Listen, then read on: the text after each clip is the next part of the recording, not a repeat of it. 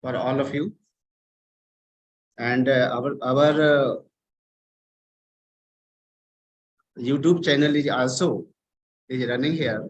So I think visual of the all pictures is most necessary for us.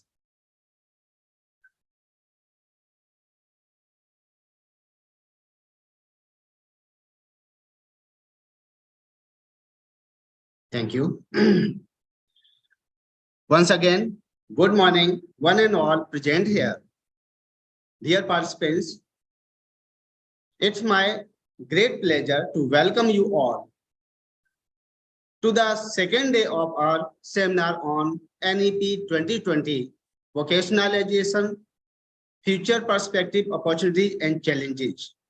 In collaboration with Principal Association of Colleges of Education, PACE, we are excited to have new speakers joining us today who will share their insights and perspective on the various aspects of policies. As we continue our discussions on the NEP 2020, it's important to reflect on the significance of this policy for our education system. This policy is landmark reform that seeks to transform our education system to meet the needs of the 21st century.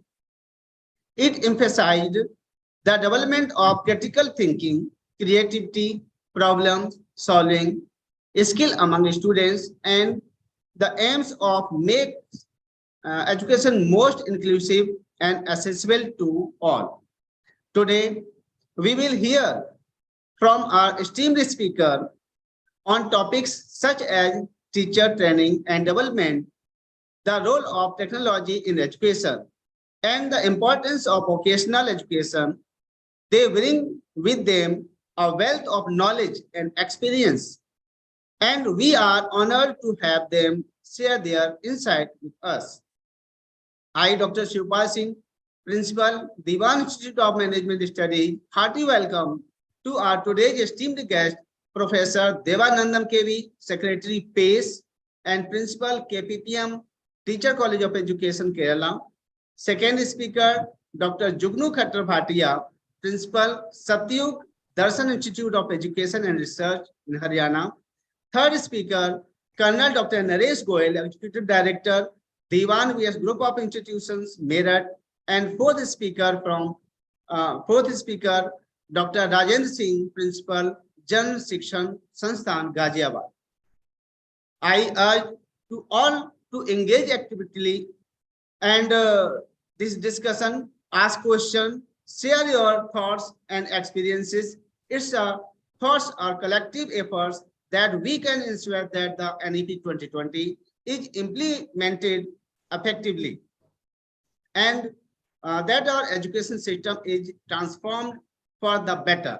Once again, I welcome all of you in the second day of our seminar, and I look forward to a productive and engaging day of the discussion. Thank you. Thank you very much. Thank you, sir. Thank you very much for your remarkable speech. The NEP 2020 has emerged to address the problem currently faced by higher education system in India, as identified by the policy document. We look forward to get an exposure about what the best of the brains think about this very dynamic issue. So the first speaker of today's seminar is Dr. Professor Devanandan KV, General Secretary PACE and Principal KPPM College, Teacher Education, Malappuram, Kerala. I would like to request Richa, Assistant Professor, DEWAN Institute of Management Studies, to introduce our eminent speaker of today. Ma'am, please. Yes, ma'am. Thank you, ma'am. Yes, sir. Yes, ma'am. Yes, Okay. I would like to privilege to introduce our first eminent speaker, Professor Dr. Devanandan KV, General Secretary of PACE and Principal at KPPM College of Teacher Education, Kerala. Sir is a very gentle person and has a deep knowledge in various fields. Sir knows many languages like Sanskrit, English, Hindi, Malayalam, and Tamil. Speaking about his educational background, Sir did his bachelor degree in Sanskrit, English, and history from RSKS, New Delhi. B.Ed degree in Sanskrit from Rashtriya Sanskrit Sansthan, New Delhi. Sir did MA in Sanskrit and Indian philosophy from Calicut University, MA from Sri Shankaracharya University of Sanskrit, PGDCA from Lalit Hindi Vidyalaya, Cochin. Excuse me, Richa ma'am. Yes, Please yes, sir. make it brief. It is not necessary to read out all. You just invite me and just give a brief. That's enough. Okay. So because Yes, our participants wants to know more about the content more than the details of me. Yes, sir. Yes, please. I know. As I started that you are very gentle and kind person. I know that, sir. So I was telling that sir has knowledge in various fields. So finally, sir did PhD in education from Alagappa University, Tamil Nadu, and sir also did MBA. So everyone can know that there are the kind of versatility. And sir has more than 30 years of experience in education field, and at present he is principal at KPPM College of Teacher Education, Malappuram, Kerala. Many participants and many research scholars did PhD and MPhil under his supervision. Sir is always a part of in the government policies and managing wide range of developments.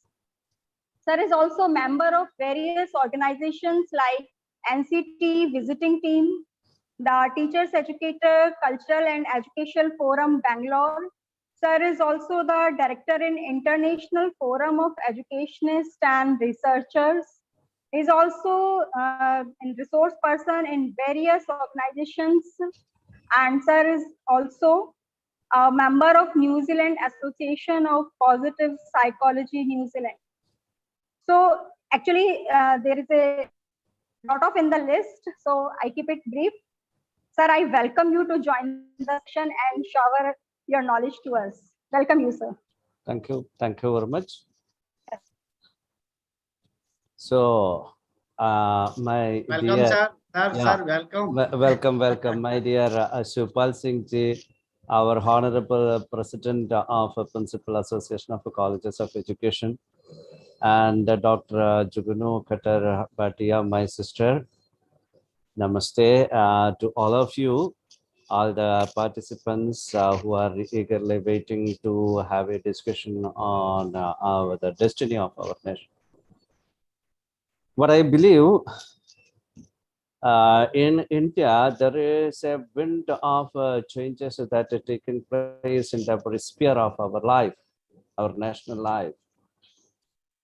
So the unnoticed area was education after the independence. We know so far we could not structure an education which is suitable for our land and our culture. So national education policy is a direction for installing such a type of institution which preserves our culture, our tradition, our values. As well as it is closely linking with the 21st century education and foreseeing the requirement of future citizens of the nation as well as our world. So such a type of education system, and I would like to congratulate Dr. Shupal Singh ji and his team for organizing a very valuable seminar on this topic. And I hope that they will continue and will contribute more for the perfect implementation of the national education policy for the welfare of our citizens. So once again, I congratulate you and thank you, sir, for inviting me to this session. So I hope, see how much time I can spend with you, sir. Sir, you can take your time. Okay, okay, Or maximum 50 minutes 45. you can take. Okay, okay. Thank you, sir. Thank you very much. So I would like to go with a presentation with you. Otherwise, I will be out of a circle. So that's why. So as I think it is visible to you, the Yes, sir. presentation. Yes, sir. It's visual. Okay. So here you can see that the rich heritage of ancient and eternal Indian knowledge. This is the prime focus because our India has a very good system of education, a very good system of literature, and a sound knowledge in sciences. That the science that is developed, see, just Ayurvedic science or astrology or mathematics or whatever it may be, everything was developed from the qualitative research that we followed in ancient period. So that is the prime focus because we know all the sciences that developed in the world that was traced from our sciences that existed in ancient India. Unfortunately, we lost it and we are in total darkness about the science and greatness of our literature and philosophy. So now our system of education, new system of education is trying to recapture and propagate among the future generation about the greatness and also to induce them to conduct researches on this specific topic that will give a lot of contributions to the world society. So this is national policy on education. In other words, I would like to just to give a briefing on this vocationalization, future perspectives, opportunities, and challenges. See, in the preamble of the national education policy, it has clearly stated inclusive and equitable quality education.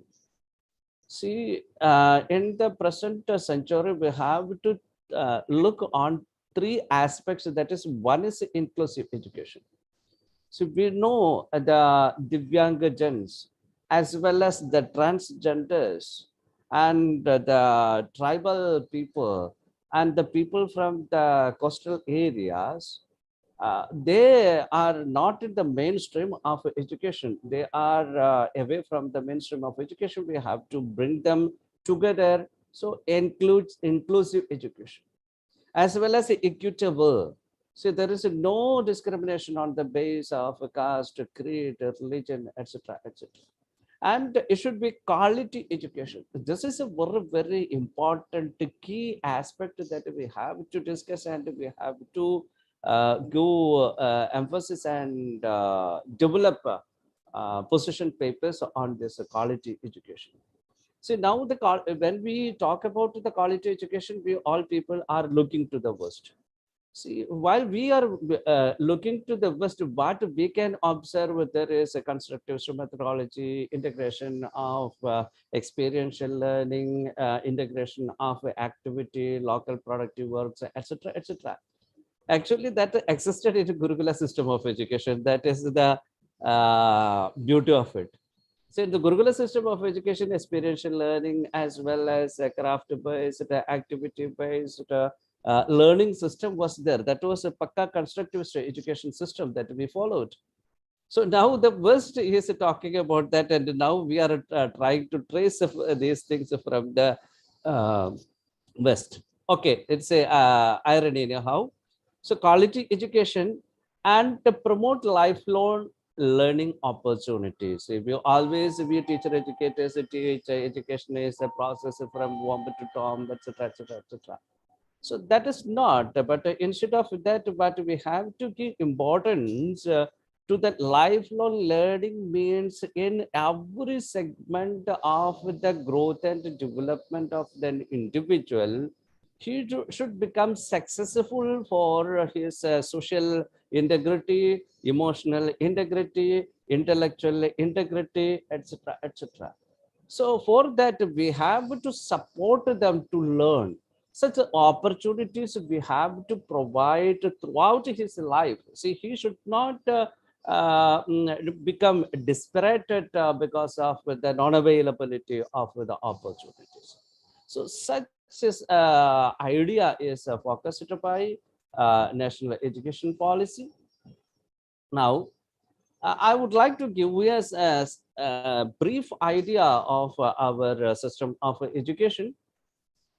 See, the new system of education is the result or the ultimate product or objective is making a creative potential individual.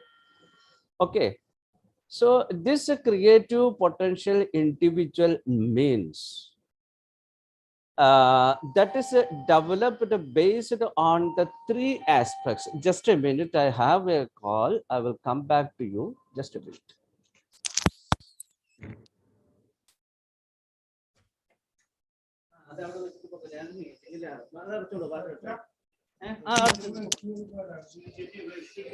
Okay, okay, okay, okay.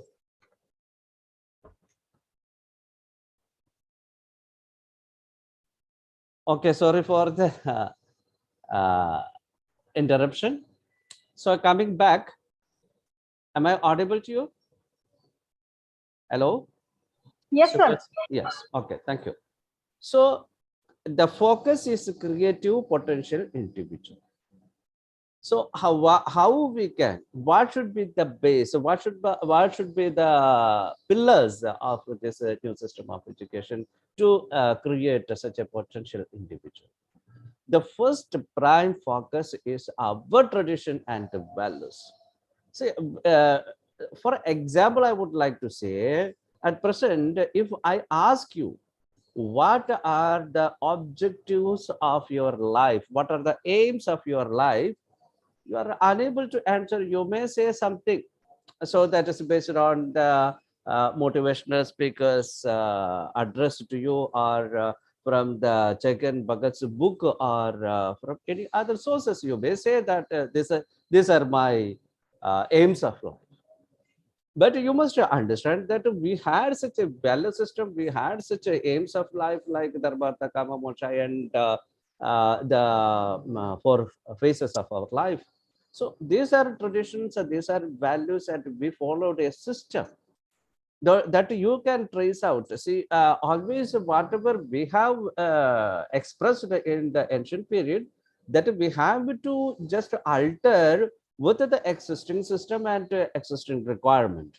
Okay, so these smritis and dharma shastras all are giving such ideas about the tradition and the values of our life, of our social life, individual life, family life, etc., etc. So this should be the main pillar of our new system of education, as well as 21st century education. We have to focus on that area also, because the need of the society, need of the students are changing because of the global requirement. You know, the mobility, social mobility is very high. So the people are running here and there for education, for other purposes, to Siberia, to New Zealand, to Australia, everywhere we can see the people from different countries. So the system as well as the culture is a compilation of different things. So that we have to consider. And the sustainable development goals that is explained by our United Nations, that you can just Google and find out. So these should be the base of our creative potential individual. Okay, so for the development of potential individual. So what the potential individual must have? So we focus on holistic development. Holistic development means that physical, psychological, social, and global, environmental. So such 5 elements should be developed sustainably. So sustainable development of the individual, but should be holistic. So because as Russo said, we are coming from the nature and going back to the nature. So nature is some totality or the holistic. So the universe is a very big holistic oneness. So this oneness, part of this oneness, that is the greatness of a human being. So we have to develop to the extent of that boundaries of the universe. So that is a holistic development. That is mental, see, integrating everything. So that is holistic development. So we have to give importance to 2 aspects. So that is, one is literacy and numeracy. If you provide literacy, if you are developing the capacity to read, write, and understand in any language, that's enough for the development of the child. And it is not necessary to overload the brain of the learner with a lot of information that is that are there in the entire world. It is not possible. So what we have to provide, or we have to develop the capacity of literacy as well as numeracy. These 2 things are enough for the growth and development of a individual. And along with that, this system of education should develop the capacities of higher order cognitive thinking. See, what is losing in the present generation after their education is that the logical thinking. So high order cognitive capacities that should be developed in the child through this system of education. And this is possible with the balanced or harmonious effort of the teacher and parent. See, most of the parents think that it is only the responsibility of the teacher to make the learner learn. No, the parent and the teacher should together work for the development, holistic development of the learner. So this is the nutshell of our system of education. Okay. Then see, I think you are familiar with the structure of education. Instead of the existing system, a new structure is introduced, that is a foundational, preparatory, and middle and secondary. Here we are planning to provide a preliminary education that is developing literacy and numeracy at the foundational stages and preparing them to live with the society in the middle stage. Also, we are introducing this this one vocational educations, etc. So the entire structure of the education system that changes here. And here the very important aspects of our national education policy is based on recognizing, identifying, and fostering the unique capabilities of each student. So what is not happening in our present system of education? See, we are not trying to understand or recognize the child. See, the child has every human being is born with a lot of different qualities, different capacities, different capabilities. Some are unique capabilities. So that's there we discuss about the multiple intelligence. Okay, yeah, we have multiple intelligence or capacities or capabilities that I would like to term now. So these unique capabilities we have to recognize and we have to identify, then that should be fostered. So then you can mold several great physicians, great artists, great politicians, great academicians. So first, what we have to do, our system of education should recognize and foster their unique capabilities. Okay. Then we have to prioritize instead of giving a lot of overloading the information. See, nowadays that you are experienced in your classroom, the students are not listening to the teacher, because if they want to write for the examination, or they want to prepare for the examination, what they do, they will give a detailed questions to the chatbot, and the chatbot will summarize whatever is required for the examination purpose. So 2 or 3 days are enough for prepare for examination for 1 year. 1 year learning. So this is the situation. So instead of the teacher, Google is the guru of our present generation. So there is no need of overpouring the information in the brain of the child. Instead of that, focus only give emphasis on foundational literacy and numeracy. Then there should be flexibility and no hard separations. See, suppose in higher secondary section, we can see that there are different compartments for selection of courses for the child. It should be flexible. For example, in humanities, there is a humanities section. In humanities section, the child can learn social science, then this other subjects like languages, etc., etc. They are not permitted to go for any science subject or mathematics or a particular part of the mathematics. So it should be changed. There should be no hard separations like that.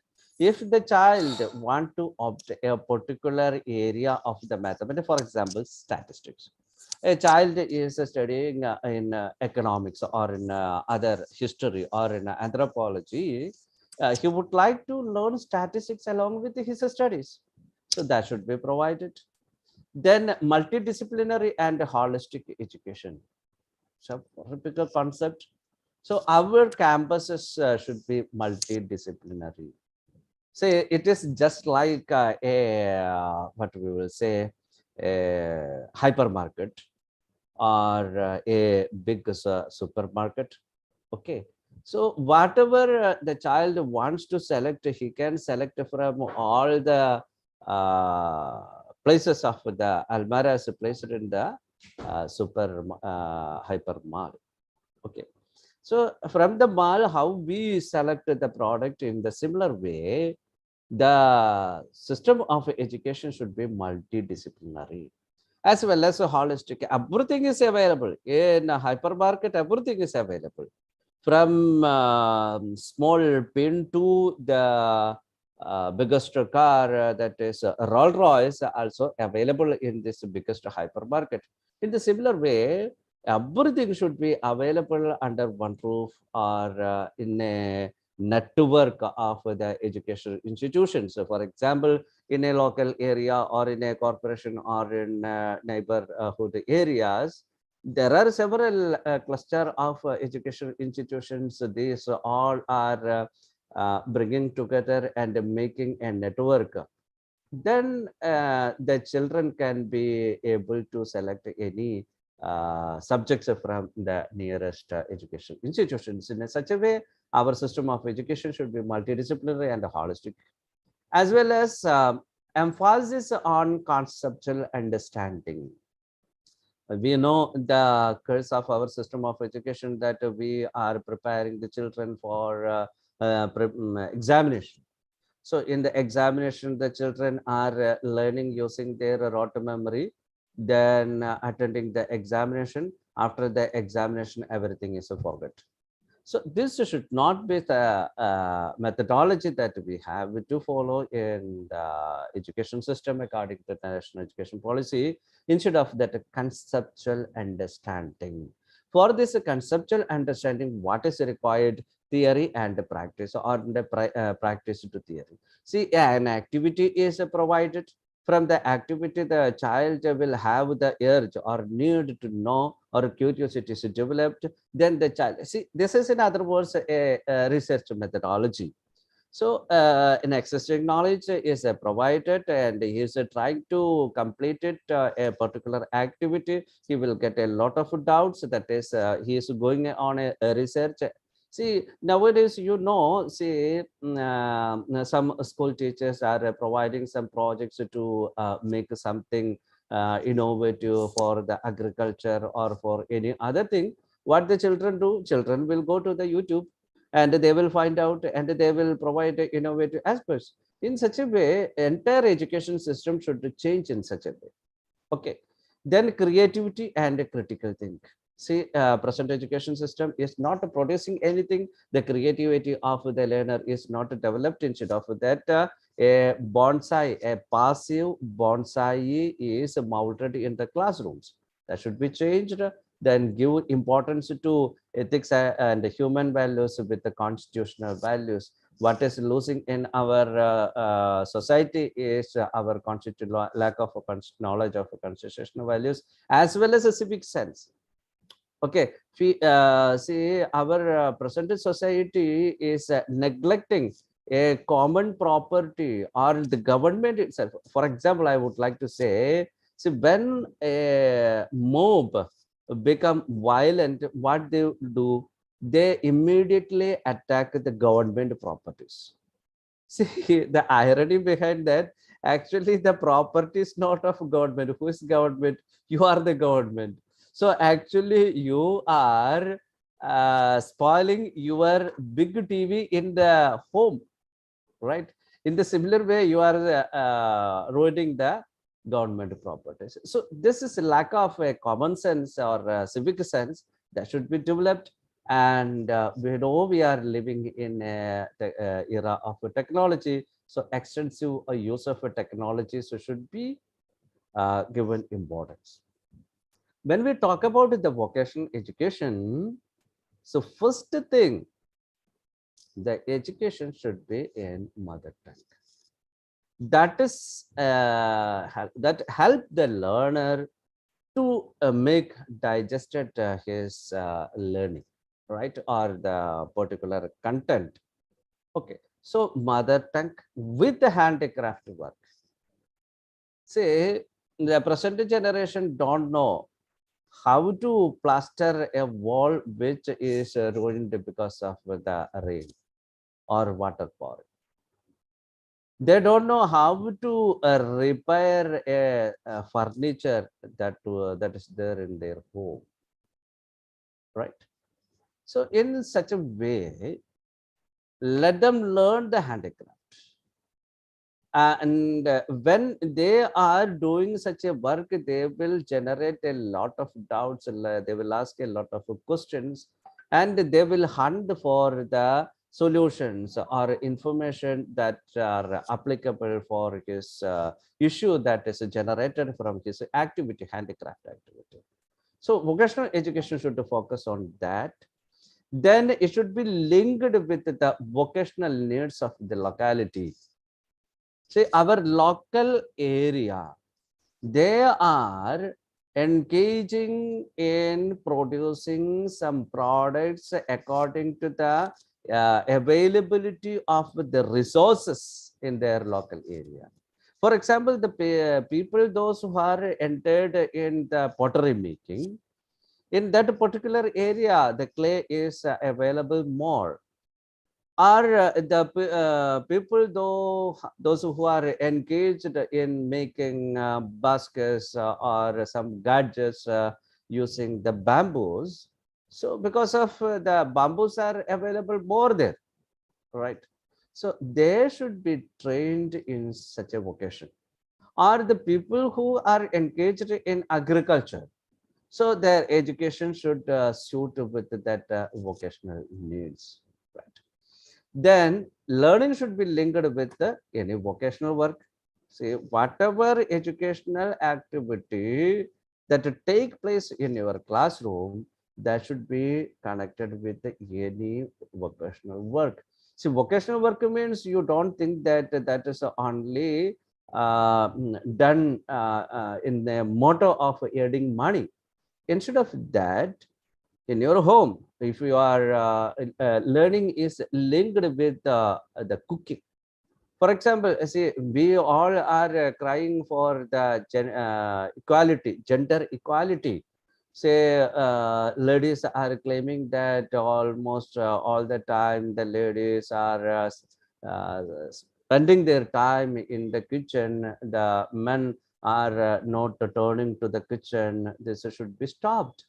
Of course, instead of that, what we have to do, we have to teach the children, the school itself. There is no discrimination of a gender. The boy, the girl, everybody should learn the cooking, how to cut the vegetables, how we have to add the spices in the right time, how to cook. See, everything should be taught to the men and women and the transgenders together. So through this activity, they are also learning. When they are cutting a piece of a particular vegetable, the size of the volume is learned in such a way. There are a lot of things to be explained. We have limited time, so I'm reducing this. So any learning that should be linked with vocational work, and whatever work you undertake, that should be useful for our society, right? Then how to integrate this? So most of you are joined here in this meeting. I think all are from teacher education segment. I would like to give an idea about this integration of vocational education into our teacher education program. So for that, what is required? Experiential learning, then integrated practice that will lead to vocational education. What is required here? Empowerment of teacher educators. This is a very big challenge in front of us that I will discuss later. So our vocational education is starting or giving more importance at the module stage of our education, that is 11 to 40. Okay. So self-sufficient or vocational education for 3-year duration is provided here. Okay. Then experiential learning, and along with this, most of the persons, those who are related to education and teacher education, is not identifying what is the academic bag of studies and what is the importance of that.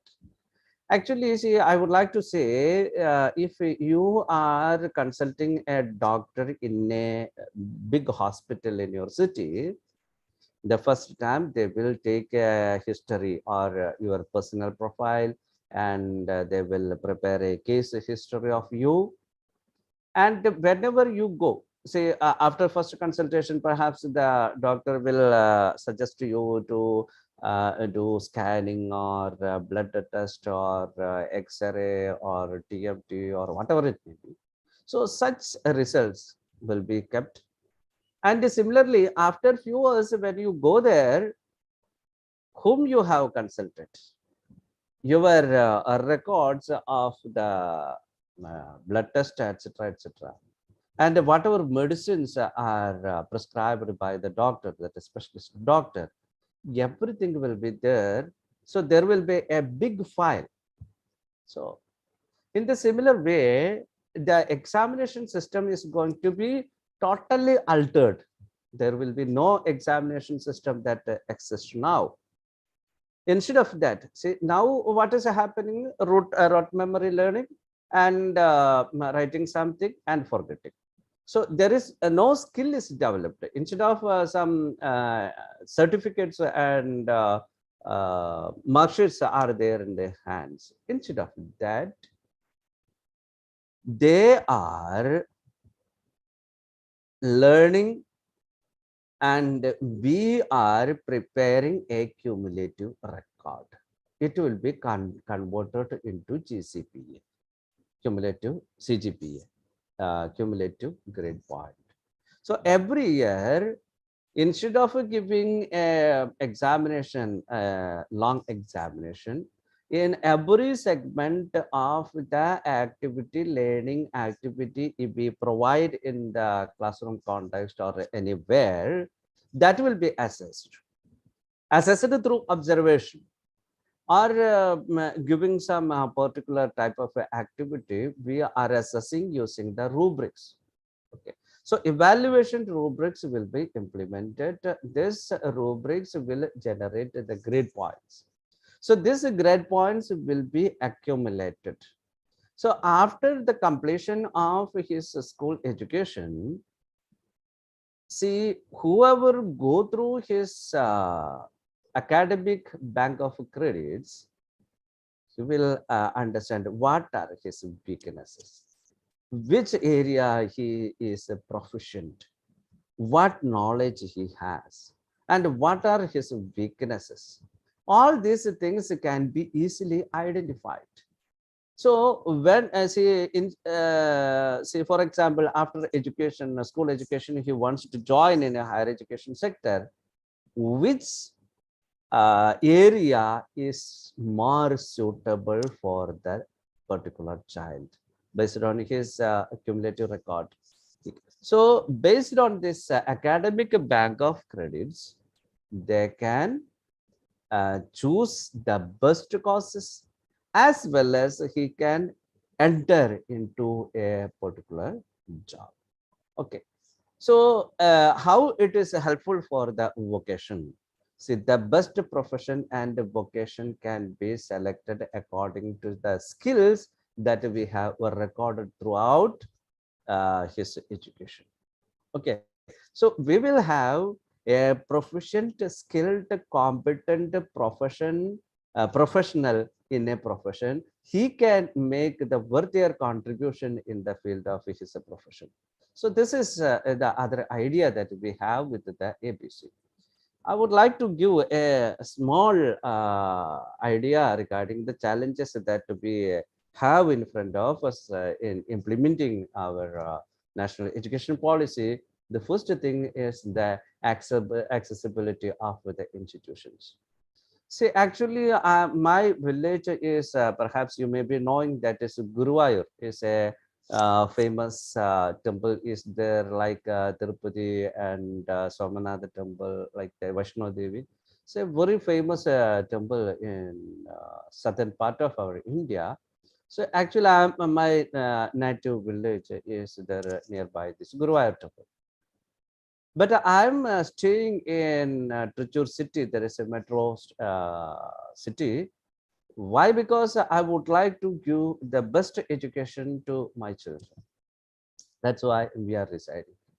So the accessibility of the institution is a very big issue in front of us, especially providing the quality education.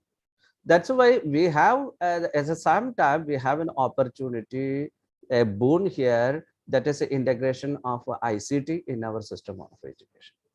So anyhow, this is a challenge in front of us. We are unable to provide a network of educational institution which providing quality education to all the people in remote areas. In UP, in different in Pahadi hill areas, it will be difficult for the people to get the quality education. So this is a very big issue. But even though in the reign of this last 10 years in India, there was around 116 medical colleges.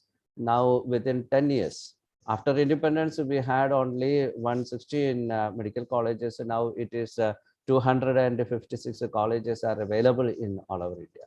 If in this way we go ahead, of course, we can establish institutions everywhere, and accessibility of institutions can be ensured. Then another important thing is the trained teachers. See, we know the present system of teacher education that exists. See, many of the B.Ed colleges that they are not having even required infrastructure or human power. They are self-financing sector. They are simply running the courses for the sake of the money by the management. Of course, there are exceptions.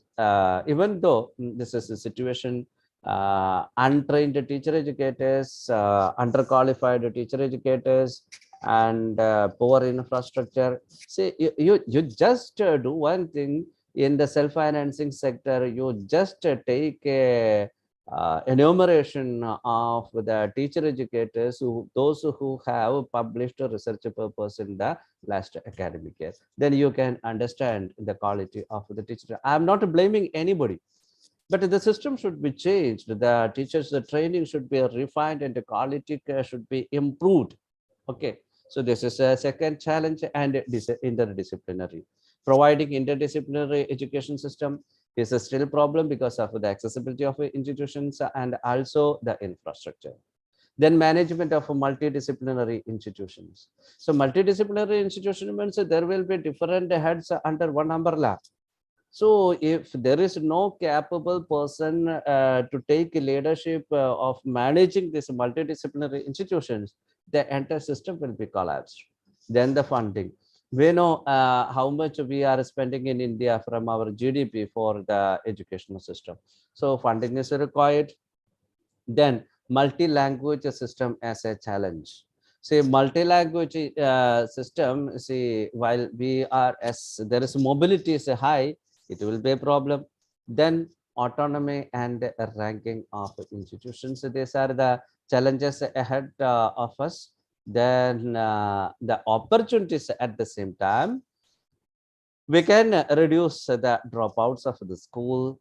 Then we can provide the education according to the native requirements and needs, and we can provide autonomy to schools. And our Principals Association of Colleges of Education always pleading for one thing: our system of education in India should be like a judiciary system. It should be a separate system. There should be no, we should not permit the interference of politicians or any other persons.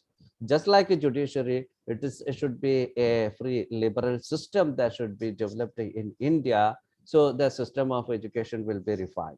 So similarly, in this line, we have to think about that autonomy to schools and increasing the professional standard of teachers. So now NEP has forwarded a 4-year integrated teacher education program.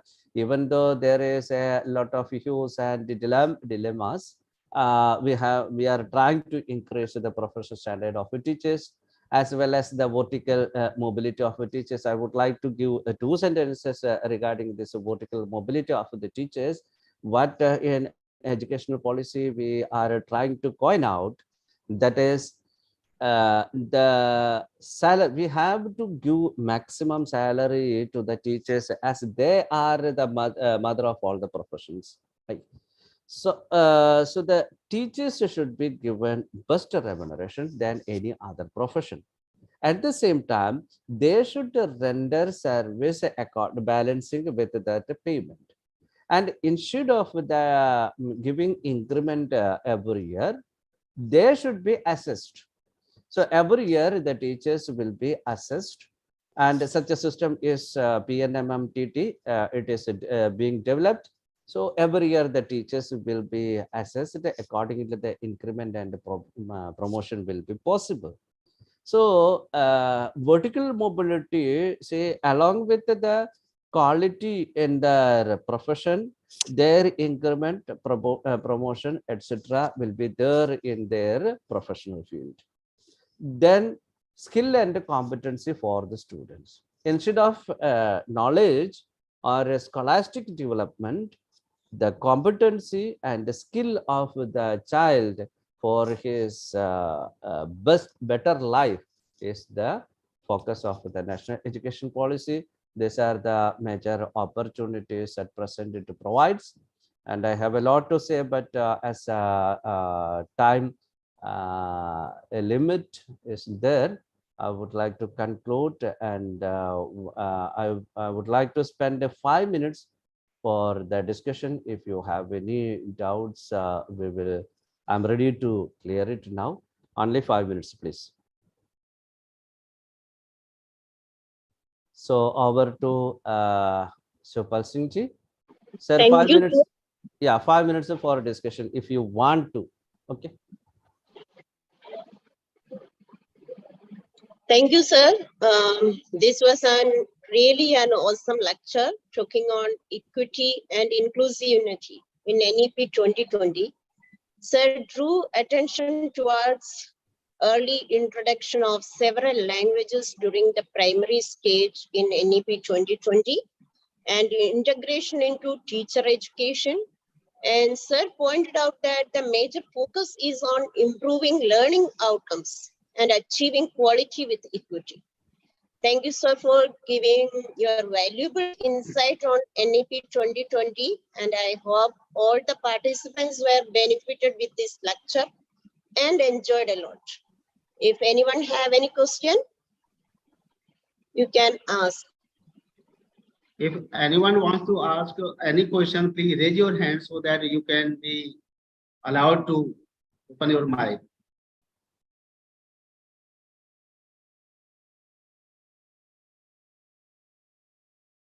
Yes, Anuradha, you can. Manoj sir, please allow her to speak.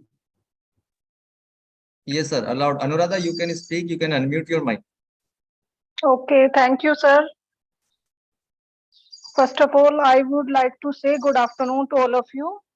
Sir मेरा question ये है कि students में skill हम कैसे improve कर सकते हैं टीचिंग के टाइम पर, क्योंकि सर कुछ स्टूडेंट ऐसे होते हैं कि कहीं ना कहीं उनमें कुछ ऐसी बेसिक स्किल्स होती हैं, उन्हें उनके बारे में कैसे अवेयर कर सकते हैं, थोड़ा सा इसी के बारे में आप मुझे इंफॉर्मेशन दे दीजिए। Thank you Anuradha ma'am. अभी तो आपने जो सवाल मेरे पास रखा है कि इसमें एक ही उपाय है कि हमारा टोटल शिक्षा का संविधान बदल जाते हैं। जो बच्चे लोग पढ़ते हैं वो तो पुस्तक से नहीं, किताब से नहीं, बल्कि बच्चों को टीचर क्लास रूम पे एक एक्टिविटी दे रहे हैं। सो वो एक्टिविटी के द्वारा वो पढ़ते हैं। जब एक काम करता है तब उनको कुछ संदेह आ जाएगा, वो ढूंढेगा। तो knowledge comes along with the activity. ये एक्टिविटी के साथ उनका स्किल भी बढ़ जाएगा। फॉर एग्जाम्पल, कुकिंग करता है, रसोई में कुछ काम करता है, रसोई के काम करते वक्त उनका संदेह आ रहा है और शायद वो पूछेगा क्यों इसमें गार्लिक का जरूरत है, क्यों? बच्चे लोग पूछेगा, हम लोग नहीं पूछेंगे, है ना। वो गार्लिक का क्या उपयोग है, क्यों वो खाना है, वो जरूरी है हमारी ये सब्जी में। सो कैसे ये गार्लिक कटिंग करना वो स्किल होता है। उसका वॉल्यूम कितना बड़ा कितना छोटा होना है, क्यों कट कर रहे हैं। ये तो आलू है ना, आलू आप कट करते हैं, लेकिन आप हर एक पीस एक ही वॉल्यूम में कट करता है ना। क्यों? ये कुकिंग एक साथ टिक हो जाएगा, है ना। इसी तरह जो भी एक्टिविटी है, एक्टिविटी से वो ज्ञान का निर्माण करता है। Knowledge construction, not teaching. Knowledge का कंस्ट्रक्शन होता है, उसी वक्त वो स्किल भी, वो cutting, that is otherwise experiential learning हमने बताया, ये एक्सपीरियंशियल लर्निंग होता है। इससे उनका स्किल होता है और साथ ही साथ ज्ञान भी बढ़ जाएगा, है ना ma'am. Thank you, sir. Yes, sir. Thank you, sir. Next. Next, Monali Som Kumar. Som Kumar. Hello हाँ पूछिए मैम, सुन पा रहे हैं। Sir, good morning. मेरा सवाल था कि जब हम कॉम्पिटिटिव बेस असेसमेंट लेते हैं, जैसे स्लो लर्नर हैं जो एकदम आंसर नहीं कर पाते हैं क्लास में भी, अगर हम एक्टिविटी के थ्रू भी लेते हैं, तो असेसमेंट करते समय हमें क्वेश्चन पेपर कैसे सेट करें और फिर उनको उस मतलब थोड़ा सा लेवल इंक्रीज करने के क्या करें कुछ, बिकॉज थोड़ा स्लो लर्नर को बहुत डिफिकल्ट होता है कि ऊपर लाना। ओके, बहुत अच्छी संदेह है। यहाँ मैंने एक घटना मैंने देखा है, इसके बारे में बताना चाहता हूँ। एक क्लासरूम मैं आपके आगे प्रस्तुत करता हूँ। ये मियामी अमेरिका में मियामी, वहाँ की एक स्कूल है। स्कूल में क्लास चल रहे हैं। मैं तो वहाँ जाते हैं देखने के लिए, परमिशन लेता है। वहाँ तो हेडमास्टर नहीं, हेडमिस्ट्रेस नहीं, डीन ऑफ स्कूल। वहाँ के एक टीचर एक महीने में कमाते हैं 30 लाख रुपए, है ना। इनका क्वालिफिकेशन होता है जैसे हमारे बीसी या जैसे उन्नत पदवी में बैठने वालों के जैसे क्वालिफिकेशन जरूरी है वहाँ। तो मैं देखता है क्लास में क्या चलता है। मैंने देखा तो वहाँ क्लास में 15 बच्चे लोग बैठते हैं। देखा कि एक टीचर, वो एग्रो निग्रो टीचर है, अफ्रीकन टीचर है, वो टीचर बैठते हैं और वहाँ उनके टेबल के ऊपर एक छोटा सा लैपटॉप रखा है। ये टीचर क्या कर रहे हैं, ये शिक्षक ये लैपटॉप में कुछ काम करके रहती है। मैंने देखा तो बच्चे लोग चिल्लाता है, दौड़ता है, कूदता है क्लास में, और ये टीचर तो लैपटॉप में game engaged in the game. ऐसा सोचा मैं, ये क्या है। हमारे स्कूल में बच्चे लोग आकर बैठता है, टीचर लोग प्रश्न पूछता है और बच्चे लोग इनका जवाब दे रहे हैं। इसी हालत हमने देखा है। ये तो एक अपरिचित सिचुएशन मैंने देखा है। ये क्या, ये क्यों? ये तो हमारा क्लासरूम अच्छा है। यहाँ तो 30 लाख रुपये सैलरी देते हैं और क्लासरूम में क्या कर रहे हैं ये टीचर? अच्छे काम है। क्या हो रहा है वहाँ? यहाँ हो रहा है कि वो एक क्लास के लिए सिर्फ वो 15 बच्चों को पढ़ाने के लिए, सिर्फ वो लेसन के लिए 24 hours is not sufficient for the teacher. Teacher क्या करता है, बच्चे लोगों को एक एक्टिविटी बनाकर आए हैं। ये एक्टिविटी बच्चों को रुचि के अनुसार क्लासरूम में देता है और टीचर क्या कर रहे हैं, टीचर ऑब्जर्व कर रहे हैं। इनके लैपटॉप में रूब्रिक्स हैं। वो रूब्रिक्स में एक बच्चा ठीक तरह से एक शब्द का उच्चारण ठीक से किया है, इनका आलेखन करता है। एक शब्द का गलत उच्चारण करता है, इनका आलेखन करता है। वो ठीक तरह से एक इक्विपमेंट को पकड़ा, ठीक तरह से पकड़ा, वो इसका आलेखन करता है। ठीक तरह से इनका हाथ ऊपर उठाया है, वो भी आलेखन करते हैं। इसी तरह क्यूमुलेटिव रूब्रिक्स द्वारा इनके असेसमेंट करता है। बच्चों को पूछताछ करके नहीं, हमारे पूरा एग्जामिनेशन सिस्टम विल बी गायब, है ना। तो असेसमेंट ऐसे करते हैं। जो स्लो लर्नर्स है तो ठीक तरह से मालूम हो जाएगा और बाद में क्या करेगा, हमारे स्लो लर्नर्स के लिए एक्स्ट्रा कोचिंग और एक्स्ट्रा संविधान का सदुपयोग भी करेंगे हम। इसी तरह का हो जाएगा, है ना ma'am.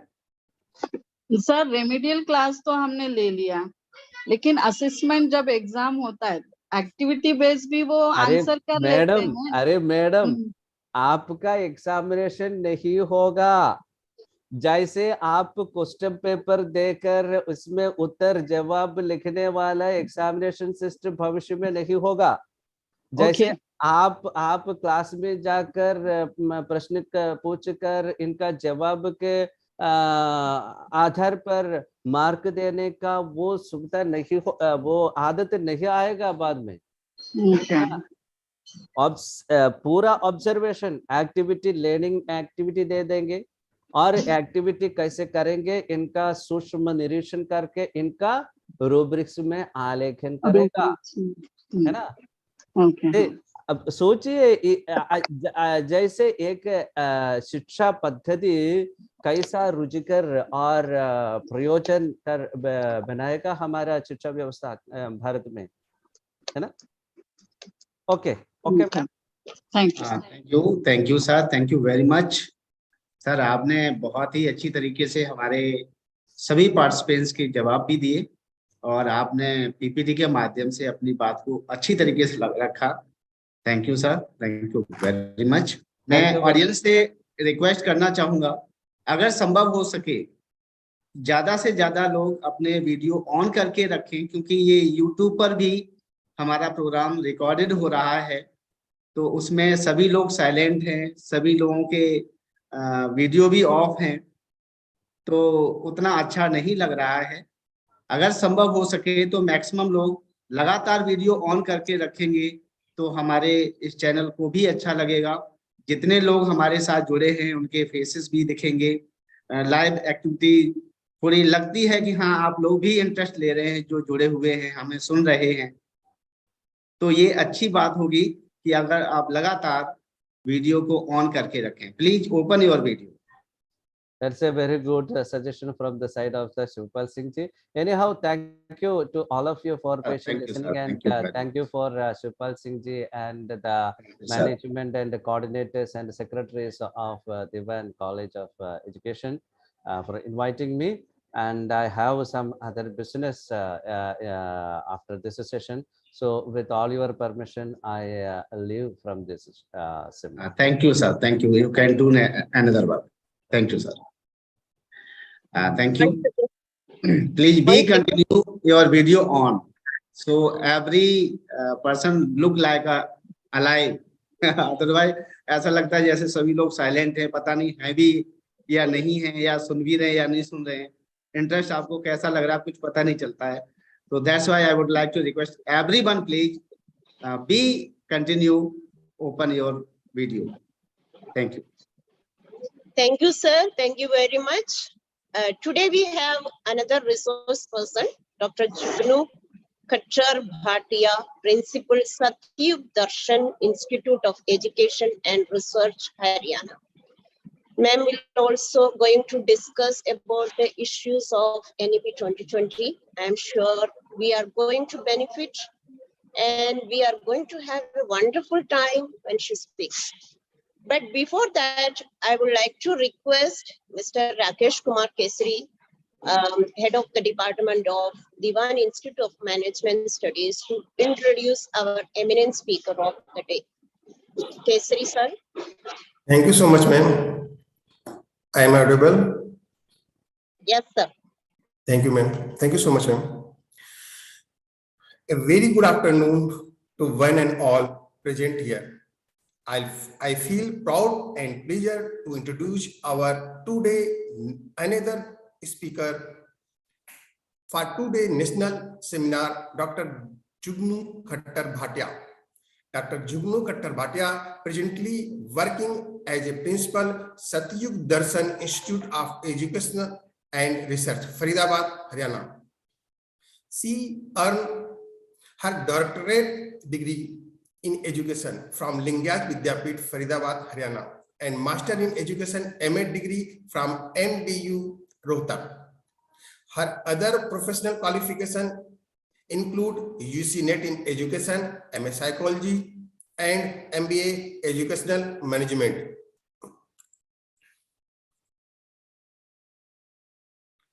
During her variegated professional experience of nearly 20 years from school to university level, she has seriously endured to demonstrate exemplary leadership in creating the best learning environment and fostering a vibrant organization culture with robust ethos, professional ethics, teamwork, discipline, and safety, creativity, and innovation. She is the life member of various NGOs. Regarding her literary contribution to the field of education, she has been the editor of various journals of education, annual magazine, and newsletter of institution. She has worked and also conducted several interactive sessions with teacher and student. There are several research papers and book chapters published to her credit. She regularly presents papers in the both national and international conferences on education and in related discipline. Her research interests include higher education policy, economics of education, educational technology, teacher education. Dr. Jugnu Khattar Bhatia has a vast knowledge and experiences in the field of education. On behalf of entire DEWAN VS Group of Institution, I, Rakesh Kumar Kesri, Assistant Professor and Co-Convener of this two-day National Seminar on NEP 2020, Vocation, Future Perspective, Opportunities and Challenges, invite you to ma'am on this important theme. Hope today's topic will surely be more relevant and more fruitful to our all participants. Welcome you, ma'am. Please join this session and give us your valuable knowledge on this topic. Welcome you, ma'am. First of all, hello, am I audible? Yes, Audible, ma'am. Welcome, ma'am. Jugnu, ma'am. धन्यवाद sir. सबसे पहले तो मैं धन्यवाद करना चाहूंगी राकेश कुमार जी का. Thank you, ma'am. Thank you so much, You have ma'am. given us such a generous introduction. Thank you so much, and best wishes for your seminar. And it is going very well. मैंने first session आपका first day का session I have joined, not fully joined, but किया था, and it was a very good session. And thank you so much. And best wishes to the DEWAN Institute of Management Studies for conducting this two-day national seminar with such eminent personalities. And thanks a lot, especially to Dr. Shivpal Sir Singh for inviting me. Thank you so much, sir. Thank you, ma'am. Thank you very much. So, let me allow to share my screen. Yes, ma'am. You can. Is it visible? Yes, Yes, ma'am. ma'am. Yeah. Yes, Okay. ma'am. Thank you so much. In any case, अगर कहीं पर ये लगे कि I am not audible, then please let me know. Yeah. Yes, ma'am. Right. So, जो ये हमारा national seminar है, we are talking about vocationalization. What is the status of vocationalization we are talking about, and what are the future perspectives, what are the opportunities or the challenges which we are facing right now.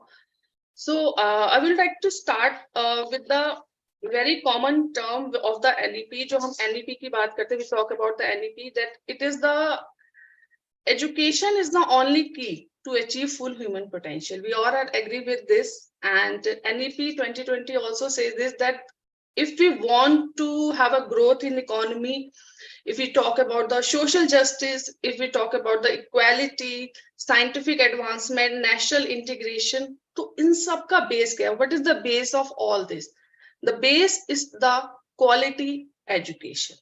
So there is a need to provide, there is a need to access quality education. And at the same time, when we talk about the quality education, it means there is a need for a skilled workforce. Is in very much demand. So continue with this. So basically, when we talk about vocationalization, so we need to see what is the background, what is the overview of national education policy, what are the key recommendations, and what is the implementation plan. We need to see this. So next, I would like to start this content with the views of Mahatma Gandhi. He said that taken as a whole, a vocation or vocation is the best medium for the all-round development of a boy or a girl. Therefore, the syllabus should be woven around vocational training. So what does it mean? Nowadays, we are talking about Skill India, Kaushal Bharat, Kushal Bharat. कुशल बने देश अपना, यही है हम सबका सपना. When we talk about the skilled India or skilled personalities. So, and again, I would like to quote the Swami Vivekananda here also, that we want that education by which character is formed, strength of mind is increased, the intellectual is expanded, and by which one can stand on one's own feet. अपने पैरों पर खड़ा होना. तो जब हम कहते हैं कि one can stand on one's own feet, it means we are talking about the, you can say, the quality education. We are talking about vocationalization. We are talking about the skill gaining experiences, real life experiences we are talking about. So next we forward toward the, first of all, we'll have to see the, what is the background of basically vocational education. If we see the vocational education, these are some basic data of the 12th 5-year plan. ये एक estimate किया गया कि that only 5% of the Indian workforce, which was in the age group of 19 to 24, which were receiving the formal vocational education. So see the percentage, only 5%. And at the same time, if we compare this percentage or this data with the other countries, then we can say there is a huge gap between the percentage of Indian workforce in the, which is receiving formal education, and in the other countries. Means in the USA it is 52%, in the Germany it is 75%, and in the South Korea it is 96%. Means these are the few countries which I have tried to compare that what is the status, or what was the status of, you can say, the vocational education in our country. So there we can say that ye jo numbers hai, these numbers underline that there is an urgency of the need to hasten the spread of vocational education. Kitni zyada hame zarurat hai, because we talk about the vocational education, but somehow we are missing to include it in our content. Means there is a need to integrate in the mainstream education, right? So moving towards the NEP recommendation, if we talk about the recommendation given by the NEP, so the NEP says that the by 2025, means the NEP हमारी आई 2020 में, so it is saying कि by 2025 at least जो हमारा 5% का एक percentage था, that should be covered between 50% of learners through the school and the higher education system shall have exposure to vocational education at least. अभी हम ज्यादा target बना के नहीं चल रहे, but we are talking at least 50% learner जो हैं हमारे होने चाहिए, that compared to the 5%. Now, how it will be done? It will be, we have to give the exposure to vocational education for which a clear action plan is required. And what is the GER target? Means gross enrollment. If we compare it with the gross enrollment ratio, the number of students in vocational education will be considered while arriving at the GER target. This is the our NEP 2020 is expressing or saying. Now, I just said that there is an integration of need of integration of vocational education with the academic education. So academic education means we are talking about the mainstream education. We are talking about that it should be included in the mainstream education in a very phased manner. Means we have to give the exposure to the students at very early ages. Means we have to begin with vocational education. We don't have to think हमें ये नहीं सोचना है कि okay fine, when the student will come to the higher education, then we will try to give them the vocational education courses. No, there is a need to begin with vocational exposure at very early ages. Then after that we have to give the through the middle and the secondary schools में भी हमें देनी है. We have to provide them the vocational education throughout their schooling system and then smoothly into the higher education system, right? So we are saying that there is a need to integrate the vocational education into all the secondary schools or senior secondary schools and in the higher education institution. And in this way, how we have to do this? We have to achieve this target till by the year 2030, means in a very phased manner. Because right now, agar it is we all very know that this कि अगर कुछ भी हमें करना है तो we have to implement it from the beginning stage. आप उसको प्री प्राइमरी से स्टार्ट कीजिए and then you take it towards with you.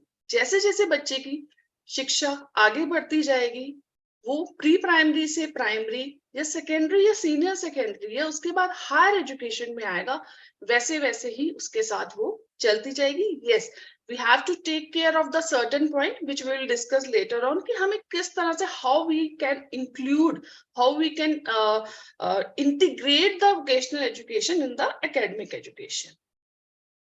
So it is very general point when we talk about the vocational education. It means the academic institution means schools and colleges. There is a need to collaborate with the industrial training institutes. You can't be in a very isolated manner. You can't provide the vocational education in an isolated manner. Means अगर हम एक school की या college की बात करें and you talk that within the four walls of this institution हम जो है education provide करेंगे, vocational education provide करेंगे specially, so it is not possible. There is a need to collaborate. There is a need to collaborate with the industries, with the industrial training institutions, polytechnics, hospitals, and NGOs, right? Next, we talk about what are the focus areas. When we talk about what are the focus areas, so there is a focus area कहाँ रहेंगे that the vocational education courses will be chosen based on the skill gap analysis. जो भी आपका skill gap analysis है, and you have also the mapping of local opportunity, जो है you have to search it out and you have to, and then it will become the part of your academic education. And then we talk about the holistic education, because when we read out the NEP 2020, then there is a few words जो हम throughout उस NEP में पढ़ते हैं, that the few words are, the first is the quality education. We talk about the quality education. We also talk about the holistic education. So what is holistic education? Basically, when we try about, हम बात करते हैं सर्वांगीण विकास की, कि हर तरह से एक विकास हो. तो ये सारी चीजें तभी पॉसिबल हैं, it is all possible जब हम जो है, there will be a collaboration. Next, we talk about the national, अगर हम लोग बात करते हैं कि there is a integration of vocational education. So इसके लिए जो है Ministry of Education के अंडर जो है, NEP is saying that it will constitute a national committee for the integration of vocational education, and it will be done along with the industrial participation. ये जो भी काम होगा वो industrial participation के through होगा, and this NCIV will oversee this efforts, and they should also earmark budget for promoting this integration. Next, किस तरह से, अब हम बात कर रहे थे कि अभी हमने कहा था कि there is a need to integrate the vocational education into the right from the primary stage, and it will go along with your secondary school, and it will continue till your higher education system. तो किस तरह से हम इसको integrate कर सकते हैं, किस तरह की activities, which type of activities we can include in our mainstream education, right? So if we talk about the upper primary stage की अगर we talk about तो कुछ fun based activities, we can talk about the fun based activities. In the primary section also we can give hands on experience of important vocational crafts दे सकते हैं. We can give them the carpentry, electric work, metal work, gardening, pottery making, best out of waste. There are n numbers of activities which we can include in their curriculum for making them the vocational education, right? Next, we talk about the how we can take it towards the secondary and the higher secondary level, right? Now, in addition to the traditional courses, academic courses, we are not talking about कि अगर vocational education आएगी, it means हमें academic courses को कहीं ना कहीं sacrifice करना पड़ेगा, या उनको हमें कहीं ना कहीं जो है थोड़ा सा, because somehow parents भी सोचते हैं, teachers also feel this कि उससे academic subjects के ऊपर जो है impact आएगा. No, there is no need to reduce the curriculum. There is no need to you can say cut the curriculum or sacrifice the curriculum. हमें ऐसा कुछ करने की जरूरत नहीं है. But only that there is a need to include the practical knowledge within that particular subject, because we are already providing them with the vocational courses or vocational education in their routine or in their academic courses, but the need is to include the practical hands-on experience within that particular curriculum. So, and moreover, यहाँ पर अब क्या होगा कि that will be the students will be allowed to mix and match. What is this mix and match? Means they can mix and match their academic with different skill education, with sports and arts, and with soft training, soft skills training, right? And we have to expand the implementation. We not only want to talk about it, हमें इसको expand करना है. Right. Next, moving towards vocational education through open schooling. अब हम सिर्फ यहाँ पर we don't talk about the कि यहाँ पर जो हम लोगों ने बात करनी है कि वो एक आपको you have talking about the formal education or you are talking about the regular schools or colleges. No, we talk about the vocational education through open schools also, right? Because we know कि एक बहुत बड़ा हमारा student या learners का ratio है जो कहीं ना कहीं इन open schools के साथ जो है जुड़े हुए हैं. The primary institution जो हमारी NIOS है, National Institute of Open Schooling है, at present अगर हम बात करें कि तो वहां पर there is only 5% of the cumulative enrollment है. 27 lakh is under the means in compared to this. और अगर हम open distance learning की बात करें तो vocational courses जो offered कर रही है NIOS, it will be expand and strength for meeting the needs of young people, because it is the you can say this is the fact or this is the reality that many students or learners, they are not able to attend the physical schools. So उनके लिए क्या होगा? उनके लिए क्या उनके लिए कोई opportunities नहीं होंगी? क्या ये opportunities सिर्फ mainstream में academic courses में हम उनके अंदर ही करेंगे? No, there is a need to include in the open learning courses also. So higher education में हम कैसे बात करेंगे? When we talk about the vocational education in higher education के अंदर हम बात कर रहे हैं, तो वो कैसे बात होगी? अब higher education में जो है, हमने जैसे अभी थोड़ी देर पहले बात किया कि higher education जो institution होंगे, there is a need, there is an urgent need to collaborate with the industries, industrial training institutions, with their hospitals. If you have a medical courses, then you have to collaborate with the hospitals or medical centers near your area, right? And we know about the B vocational degrees. They already बहुत सारे institution में, बहुत सारे universities में, colleges में B vocational degrees have been already introduced. But there is a need. What there is a need? एक ये need है कि B vocational courses are already running in the institution, but there is a need to be include more hands-on experiences, more practical knowledge, and more courses should be, more programs should be introduced within that particular higher education institution. Means when we talk about the multidisciplinary institution, हमेशा यही बात की जाती है कि हमारे जो institution होने चाहिए वो मल्टीडिसिप्लिनरी होने चाहिए.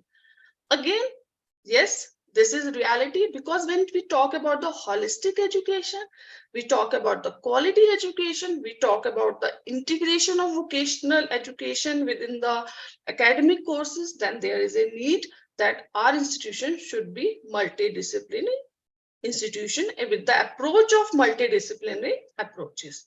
And vocational courses should be available to the students, all of the students, whether they are included in whether they have admitted in any program, right? So this is what should be the in this slide, I'm talking about something mapping of vocational job roles under NCQF. We all know what is NCQF, that is the National Skill Quality Framework, right? So what is the job role of this? So mapping of vocational job role, when we talk about the mapping of vocational job roles, which is offered in schools to the B vocational and the other vocational courses, means there is a need to encourage higher education institution to offer vocational degrees, and especially the skill-based program or skill-based courses. There is a need to include, and there should be a vertical mobility also. There should be a vertical option of vertical mobility in the higher education institution.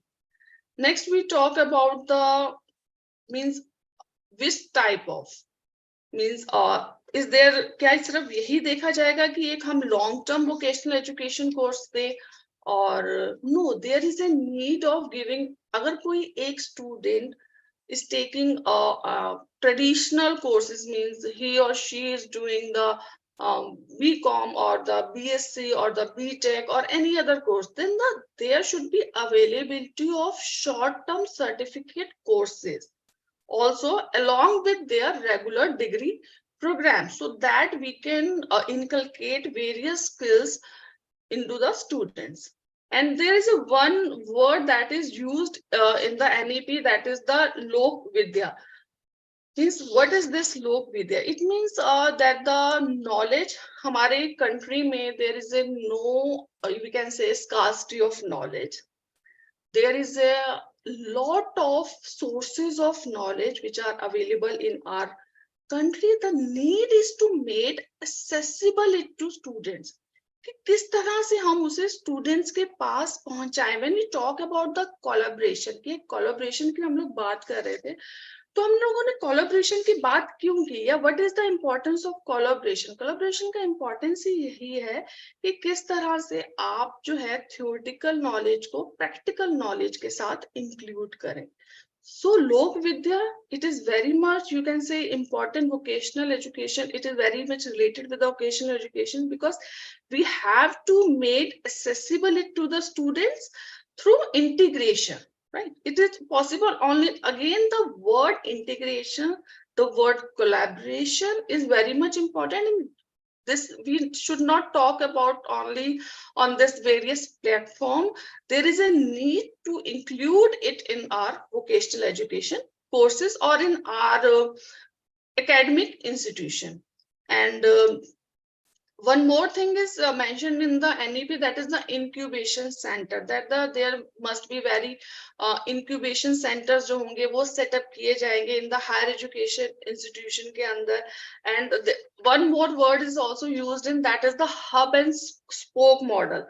ये भी इसमें mention किया गया था. Now what is hub and spoke model? उसमें वही बात है, that is this should be done through the various incubation centers set up by the higher education institutions. Next, we talk about how it will be aligned with the NSQF, means National Skill Qualification Framework के साथ how it will be assigned. So NSQF क्या करेगी? It will be detailed further for each discipline, each vocation, each profession के साथ. There is a need to align it with Indian standards, will be aligned with the international standard, because when we talk about the growth, we talk about the development, so there is a need to be align it with the international standard, because we talk about the globalization. हम चाहते हैं हमारे बच्चे ऐसे हों जो global level पर compete कर पाएं, then it should be aligned with the international standards के साथ इसको align करना बहुत जरूरी है. और ये जो framework होगा, this framework will also provide a strong basis for the RPL, means recognition of prior learning. We also talk about it. Next, we come to the what will be the monitoring mechanism. क्या रहेगा इसका monitoring mechanism क्या रहेगा? How we will monitor it? How will we track it? Means again NSQF क्या करेगी? That will fetch the data of students. Means right जिस तरह से हम भी करते हैं, बहुत इसमें हम एग्जांपल ले सकते हैं कि if you are associated with any college, हम एक कॉलेज में डेटाबेस हमेशा रखते हैं कि हमारे कितने स्टूडेंट्स जो हैं after passing out they are in higher education और they are in job, means एक एलुमनाई नेटवर्क होता है। इन द सेम वे इस तरह से एक जो डेटा है स्टूडेंट्स का, कितने स्टूडेंट्स हमारे ITIs में जा रहे हैं, पॉलिटेक्निक्स में जा रहे हैं, स्किल डेवलपमेंट प्रोग्राम्स में जा रहे हैं, under various development schemes organized by the government, right? तो क्या है, institutions को there is a need to provide the data of the students to the NSQF, then only we can watch कि हमारा जो ये success rate क्या है, what is our success rate in this. Next, अब हम बात करने वाले हैं कुछ, अभी तक हम लोगों ने बहुत बेसिक सी बातें की कि कहाँ से ये स्टार्ट हुआ, किस तरह से it will work. Now we'll talk about little bit about the implementation plan. जैसे अब हमने स्टार्टिंग में भी talk about that by 2025 at least, कम से कम, ज्यादा की अभी हम बात नहीं कर रहे हैं, we are talking about कि at least 50% of the learner through school and the higher education system will have exposure to vocational education की तरफ जाएगा. तो ये कैसे होगा vocational, अब ये टारगेट अचीव कैसे करना है? सिंपली जैसे हमने पहले कहा कि स्टूडेंट्स को क्या करना है, हमें एक्सपोज करना है towards the vocational education from the very beginning in their secondary and the higher secondary school. कैसे करना है? You have to integrate the vocational education with your academic educational subjects.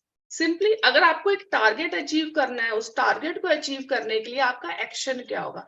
Action हमारा यही होगा कि that we have to integrate, we have to include it in our academic subject through various activities. There is a no need to give them the theoretical knowledge about, means more of theoretical knowledge about the vocational skills or vocational education. There is a need to provide them with the hands-on experience, with various fun-filled activities or interesting activities. Next we talk about the, हमने कहा कि सबसे पहले तो ये बहुत ज्यादा जरूरत है that there should be awareness about the importance of vocational education. किस तरह से हम करेंगे, हमने इसको कैसे करना है? Awareness program. बिकॉज देखिए, this is the reality, again a big reality, कि अभी भी अगर हम लोग बात करते हैं वोकेशनल कोर्सेज की, if we talk about the vocational courses, तो इसका एक एम जो है वो ये भी है, अगर आप NEP में देखेंगे, it aims to overcome the social status hierarchy which is associated with the vocational education, right? So there is a need to conduct the awareness programs which will organize to change the, you can say, the general perception and the attitude of society, of parents, of students towards the vocational education, because we have to provide them with the awareness. We have to tell them that yes, there is a need or urgent need of providing vocational education to the student. So with this, we also have to focus on the good practices and innovation, both by the teachers and the students, because it is not the effort, it is not the work which is to be done by a single person. As a community, as a nation, we have to do this alone. Next, we talked about that the student will be allowed to mix and match. अभी हमने एक word use किया था, we use the mix and match academic skills होंगी. तो अगर हम mix and match की बात कर रहे हैं, तो वो mix and match कैसे possible होगा? It will be possible with the collaboration of school or colleges, with the industrial training institutions or polytechnics, local businesses, interest, and moreover, जो हम लोग बात करते हैं, we talk about the streams. So NEP is also recommended that there should be no hard separation between the arts or science, between curricular or you can say extracurricular activities, between vocational and academic stream. Means there is a need to eliminate this hierarchies among the different areas of learning. This is one of the most important principle of, you can say, national education policy. Even if you talk about the, अगर हम देखें तो ministry of education ने एक शिक्षक पर्व organise किया था, शिक्षक पर्व किया था in from I think in the September month of 2021 on the theme of quality and sustainable school learning from school in India. तो उसमें एक थीम भी था, that was the reimagining the vocational education and skill building. So what is this, why we are conducting this type of programs, और why ministry of education is conducting? Because there is a need to create awareness, there is a need to collaborate of the schools with the industrial training institutions. Next we talk about the again we are talking about the career counseling and guidance, because it is again very much important especially from the students or the learners from the classes 9 to 12, so that the children can make their career choices based on, especially because still you will be agree with me that कहीं ना कहीं हमारे learner जो हैं वो एक pressure में, या वी कैन से कि सिर्फ एक यू कैन से कि उसने क्या, दूसरे मेरे फ्रेंड ने क्या सब्जेक्ट लिया, या मेरे सिबलिंग्स ने क्या सब्जेक्ट्स लिया होता, या मेरे पेरेंट्स किस फील्ड के हैं तो मुझे वही लेना है. No, first of all there is a need to provide the counseling services to the children from the 9 to 12 so that they can make their career choices especially based on their interest, aspiration and ability. We should not forget this thing. तो how it will be done, होगा कैसे? अब ये करना तो है, तो होगा कैसे? So the action will be कि आप क्लास 8 में ही स्किल बेस्ड एप्टीट्यूड टेस्ट को जो है वो इंट्रोड्यूस करें, तो दैट उससे आपको पता लगे कि क्या बच्चे का इंटरेस्ट एरिया है, क्या उसकी एस्पिरेशन एंड स्पेशली क्या उसकी एबिलिटीज है. Right, if the student has no interest in the science subject और हम उसे पीसीबी ही पढ़ने को दे दें या पीसीएम ही पढ़ने को दे दें, what will be done? No, कोई प्रोडक्टिव जो है एक स्टूडेंट, एक लर्नर जो हमारा एक स्कूल एजुकेशन या हायर एजुकेशन से निकलेगा, he or she will not be the productive. Next we talk about the, जैसे हमने कहा कि अभी हमने थोड़े पहले भी कहा था कि गोल क्या है. गोल है कि हमने इनोवेशन, एंटरप्रेन्योरशिप इसको प्रमोट करना है. कहाँ? स्कूल में करना है. किस तरह से करेंगे? प्रॉब्लम बेस्ड लर्निंग या एंटरप्राइज एजुकेशन. तो अब एक्शन क्या होना चाहिए? Our action should be like this कि vocational education, such vocational education should be introduced which are you can say which are the new emerging areas और जिनकी आजकल डिमांड है. We talk about the virtual intelligence, we talk about the artificial intelligence, we talk about the robotics, we talk about the internet of things. But क्या ये सारी चीजें हमारे schools में हमें दिखाई देती? No. ये सारी चीजें हमें दिखाई कहाँ देती है? हमारे हायर एजुकेशन में. और तब तक sometimes the student is not able to find it कि मुझे किसमें interest है और where I have to go. So there is a need to introduce such type of courses which are introducing in our system from the school, especially from the school level. Next we talk about the कि हमें अब देखिए students को देने की बात हो रही है वोकेशनल एजुकेशन की, then we must stress upon the preparation of vocational education teachers, right? So किस तरह से वो टीचर्स जो है हमारे बनाए जाएंगे? सबसे पहले तो you have to include it in the pre-service educational program. जो हमारे pre-service trainings हैं, हमारे short term trainings होते हैं, उनके अंदर जो है आपको जो है different courses जो है वो introduce करने पड़ेंगे related with your vocational education, जो different with the help of हम लोग जो है SCRT, डाइट्स, NCT इन सब के हेल्प से हम लोग कर सकते हैं. एक्सटर्नल ट्रेनर स्पेशली यूजीसी ने भी एक टर्म दी थी, professor in practice. So what is this? Basically there is a need when we talk about the collaboration. तो कोलैबोरेशन में ये भी आता है, या हम लोग हब एंड स्पोक मॉडल की बात करते हैं. We talk about the hub and spoke model. So what we have to do in that, we have to include the external trainers who are experts in their vocational stream. So that should be invited, they should be invited. So to train our teachers at various CRC blocks or BRC blocks or diets, etc. Because there is a need. When जब तक हम लोग teachers के ऊपर work नहीं करेंगे, तब तक हम लोग जो है बात नहीं कर सकते कि हम सिर्फ स्टूडेंट्स को तो प्रोवाइड करना है, बट टीचर्स को पहले जो है you have to provide them with the opportunity to educate themselves. Next हमने बात की थी कि जितने भी आईसीटी का प्रमोशन, ये बहुत है, एक बहुत टर्म है जो हम लोग कहीं यूज करते हैं कि डिजिटली हम लोग साउंड होना चाहिए, but we are still, most of the people are still digital, you can say illiterate.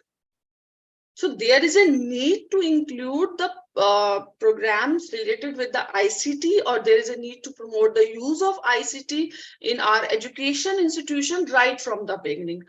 So for that, what we have to do simply, जो हमने देखा कि क्या करना क्या है, we have to convert our classrooms or our teaching learning practices into the flipped classroom, into the flipped learning, virtual learning methods को आप use कीजिए, massive open online courses हैं. There is a need to create more and more awareness towards these available opportunities or available sources of education, जिनके through we can promote the use of ICT.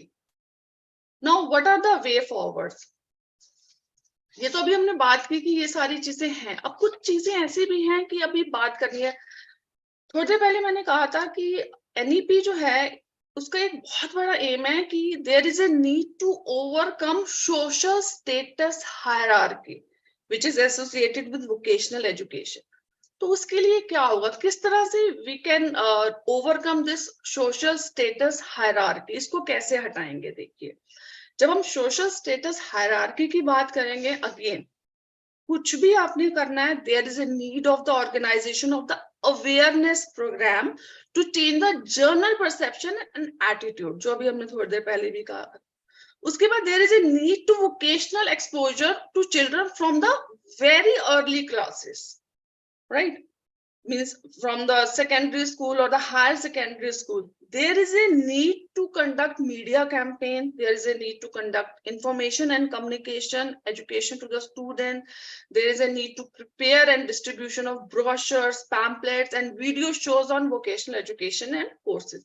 Because जब तक efforts नहीं करेंगे, we can't overcome this social status hierarchy, right?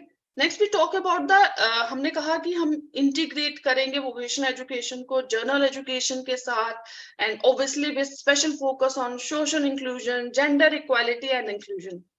Possible कैसे होगा, किस तरह से हम इसको possible करेंगे?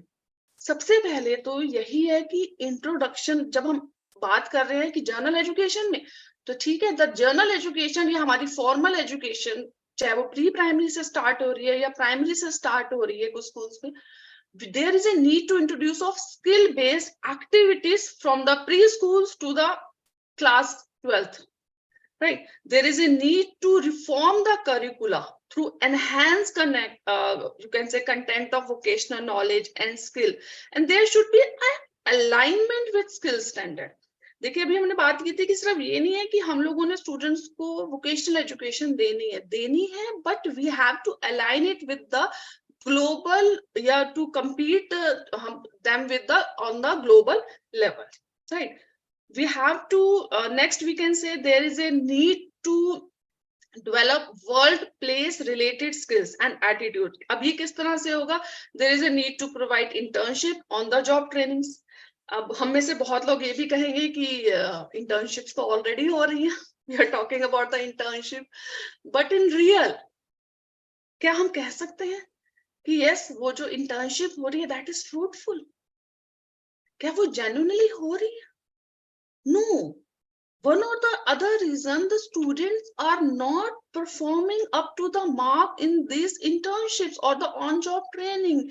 They are just, you can say, the passing the time. So there is a need to again aware the students, to tell the students about the importance of these internships and the on-job trainings. उसके बाद हमने और क्या करना है? There is a need of, जैसे अभी हमने थोड़ी देर पहले भी कहा कि there is a need of skill-based aptitude test or vocational interest inventories. You can use these inventories, you can use this test. You can also develop your own test. So to find out what are the interest, aspirations of the student and to guide them in making informed career choices. right? Next we can say there is also a need of ensuring that which qualification or which skills are required in the social and the economic needs. Next we talk about the introducing लोक विद्या. हमने एक लोक विद्या word पहले भी इस पे use किया था. तो लोक विद्या है क्या? सिंपल सी बात है, there is a need to identify local vocational crafts. अब हम लोग इंटर्नशिप की बात करते हैं, we talk about the integration, we talk about providing them knowledge, but हम उन लोगों को क्यों दूर रख देते हैं जो एक्चुअल में एक्सपर्ट्स हैं अपनी फील्ड में. If you talk about the pottery making की अगर हम बात कर रहे हैं कि हम स्टूडेंट्स को स्कूल में पॉटरी मेकिंग सिखाना चाह रहे हैं, अब वो पॉटरी मेकिंग के लिए बेटर रहेगा कि दैट कि आप जो लोकल जो क्राफ्ट्समैन हैं, there is a need to invite them in your institutions for organizing internship for the students. So it means they can get the real knowledge, or you can say real time knowledge, right? So इसके लिए सबसे पहले हमें क्या करना पड़ेगा? अगर you have to identify vocal crafts, there is a need to identify local experts. उनके साथ आपको जो है internship program, there is a need to organize. Again, I'll talk about the collaboration of the community या industry की participation होगी through formal or informal internship program. बहुत सारे तरीके होते हैं हमें ये करने के. Next, we are talking about the facilitating horizontal mobility of vocational students in the student. जब हम बात करें horizontal mobility की, तो we are talking about the collaboration. Again, we are talking about the collaboration with the industrial training institutions, polytechnics के साथ, agriculture forms के साथ, through hub and spoke model. Again I am talking about hub and spoke model. What is this hub and spoke? Simple that you have to collaborate with your industrial training center. There is a need to collaborate with the lok vidya. There is a need to collaborate with the local craftsmen, etc. Next, integrating new age skill, or you can say 21st century skills and enterprise education in the schools. अब जब हम इसकी बात कर रहे हैं तो हम ये इसको किस तरह से भी जो है पॉसिबल होगा. Again, we have to integrate the employability skills at all the stages of the school education. जितने भी आपकी न्यू टेक्नोलॉजीज हैं उनको आपको वोकेशनल एजुकेशन trainings के अंदर you have to include, because you have to prepare the students for the industry 4.0 or education 4.0, you can say.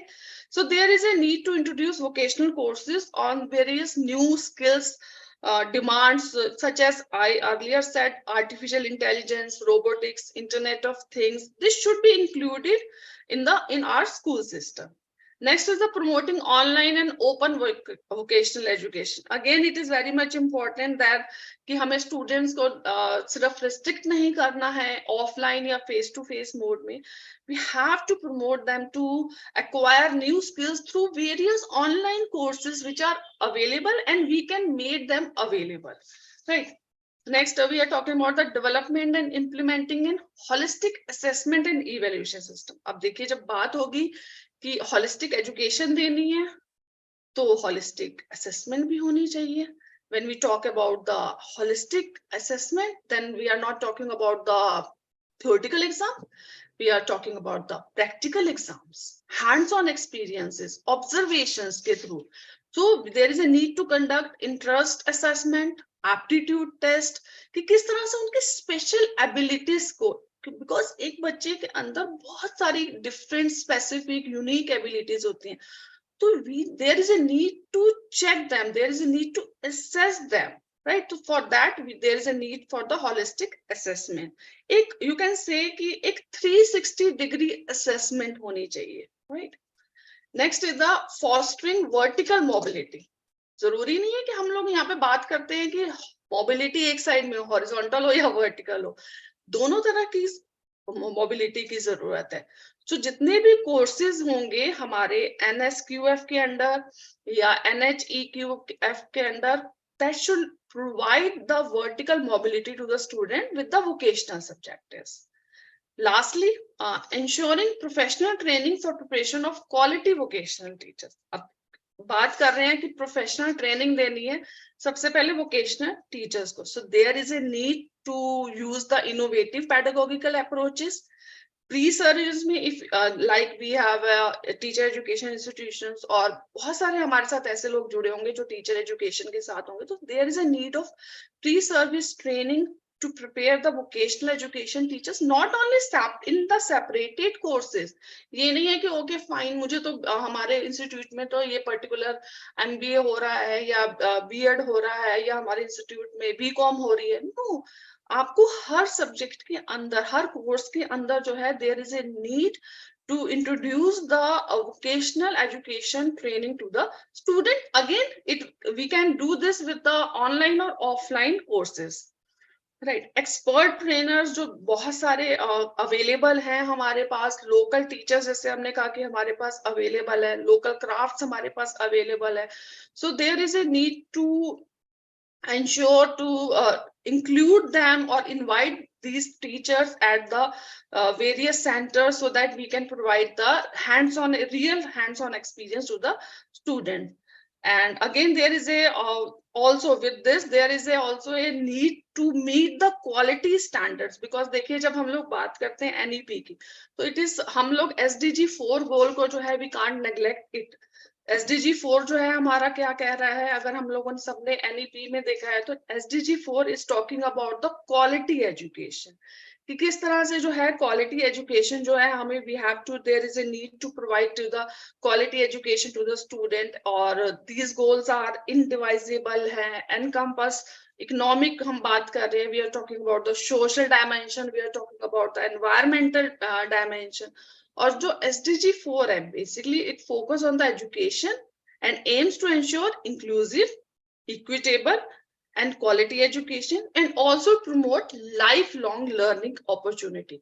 तो देखिए lifelong जहां पर हमने learning opportunity बोली, तो हम तो वहां पर vocational education को हम neglect कर ही नहीं सकते, we can't neglect it. So we can say that the NEP 2020 has given due importance to the vocational education and capacity development of teacher. You can say there is a need to boost the employability skills, vocational skills of all the learners at all the levels. So with this, I would like to rest my words and thank you once again for inviting me on this very much important, interesting topic. Thank you so much. Ma'am, thank you. Thank you very much. You have elaborated your topic very successfully and it is very informative. And I think it is very useful for all of us. So thank you, ma'am. Thank you very much. Thank you so much. Thank you, ma'am. It was also very fruitful and interesting session. Ma'am has explained vocationalization in NEP 2020 very deeply. Ma'am pointed out how to integrate vocational education with academic qualification in higher education institution. Ma'am has discussed about how to align with national qualification framework and its challenges in the implementation in true sense inclined to Indian knowledge. Once again, thank you. Thank you so much, ma'am. Thank you, ma'am. Thank you very much. Thank you so much. It's an honor to welcome our next eminent speaker and expert, Colonel Dr. Naresh Goyal, sir, who is patron of this national seminar and executive director of DEWAN VS Group of Institutions, MEERUT. We are indeed blessed with the most amazing, most enlightened leader for excellence. I sincerely hope that everyone will enjoy this session, but before that, I would like to request Ms. Meenu Sachdeva ma'am to introduce our eminent speaker of the day. Ma'am, please.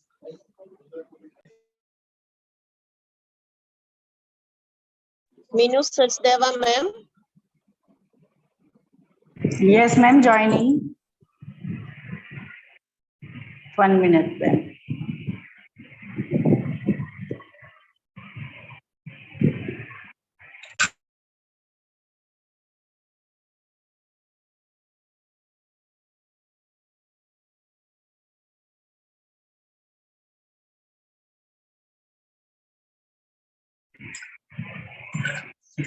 Thank you so much, ma'am. Sorry for interruption. The harder the conflict, the more glorious the triumph. it is a matter of great pride for us. It is a matter of great pride for us that today the Executive Director of DEWAN VS Group of Institutions, MEERUT, Colonel Dr. Naresh Goyal, is among us as an eminent speaker to share his expertise on the topic NEP 2020. I, Meenu Sachdeva, feel immense pleasure to introduce Colonel Dr. Naresh Goyal sir on behalf of the DEWAN Institute of Management Studies, College of Education.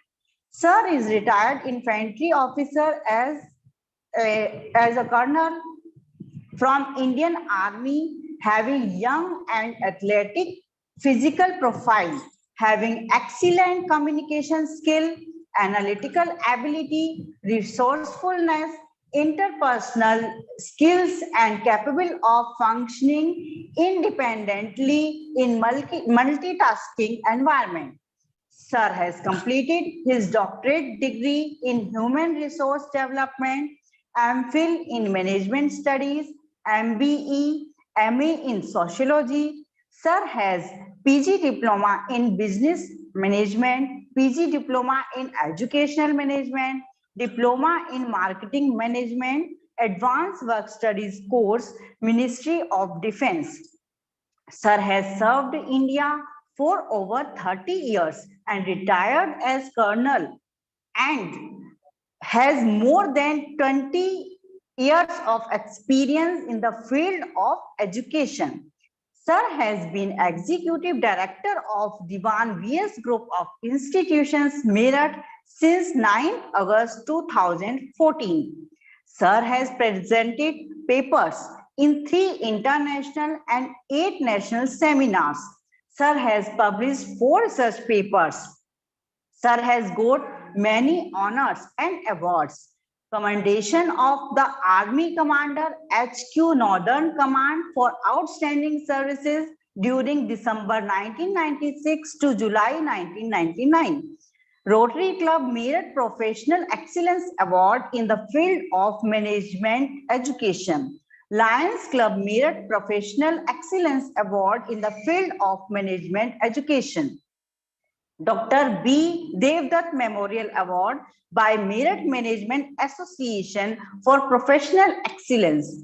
Teachers Excellence Award for contribution in the growth of institution by Confederation of Education Excellence. I feel most pride to welcome such knowledgeable, multitasking, outstanding, insightful, inspiring personality, Executive Director of DEWAN VS Group of Institutions, Colonel Dr. Naresh Goyal, sir. Sir, you are most welcome.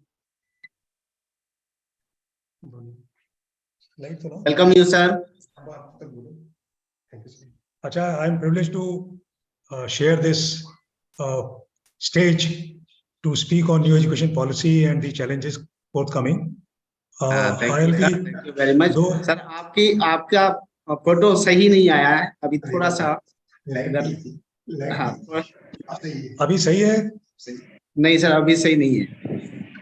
जैसी शक्ल है वैसे photo आएगा ना? आप कर लीजिए तो नहीं सर, आप थोड़ा सा अप कर लीजिए सर, ओनली फेस दिख रहा है आपका। आप ठीक है sir, you are most welcome sir. Madam मैंने आपसे कहा, thank you sir for joining us. मैंने मैडम आपसे कहा कि जैसी शक्ल होती है वैसी फोटो आती है, तो स्पेशल फोटो कहाँ से आएगी?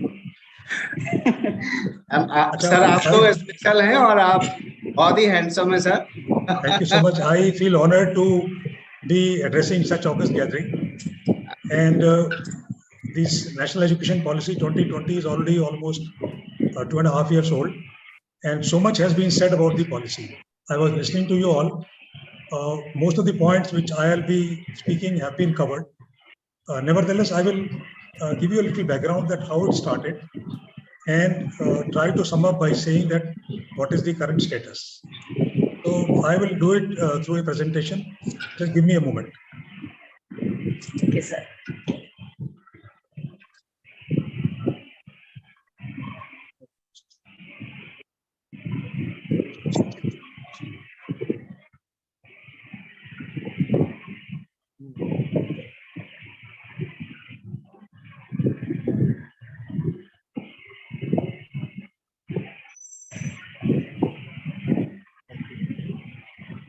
This is a famous quote by Swami Vivekananda. You all can read it. It says that if you have assimilated 5 ideas and made them your life and character, you are more educated than a man who has got by heart a whole library. It is said that if you have a degree, if you have a postgraduate degree or you are a doctor, then you are more educated. So I also personally feel that that may not be true. We have seen our grandparents, that time the educational facilities were not there, but they were very wise people and they could make very sound decisions. So, but nevertheless, formal education is required. So it's all about formal education.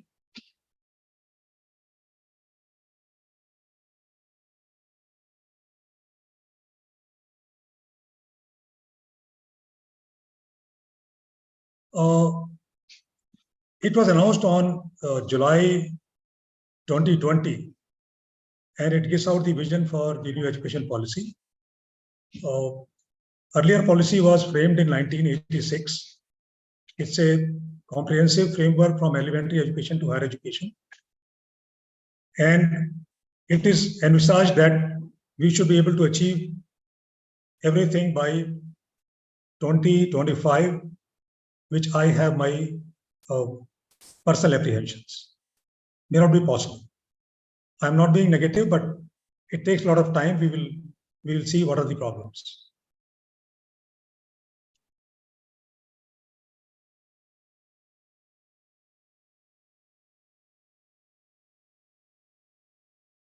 Some technical issues.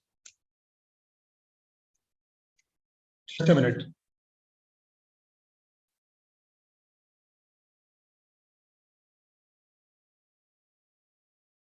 Kesari को बुलाओ.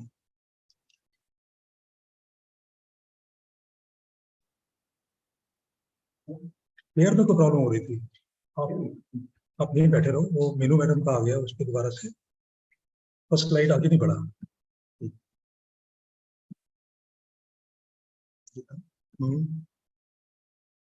आगे further नहीं जा रहा है. नहीं जा रहा ना.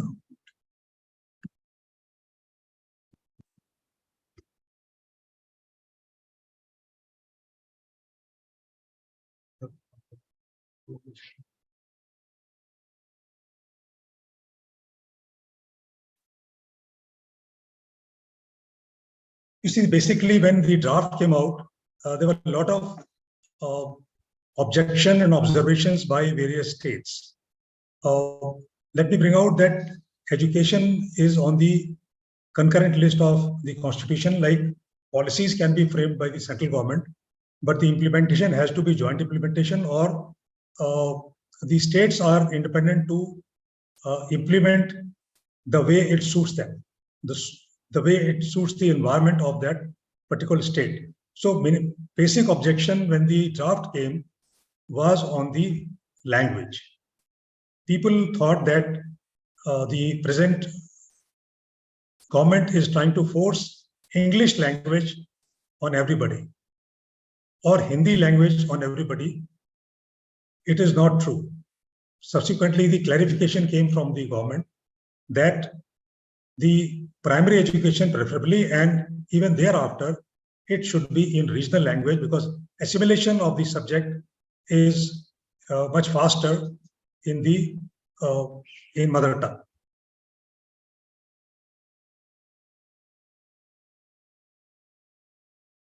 History. ये नीचे नहीं आना चाहिए, ये नीचे. I can't see the full screen.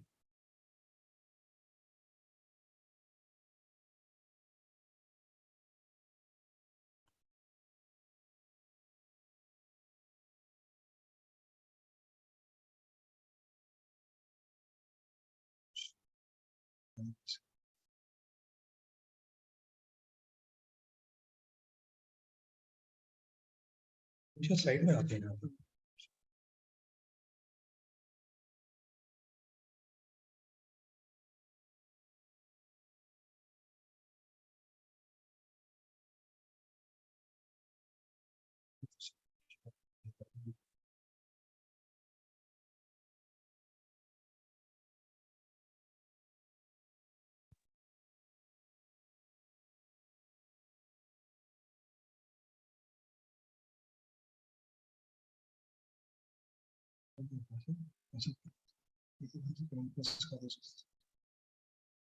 ये जो वीडियो जो स्टॉप करना है वो इसकी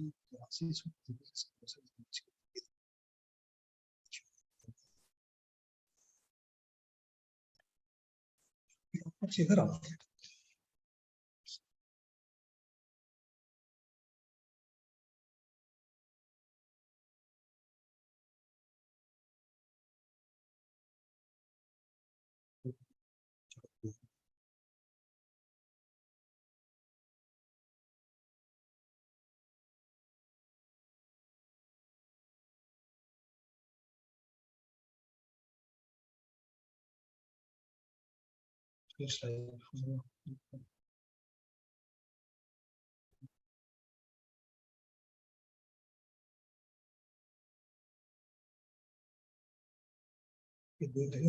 रहेगी ना सर ये बस इतना हो सकता है नीचे रहेगा छोटा हो सकता है बस ये तो कहीं नहीं रहेगा ऐसा क्यों हो गया ये आपको असर नहीं रहेगी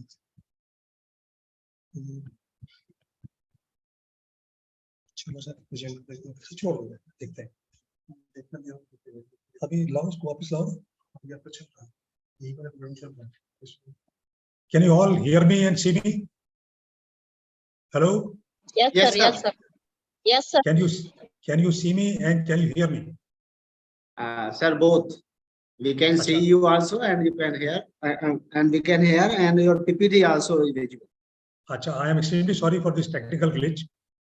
I call it the flip side of the technology. When you want to use it, so it denies the use. So one has to be very careful. Nevertheless, so I proceed further.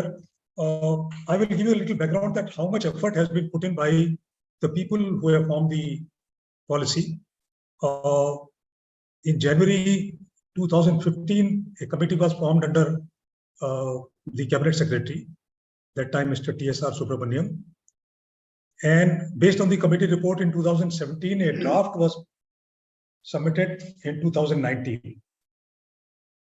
There was a panel headed by the ISRO chief, Dr. K. Kasturirangan. It had 484 pages and released by Human Resource Development. After number of consultations, the figure are mind-boggling. You see, it went up to the block level, up to the village level. Over 2 lakh suggestions from 2.5 lakh Gram Panchayat and 6,600 blocks and 6,000 urban bodies, and so many districts were. I mean, nobody can crib subsequently that humse nahi pucha tha. No state, no Gram Panchayat, no individual can say we are not part of it. Then subsequently it was attended on 7th August by Honorable Prime Minister Narendra Modi, in which almost all the vice chancellors of the universities attended. What was the vision?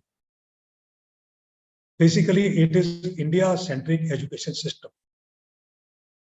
They wanted to wash away the system laid by Lord Macaulay, and it should be India-centric, in which you will see that in India-centric, when you go further, you talk of the ancient time education, and also the emphasis on the learning in own language.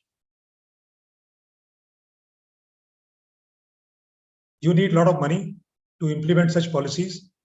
So the vision is that it should go from 3% to 6% of GDP, the expenditure on the education.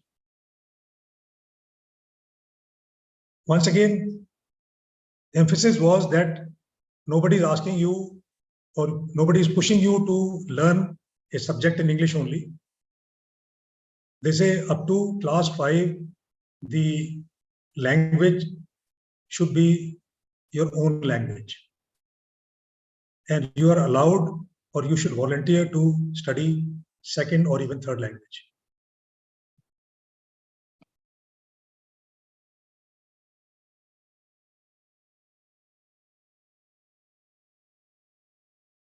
Even in 2009, the right to education emphasized that teaching should be on mother tongue but we all have seen in our lives, we belong to MEERUT, that you find so-called public schools at every corner and they say English medium school. So emphasis and the mindset of the parents and the students is that if our child studies in English medium school, he or she will do better in life.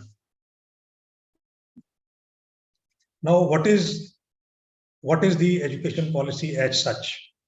We have been following 10+2 structure so far. It is changed to 5+3+3+4. Though number of years you will count remains same, but segregation has been done. Foundational stage, what we call, today we call nursery, lower KG, upper KG. It is known as preschool. It will be called preschool or Anganwadi. And it will be followed at the age of 3 years, your child goes to Anganwadi or preschool. He does 3 years there, and thereafter class 1 and 2 is part of primary school. And this will cover the children from age 3 to 8 years. You must have seen a news article a few days back that whatever admissions have been done this year in the current academic year, hereafter, any child who is not 6 years old cannot be admitted in class 1. Thereafter, it is class 3 to 5 will cover 9 to 11 years. And okay, in the first and second, it is said there will be no bag, there will be no schools, there will be no school bags. That is to be seen because no school has started doing it. But it is said that the child in class 1 and 2 should learn the basic social etiquettes. He should be able to, or she should be able to recognize things, speak to people, understand things, and learn to live as a child in society. You should be able to play, recognize things. No books, like you find that when your child goes to for admission into nursery. So far, the child is expected to know certain amount of counts, say 1 to 20 or 1 to 25. Some kind of table is to work up. He should recognize 5 colors, 5 flowers, 5 fruits, 5 vegetables, his name, child's mother, father, and so on. It will not be required. There will be no test for admission at that stage.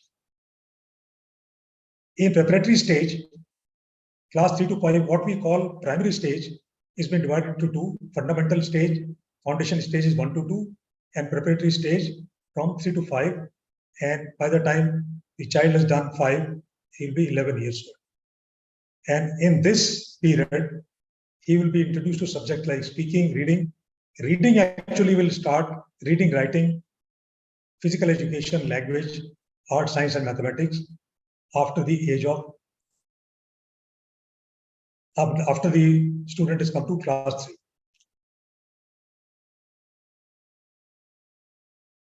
Then we move on to 6 to 8, ages 12 to 14, in which one is expected to learn maths, basic maths, science, social sciences, arts and humanities. We'll subsequently cover that in class 6, emphasis on skill development. Some kind of skill development will commence at class 6 level. No syllabus has come so far, but the child has to learn some skill. At secondary stage, 9 to 12 has been divided into 2 parts, 9th and 10th, 11th and 12th. Though this paper says there will be examination in 10th and 12th both, but subsequently amendments are coming that there will be no board examination in 10th. It's controversial. There are a lot of discussion going on that students who go to directly 12th class and appear in the board, they have not practiced to appear in the board examination, so they do not fare well. So maybe that we go back to the old system of having examination at class 10 level, but exam will be conducted in 2 parts. Every year, They'll be halfway through, there'll be one exam like semester system. There'll be 2 semesters in 10th class and there'll be 2 semesters in 12th class, so that it is easier for the child to understand, grasp, and appear in the examination. These 4 years of studies are intended to inculcate studies which will enable the child to carry out critical thinking. He will have multiple options of subjects. So far, the system is, we understand that we decide after the 8th class only that our child is going to become an engineer or is going to become a doctor. Generally, PCB and PCM, so far mindset is that the child should study these subjects so that he gets into one stream. That stream thing has been abolished. Your child will be allowed to study multiple subjects. It's not compulsory that you should have physics, chemistry, maths, then only you can become engineer, because all admissions in higher education, undergraduate programs, will be through a competitive examination, where if I have not studied biology in my 11th and 12th class, but if I am able to appear in the entrance test and clear the biology subject, then I can be admitted into a medical college. So multiple option. Your child is studying science, he can study history, economics, and other humanities subject also. So there's a flexibility in choosing the subjects. This I've already covered. Okay, so it will be continuous evaluation system. First exam will be in class 2, class 3 and 4 there will be no exam. Similarly, class 6 and 7 there will be no exam. It will be 2, 5 and 8. Thereafter 10th and 12th I have already covered. Gradually is going to be one system of examination in the entire country. The syllabus will be designed by an organization known as PARAK, Performance Assessment, Review and Analysis of Knowledge for Holistic Development. This is the extended form of PARAK. This is important because if the syllabus in the entire country is not common, then you can't succeed in a common entrance examination like they have started CUET, Combined University Entrance Test. It is only possible when there is a syllabus which is common in the entire country. I said earlier that to make the examinations a little easier, it will be conducted twice a year, and it will be in 2 parts, objective and descriptive. What is the aim behind this? Reduce curriculum load so that they can study other things. They become interdisciplinary. A student of physics, chemistry, maths only focuses on physics, chemistry, maths. He doesn't know or she doesn't know what is happening outside his own sphere. The person wants to quit English and Hindi also, or any language, because he or she says that what is the use of studying English or any other language, because in engineering I don't need it. I know the basic language. In the paper, the example is given that if you want to pursue fashion studies with physics, or you want to learn bakery with chemistry, you are allowed. In report cards, it will not be only your grades, your marks. It will be holistic, offering information about the student's skill. What all you have been doing from class 8th onwards, because that 4 years is one divided into 2 brackets, but 8th class onwards you are being assessed for your various skills. In today's paper, this is today's paper.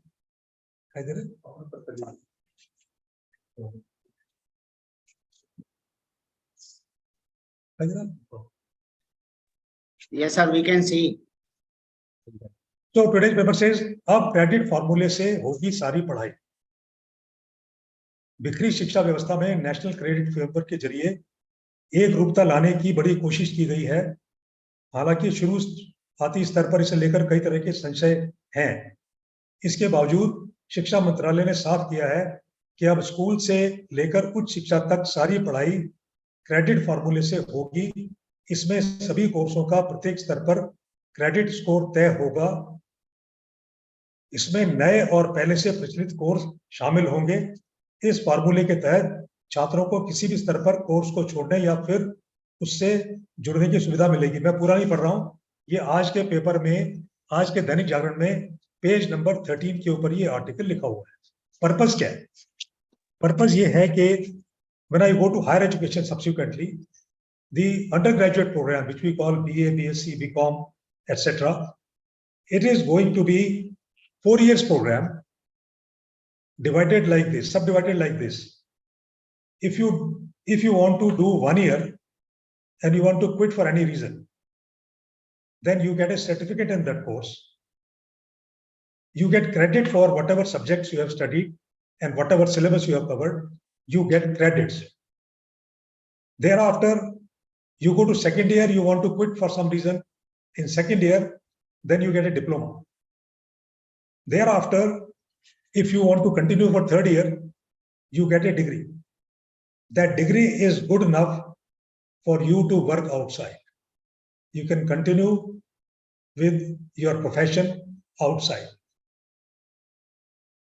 4 years degree is going to be a professional degree. Options are that if you want to proceed with specialization, you study 4th year. If you want to do higher education, you go for 4th year. You want to do your post-graduation, you do your 4 years.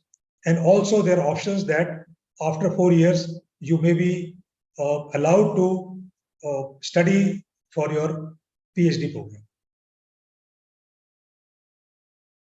Then we go back why skill development will start from class 6, coding will start from class 6 onwards.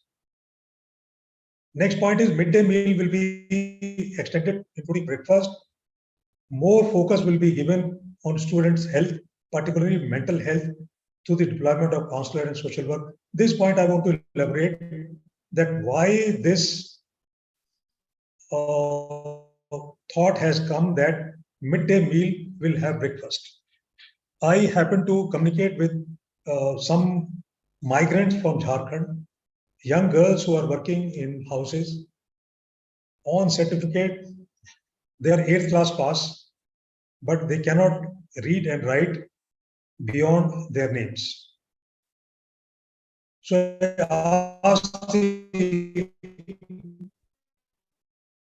reason. The reason is they say that they used to go to school at lunchtime because midday meal is offered. They're very poor. They go and work in farms. They go and collect wood available for the school. They don't want to go to school, but they'll go to school to have meal. And thereafter, the teachers will hold them back.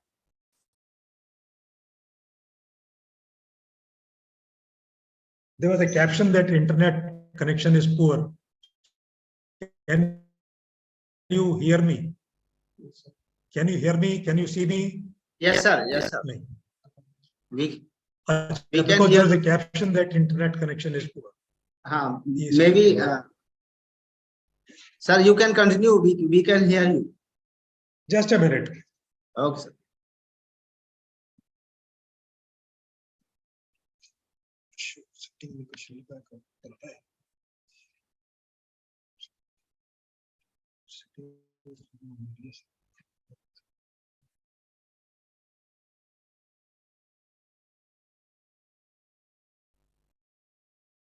ऊपर ले जाओ, ऊपर ले जाओ, ठीक है, चलेगा. Okay, sorry, again the technical problem. So why they want to ease out on the curriculum is that they want the students to be more interdisciplinary and multilingual. You tell me who stops if you're doing physics and you want to study economics along, you want to study history along. Today it is not possible in the system. but in the forthcoming system, it will be possible that you can study multiple subjects.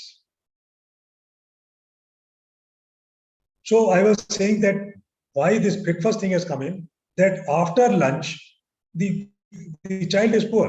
They go to have lunch and then they're held back by the teachers and whatever they can communicate, 8th class pass certificate, because earlier the policy was 8वीं class तक कोई fail नहीं होगा. So these kids also knew that 8वीं class तक कोई fail नहीं होगा. They will go, sit there, attend 1 or 2 classes, and they can go off with their work. Breakfast means the kid will come in the morning. They are poor, they want to be fed. उनको खाना चाहिए. तो ऐसा सोच है कि अगर वो सुबह आएंगे और नाश्ता करेंगे और लंच तक के लिए इंतजार करेंगे तो शायद उनको पढ़ाना थोड़ा ज्यादा इफेक्टिव रहेगा. अभी आगे नहीं चल रहा.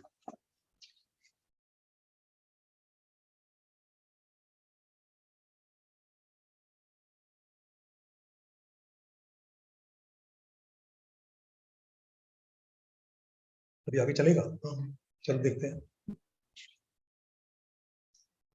Higher education I have already covered that it is going to be 4 years, and we need to see that how these 4 years will be subdivided. Again, countrywide syllabus has to be common syllabus. So again, there is a news article on 5th of August. I will show you. It's in the Hindustan Times on 5 August. 4 years UG program for 23-24 to be declared by Monday. Today is Monday, so you can see this. Can you all see this? Dr. Singh, please respond. Hello? Can you see this news article? Yes, sir. Yes, sir, we can. Somebody should respond because I can't see you all on my screen for some technical reason. So I feel that I am talking to myself. Sir, we can see your newspaper. Okay. So it says that 4 years UG program for 23-24 to be declared by Monday, UGC chief. So this policy is being declared today. So maybe that now onwards, all the undergraduate programs are going to be 4 years. MPhil goes, there will be no degree of Master of Philosophy. Now, what are the broad aims of this policy? क्यों ऐसा करना चाहते हैं और कैसे करेंगे उसको? That is the point of discussion further. There will be a Higher Education Council of India. It will set up the higher education और गोल इनका होगा ग्रॉस एनरोलमेंट रेशियो बढ़ाना. अभी एनरोलमेंट रेशियो कमजोर है. They have to find ways and means that after 12th class there are a lot of dropouts. 10th के बाद 12th के बाद. So aim will be to improve the GER. उसके नीचे क्या है? National Higher Education Regulatory Council. It will regulate the higher education, including teachers education, while excluding medical and legal education. आगे भी है जो specialized education है उनकी council जैसे pharmacy council है, education है, architecture है, engineering है, their council will not be part of it. Generally, broadly, what I gather is that whatever courses are being run by the UGC will be governed by this council. Then there will be highest body which will conduct NEP. Then Higher Education Grants Council will be something like, if you read in details the paper, then it will be something like University Grant Commission, which gives grants on various aspects to the existing institutions. But again, the technical education is not governed in this.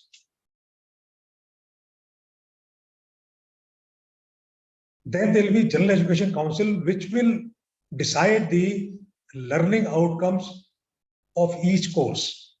अभी history पढ़ते हैं, अभी geography पढ़ते हैं, अभी economics पढ़ते हैं, but what is the idea of studying this? उसमें कितने चीज काम की है? एक ग्रेजुएशन करने के बाद उस बच्चे को क्या क्या आना चाहिए पता नहीं है. Though I have seen the syllabus of both the universities, now they have started giving learning outcomes के इसको सीखने के बाद बच्चे का लेवल क्या होगा. वो लर्निंग आउटकम्स क्लास 3 से शुरू हो जाएगा. क्लास 3 में बच्चा पढ़ता है तो क्लास 3 पास होने के बाद बच्चे के अंदर क्या क्या स्किल आ जानी चाहिए. जैसे उसको 1 से लेकर 10 तक गिनती, hypothetically I am saying, class 3 में बच्चा है, he started in class, studying in class 3 only, what all he should know. Alphabets आना चाहिए, आई आना चाहिए, 100 तक गिनती आना चाहिए, एक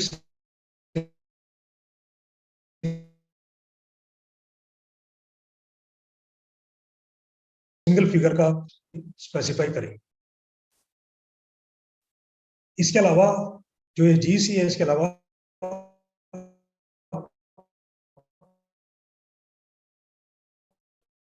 प्रोफेशनल कोर्सेज के लिए ये मैंने पहले कवर किया है. ये काउंसिल अलग से होगी, इनके साथ वोकेशनल एजुकेशन और training.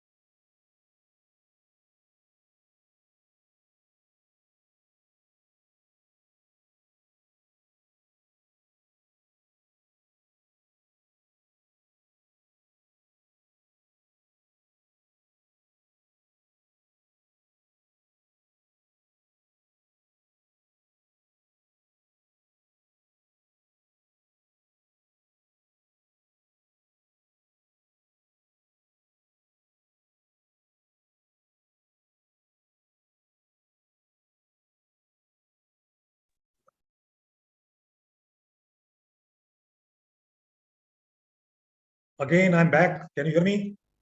I'm back. Can you hear me, please? Yes, sir. Yes, sir. Okay. So I was talking of National Testing Agency. They have already started conducting examinations, but the sphere was last year. They said only the central universities will seek admission through CUET. This year they are going to say that even state universities, and thereafter it will spread in the entire country. That will only possible when we have uniform curriculum of all the complete education system. Like we have JEE and NEET. Similarly, National Testing Agency will be assigned to carry out entrance examination for all. I've already covered that this performance assessment review analysis of knowledge for holistic development agency will decide on the common curriculum and syllabus. So I was talking of the objective again, quality early childhood care and education for all children between 3 and 6. We are lacking in this. We are not letting our children grow as they should grow, because they are pressurized for studying. They are pressurized for rote learning. They are pressurized to remember things. They are being taught in a language which they don't understand. So for them also the syllabus is being prepared. Provide exposure of vocational education in school and higher education system. I will tell you the purpose of this. Yeah.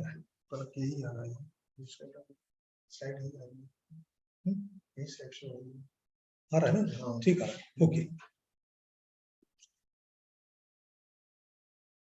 You see, our students in the present system, they continue to study, most of them, more than 50% of them, without any vision, without any goal, without knowing that what is there for them in future. So emphasis on vocational education and skill development from class 6 onwards. Europe and US education system, a child, when he or she does 12th class, he or she is capable of quitting the education further and be independently working in whatever skill he has or she has. Work for some time, collect money,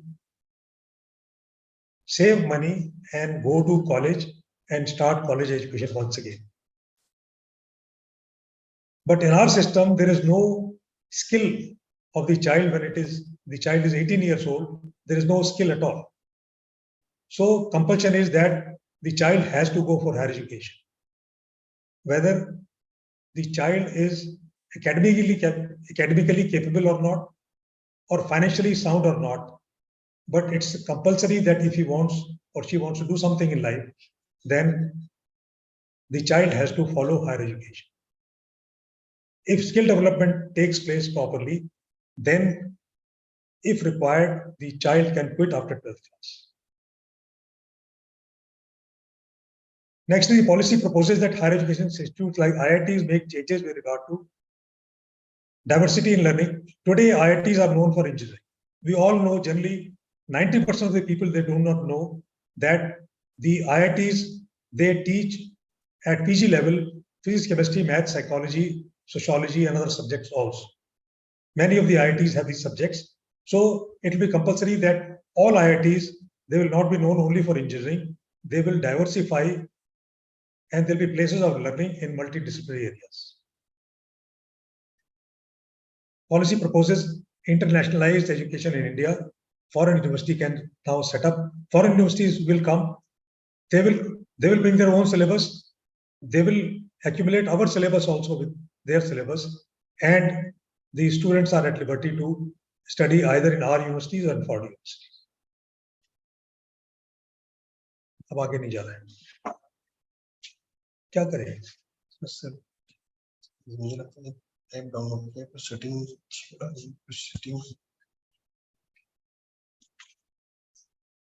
Professional education will be an integral part of higher education system. I have already covered. Even if when you go and do your BA, BCom, BS, or whatever stream you are doing, there has to be some skill which you are learning, so that, like I said, it is divided into 4 years. In first year, you have some skill, so you can go out and do some work. If skill is not there, there is no point doing BA, BCom, BSc.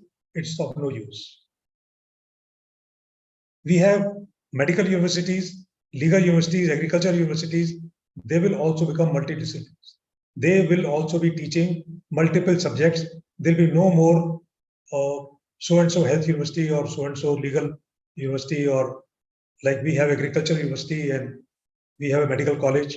It comes under anyway, MEERUT University teaches multiple subjects. So all universities will teach multiple subjects. Academic Credit Bank, I saw one of the speakers is already covered in details, very nicely covered by compliments. Because people are living at first, second, and third year of their undergraduate program. So these credits have to be secured somewhere. And they can be taken out like your bank account and put to use when you are going for the next higher studies. Then availability of all resources through school complexes and clusters. This is going to come. People who stay in towns, cities, all schools don't have all the facilities. Schools have mushroom. They do not have computer labs. They do not have adequate sports facilities. Even they don't have adequate place to have good libraries for co-curricular activities. So they are going to form clusters of the schools. Smaller schools will be merged with bigger schools, and smaller schools can avail those facilities in bigger schools in a cluster. The next point I've already covered, all admissions into higher education institutions will be conducted all through entrance examination conducted by NTA. Then like we have the person is in humanities, person is in science, person is in biology, that thing will go. A person studying in 12th class is 12th class. There is no fixed stream. You may have a mindset that, well, I will do engineering. So you can do engineering, but you have to study arts. You have to study other subjects, participate in extracurricular activities. You have to do some vocational course and other academic streams. So your, in rough language, art side, science side, bio side, वो सब खत्म हो जाएगा. Now, how it is going to be implemented? पहले मैं बताता हूं कि आपको इस पॉलिसी का why it is required. We are talking that it needs to be implemented. Why there was a necessity? I have some more papers with me. We call it guiding principle, that why it was required. Recognizing and focusing the unique capabilities of each student. अभी पूरी class एक साथ पढ़ती है, individual बच्चे का कोई अलग से असेसमेंट नहीं है. मल्टीपल स्किल्स बच्चे की है. The child doesn't have opportunity to explore those skills. Fundamental foundational literacy and numeracy by grade 3. एक अभी ये दे दिया कि ग्रेड 3 तक वो फाउंडेशनल लिटरेसी उसकी होनी चाहिए. वो बहुत रट के क्लास 3 तक उसको सब्जेक्ट्स लाइक साइंस इंट्रोड्यूस कर दिया है, उसको सोशल साइंसेस इंट्रोड्यूस कर दिया है, and the child is burden by various hard terminologies. Foundational literacy उसको आना चाहिए. Somewhere I had read that in class 3 the child should be able to do 2-digit sums, 2 digits multiplication, division, and subtraction. So there is a guideline given by Parag. Flexibility in education, no hard separation, I have already covered. Multidisciplinary and holistic education, creativity and critical thinking. This lacks. You have those who are in that bracket. You assess the understanding of your child. You ask the child to go to railway station, book a ticket. You ask your child studying in 10th or 11th or 12th class, go independently, visit Qutub Minar, or give him money or give her the money, and have faith in his skill that child can go up to Agra and visit Taj Mahal. Ask your child to write a check. Ask your child to go to bank and draw cash. I am sure 90% children will not be able to do this because we are not allowing the skills to be developed. We are so engrossed in completing the syllabus कि बच्चे के पास time नहीं. School में जाएगा, coaching में जाएगा, घर में आएगा, कोचिंग का काम करेगा, स्कूल का होमवर्क करेगा, एग्जाम की तैयारी करेगा. उसको और कुछ करना नहीं आता.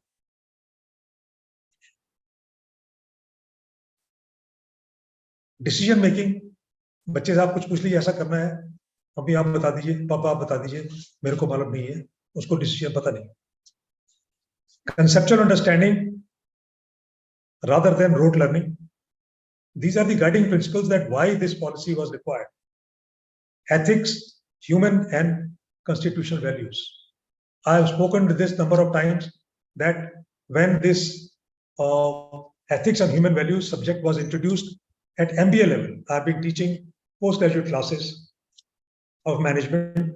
I was horrified that why this subject has been introduced at PG level, ethics and human values. This should have been incorporated in the syllabus at class 3 level. Human values and ethics are taught by parents and the schools and the society. Why it is introduced as a subject at PG level? That means we were lacking. Some wise man thought कि okay, गलती हो गई है, 12-14 साल तक बच्चों को नहीं सिखाया हमने, अभी सिखाने का टाइम है, चलिए उसको अभी सिखाते हैं.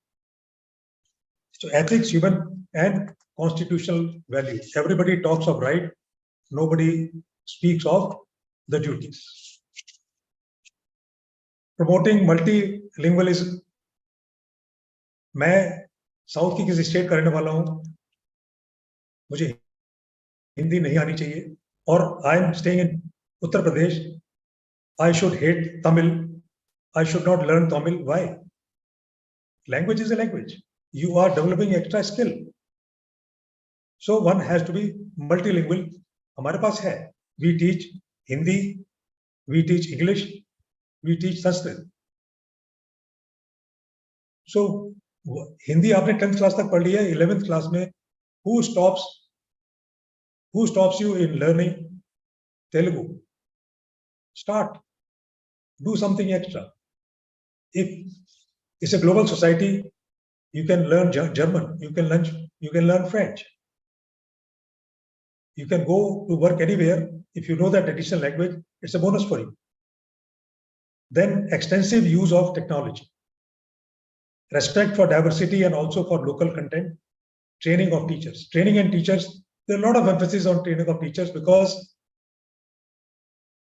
when it will be implemented or it's being implemented, the focus is on those primitive years of 3 years, 4 years, 5 years, or 4 years, 5 years, 6 years. Unless teachers are trained to train the students, then the policy will fail. Next is the sweeping changes in science and technology. That's why this policy was required. Environmental issues, climate changes, pollution, energy crisis. Now in this last pandemic, we have become technology savvy. What I am doing now, maybe 3 years back, I didn't know how to do it. Or others may be knowing, I at least didn't know it. So this pandemic has taught us to work online. Online concept has come. Technology has been very helpful in this case. So in the new policy, skill development is important, in which there's a lot of emphasis on artificial intelligence, machine learning, robotics, and subjects like. Then employment landscape is changing. We are no more looking for jobs at MEERUT or NCR or UP or go to Delhi or go to some other state. One is looking for job all over the globe, for which you need to have certain qualities: critical thinking, multilinguistic, problem solving, creative, and being multidisciplinary. You can't have one subject knowledge and think of going to other country to pick up a job. So it says that to suit the changing needs of the workforce, education needs to be experimental, holistic, integrated, inquiry-driven, discovery-oriented, learner-centered, discussion-based, flexible, and enjoyable. To develop the full potential of students and produce well-rounded personalities, the curriculum should include arts, crafts, humanities, games and sports, language, literature, culture, science, maths, and ethical values. So these things push the government that we should have an entirely new education policy which should be implemented in future in a given time. So implementation of the spirit and intent of the policy will be the most critical matter. We all need to think critically. We should have that intent and spirit that yes, it is possible. When I speak to people outside in general discussions, I sit with people. ये हमारे देश में क्या होने वाला है, हमारे यहाँ तो पॉसिबल ही नहीं है, ये सब तो कागजों की बातें हैं. I don't believe ये कागजों की बातें. ये होना है और हमारे सामने होना है और अगले 2-3 साल में हो. And it started happening. It will be in phase manners. Each policy point has several steps in which previous steps, एक सीढ़ी चढ़ने से पहले जो उससे पहली सीढ़ी है वो आपको चढ़नी है. It has to start from the early childhood care. Early childhood care and 4 years degree course, they can go simultaneously because not much change in the behavior of a person can be brought at that level. But if we start behavioral changes, practices at a child's level in school, then we are going to achieve much in coming time.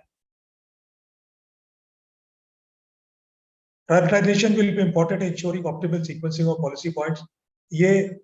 Because I said the education is concurrent on the concurrent list of the Constitution, states have to be forthcoming. Center has made the policy. Center may give some additional funds because it has to go from 3% to 6% of GDP. But that will has to be there of all the states for its implementation. Though no negativity should be there, because everybody was given equal opportunity to criticize, add, subtract in the initial draft. Nobody can say, हमको मालूम नहीं था, हम नहीं कर सकते, हम नहीं करेंगे.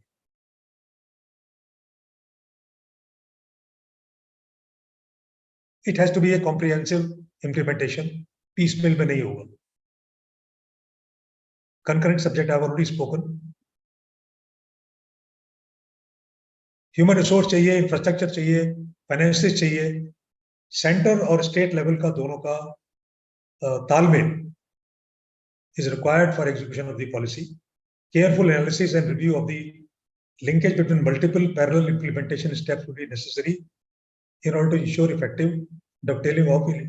You see, it seems complicated, but like it is being implemented gradually. CCS University has already started this last year. Many of you who are reading through the newspapers, this year final examination of the university courses in the university campus are based on the new education policy, National Education Policy 2020. Emphasis setting up of early childhood care and education infrastructure, that is very important. The child, if he is taken care today, in 20 years time or 15 years time or 10 years time, that child will have a different kind of personality. अभी problem क्या है, issues क्या है इसके अंदर, हम क्यों सोच रहे हैं कि पॉसिबल नहीं है. इश्यूज ये है, हर बच्चे के लिए new learning method for every child. अभी तो टीचर उसको M for mango, A for apple or D for dog or something that will go. Inclusive education, inclusive word is used all the time. Let me explain. I am conducting a class in bilingual, Hindi and English, English more, Hindi less. That is how I have studied and that is how I've been teaching. A person in village, a small child in Uttarakhand interior or Jharkhand interior will not understand what is happening. सबको साथ लेके चलना है. जो बच्चा गरीब है, जो बच्चा कम पढ़ा है, जहाँ एजुकेशन की फैसिलिटीज नहीं है, स्कूल नहीं है, इंफ्रास्ट्रक्चर नहीं है, उनको भी मिला के साथ में चलना है. That is the responsibility of the each state and each district and each school and teacher. Learning your own language very important. I don't have to explain. जो हमको हिंदी में समझ में आता है अच्छी तरह से, वो इंग्लिश में कम आता है. इंग्लिश में हमारे माइंड को उसको प्रोसेस करना पड़ता है. जो जितनी जल्दी प्रोसेस करेगा, उसकी लैंग्वेज उतनी अच्छी हो जाएगी. जो धीरे प्रोसेस करेगा, वो इंग्लिश नहीं बोल पाएगा. Challenge is developing common syllabus in the entire country. फिर how much flexibility will be there in choosing subject? I give an example. Suppose this institution is running BA program. BA program, 3 years degree course or 4 years degree course. I say there's flexibility in choosing subjects. So what is the dilemma or what is the problem? Because it's a multilingual and multidisciplinary approach policy, I should be teaching all humanities subjects: history, geography, economics, political science, philosophy, psychology, and whatnot. Along with it, somebody wants to study physics. Somebody wants to study biology also, क्योंकि BA पास करके मुझे एक बार first year के बाद मैं I will quit after certificate, but that year I want to take NEET. On the side, after studying economics and political science, I am studying bio. और मुझे NEET का इम्तिहान देना है, then I have to cater for teaching of NEET subjects or JEE subjects. So flexibility in choosing subjects का challenge है how to go about the infrastructure and hiring those specialists to teach those subjects. Easy mobility option to have a break and restart. First year के बाद मैंने certificate ले लिया, मैं चला गया. Where do I go if I come back after 3 years or whatever time is specified? I think it is 3 years. How do I come back and recoup and study in next class, BA second year or BSc second year? That is a challenge. Integration of academic and vocational education. अभी तक हम कोई football खेलने का expert है या cricket खेलने का एक्सपर्ट है या ड्राइंग का एक्सपर्ट है या म्यूजिक बजाता है, उसको हम अपनी एकेडमिक्स में उसको we don't give him any points. That is not assessed. Somebody as a hobby plays guitar or somebody sings very well, but studying humanities or studying science, we don't grade him for his or her extra skill. But in the new policy, they have to be amalgamated. उसके points आपको देने हैं. जो उसका extra skill वो सीखा हुआ है या पहले 6th क्लास ऑनवर्ड सीख कर आया है, that has to be graded and incorporated in the grade sheet of that individual in higher education. Training the trainers. I could be one trainer, you all are trainers. How we train people to work in multidisciplinary environment. Challenge admission in higher education. Ours is a huge country. In USA, it is a smaller country. Population is even not even 1/4. There, the Princeton University conducts all these central examinations. All admissions in higher education undergraduate program, except medical, law, and few things like in our country, all higher education is conducted by Princeton University. That's a smaller country, lesser participants. Ours is a huge country, so still discussion is on that how National Testing Agency will conduct examination at that colossal number of people. Then realistic time frame for implementation. What is the time frame? The policy document says by 2025. We are already halfway through in 2023, but this document is going to come today. It says 4 years program from this year onwards. अभी जो BA, BSc, BCom, BCA, MBA जो भी करें, not MBA, undergraduate program, they'll all be 4 years. So this policy will be declared today. And that policy document is going to say that how we are going to achieve it.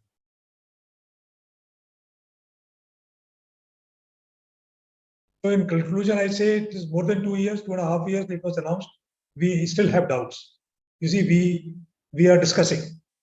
We have number of seminars, presentation, discussions, how it will be done. At government level, it is being done. At some university level, it is being done. Some schools in Delhi have already started this. It's an initiative by the government, and stakeholders are we. बच्चे, parents, हम पढ़ाने वाले school, colleges, education institutions, we are all stakeholders. The role of institutions, teachers, students, parents, and academic administration is very vital. We should view it positively. We should not say, अरे भाई हमारे देश में नहीं होगा. हमारा देश तो बहुत बड़ा है. मणिपुर में क्या होगा? अरुणाचल में क्या होगा? नागालैंड में क्या होगा? वहां पर जो लोग बैठे हैं जैसे हम बातचीत कर रहे हैं, जैसे हम सोच रहे हैं, वो भी सोच रहे हैं कि कैसे इम्प्लीमेंट होगा. Personally, I feel that it's a beautiful policy. I have some exposure to the other countries' education, and they are doing it successfully. I agree that we have a huge country and we are not that rich, but if the will is there, the desire is there of the people in the last line, institutions, teachers, students, parents, and the academic administration. If our will, our desire is there, I am sure this policy will be implemented in due course of time. Thank you. I am so grateful to you for being great listeners, patiently listening to me. And I'm sorry for the technical hitches and glitches. I still can't see your faces. I'm sure you can see. I'm assured by somebody that you all can see me, you can hear me, but I think I was talking blindly. Thank you so much for giving this opportunity to me.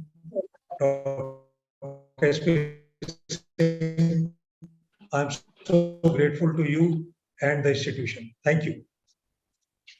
Sir, thank you. Thank you very much, sir. Sir, your insights on NEP 2020 have had a lasting impact of us. Your expertise and in-depth knowledge were evident throughout the presentation, amplifying complex concepts and deepening our understanding of 2020. Sir, your analysis of the rationalization of the education and its importance in the shaping for the future has broadened our perspectives. Sir, your insights on the opportunities and challenges presented by NEP 2020 have empowered us to navigate this transformative phase in education. We express our heartfelt gratitude to you, sir, for sharing wisdom, experience, expertise. Your lecture has made a profound impact on our intellectual journey, providing valuable insights, sir. So, sir, thank you. Thank you very much. Thank you so much. Thank you. My pleasure. Thank you. Thank you, sir. Your session was full of enthusiasm and valuable knowledge. Sir started his talk with the famous quotation of Swami Vivekananda and said drew attention towards early introduction of several languages.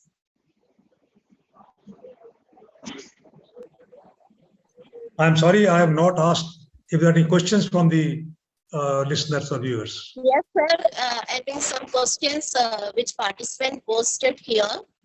One of question is from Sri Lakshmi.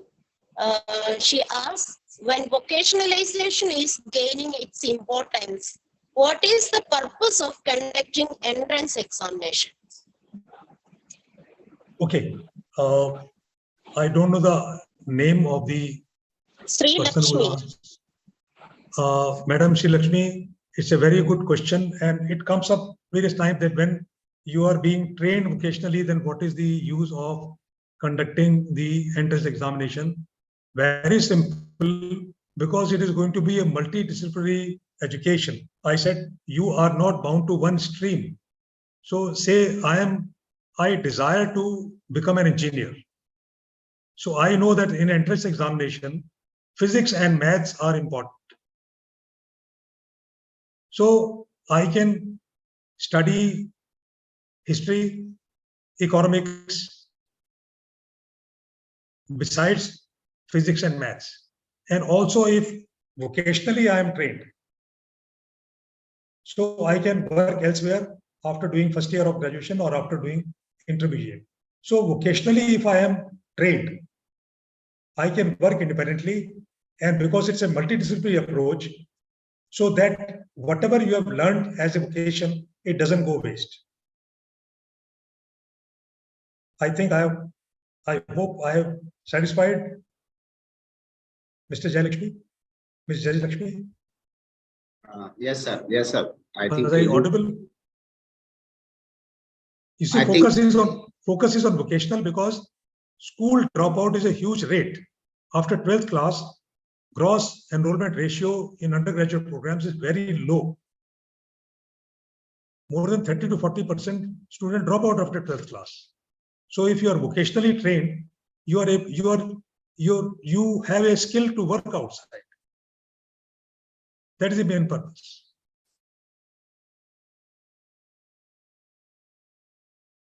Any other question, please? Okay, she has got a very right answer. Suja ma'am, have any other person? Yes, sir.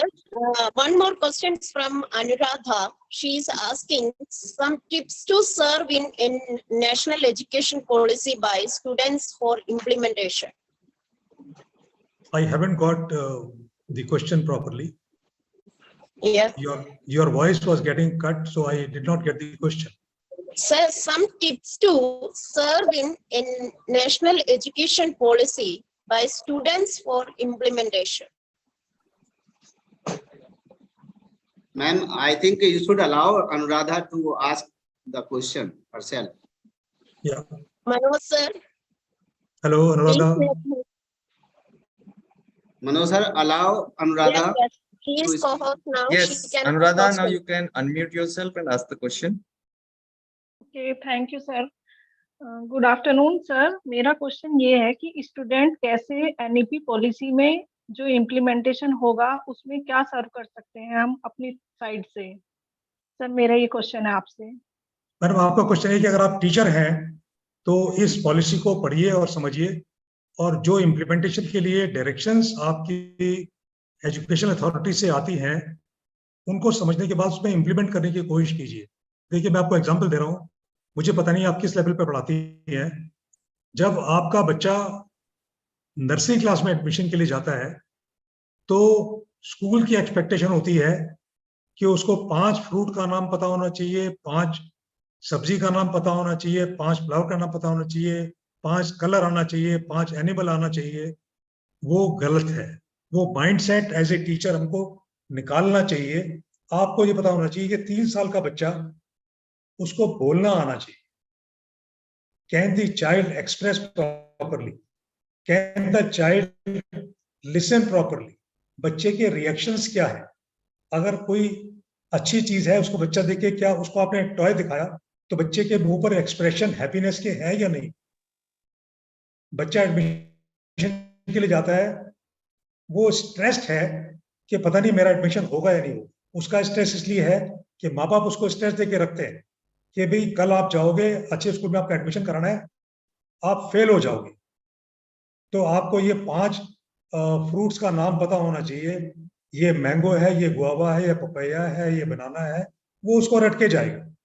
बच्चा आपके पास आ रहा है, अगर आप teacher हैं आपको देखना है कि उसकी 3 साल के बच्चे की जितनी स्किल होनी चाहिए, वो ठीक से सुनता है, वो ठीक से बोलता है, वो चीजों को पहचानता है। उसको बोलो ये क्या है, उसको पता होना चाहिए ये टीवी है, ये क्या है, ये किताब है, ये क्या है, ये पानी है। अगर वो पानी, किताब, टीवी और पेन को पहचानता है तो जरूरी नहीं कि उसको आलू, बैंगन और लौकी अंग्रेजी में पता होना चाहिए कि आलू को पोटैटो बोलते हैं। So as a teacher, as a parent, इस पॉलिसी में आपका सहयोग इतना ही है कि उस लेवल से आप उसको समझने की कोशिश कीजिए कि ये पॉलिसी बच्चे को क्या देना चाह रही है। Thank you, sir. Thank you very much. Any other? Thank you, sir. One more question from Rashi Jain. जी, Rashi Jain. She can ask herself. Manoj sir, you can allow her. Rashi Jain. Rashi Jain, can you hear me? You can open your video and ask your question. Rashi, you can unmute yourself and speak. Namaste sir, am I audible? जी, Yes. Yes.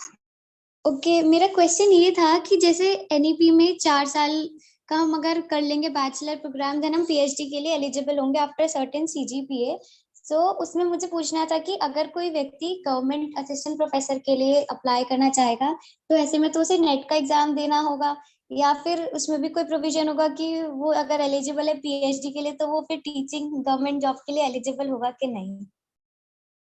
देखिए, इसका मैं आपको बिल्कुल fix answer नहीं बता सकता हूँ। जो अभी पॉलिसी चल रही है, देयर बी स्लाइट ओवरलैप, क्योंकि जब तक इम्प्लीमेंट होने का नंबर आएगा, मान लीजिए ये जो मैंने आपको पढ़ के सुनाया हिंदुस्तान टाइम्स में है, 4-year UG program for 23-24 to be declared by Monday, that is today.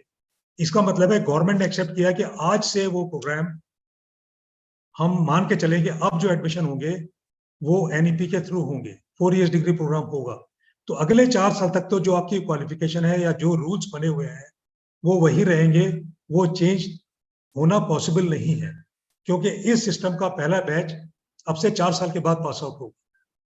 तो 4 साल के बाद अगर आपने PG किया हुआ है और आप नेट क्वालिफाइड हैं या करने की कोशिश कर रही हैं, तो चिंता मत करिए, आपको जॉब मिलेगा, आप प्रयास कर सकती हैं। 4 साल तक कोई चेंज नहीं आएगा, लेकिन जैसे मैंने बताया कि इम्प्लीमेंटेशन में टाइम लगेगा, लोअर लेवल से प्राइमरी लेवल से ऊपर तक में टाइम लगेगा। तो जो भी आपकी क्वालिफिकेशन आज है वो वेस्ट नहीं जाएगी।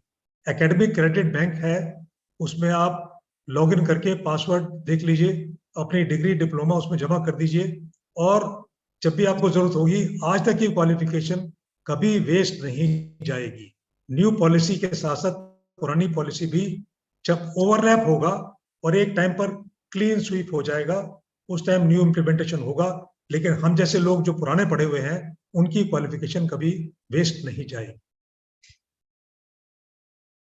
राशि, डज इट सेटिस्फाई यू? हाँ सर, थोड़ा बहुत तो किया है। नहीं, और बताइए क्या है, कोई डाउट है मुझे बताइए। सर, जैसे NEP का जो बैच था, अब से जो CCSE ने स्टार्टिंग में ही 2021 में उन्होंने लागू कर ली थी अपने स्टूडेंट्स पे, तो ये जो 4 साल की BA डिग्री के बाद आप PhD के लिए एलिजिबल हैं, वो बेसिकली 2023 से 24 वाले बैच वाले स्टूडेंट्स के ऊपर ही होगी। नहीं, ये मैं नहीं कह सकता, क्योंकि यहाँ पर CCS यूनिवर्सिटी मेरठ में जहां से मैं बोल रहा हूँ, यहाँ पर पहला बैच इस साल पास आउट हो रहा है। तो हो सकता है कि ये लोग 3 साल के बाद ही उसको इम्प्लीमेंट कर लें, क्योंकि पॉलिसी तो 2020 में डिक्लेयर कर दी थी और स्टेट्स के ऊपर छोड़ दिया था। I insisting that it's a concurrent subject. UP में कुछ यूनिवर्सिटीज ने इसको 2020 में देखने के बाद इसको पिछले साल से इम्प्लीमेंट कर लिया। तो हो सकता है कि इनका PhD प्रोग्राम अब से 3 साल के बाद, क्योंकि 1 साल पूरा हो गया, अब से 3 साल के बाद उसको PhD के लिए इम्प्लीमेंट कर ले।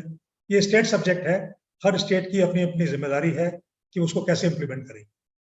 ये यूनिवर्सल नहीं है पूरे कंट्री के लिए।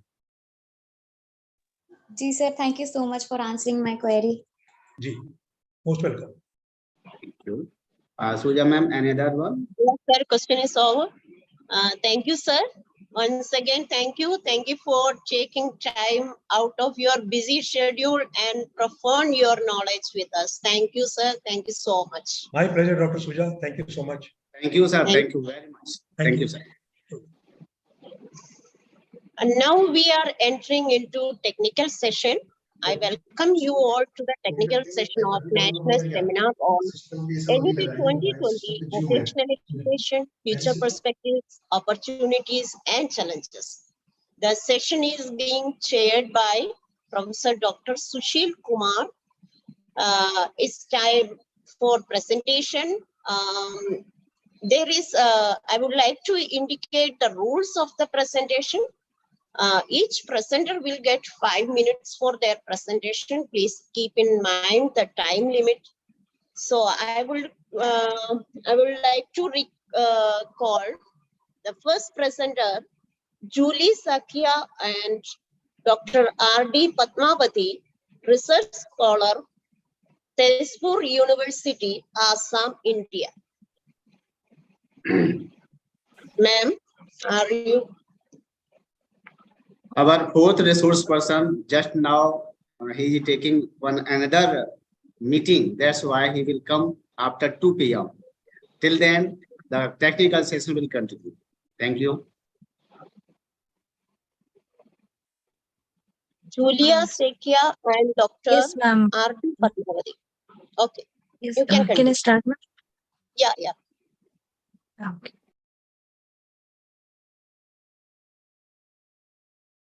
Is my screen visible to everyone? Yes, ma'am. Yes. Okay. So, good afternoon, respected all the dignitaries present here today, and all the all everyone who are present to see this today. So, my name is Julie Sekia. I'm doing my PhD under Dr. R.D. Padmavati ma'am, and in Department of Education, Tezpur University. So today I'm going to speak about National Education Policy, that is 2020, and MOOC, which is Massive Open Online Courses. In higher education, integration, its potentials and limitations. So these are the content which I am going to present for today's seminar. Now for introduction. One second. Yes. So as we all know that NEP, that is the New Education Policy 2020, is a comprehensive framework that outlines the vision and roadmap for transforming India's education system. Also, NEP 2020 and massive open online courses have emerged as two critical factors that have the potential to transform the education landscape in India and around the world. The NEP 2020 emphasizes the need to move away from this rote learning and focus on developing critical thinking skills, creativity, and problem-solving skills among the learners. So, MOOC is the massive open online courses is one of the platforms which offers an innovation and accessible platform for lifelong learning and upskilling. Some of the needs and importance of massive open online courses in higher education is that MOOC offer learners the flexibility to learn at their own pace and time, which aligns with the NEP 2020's focus on flexible and modular education.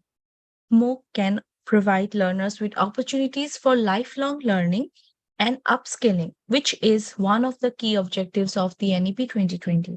Then, Massive Open Online Courses offers a diverse range of courses from renowned universities and experts, providing learners with access to a broader range of learning opportunities and envisaged in the NEP 2020. Then it can widen the access of education for learners who face the geographical, financial, and other barriers to the traditional education system in higher education. So, which aligns with also the focus and aim of NEP 2020, which says that provision of equity and inclusivity in education is very much important and necessary. Then massive open online courses can also help in providing the learners to who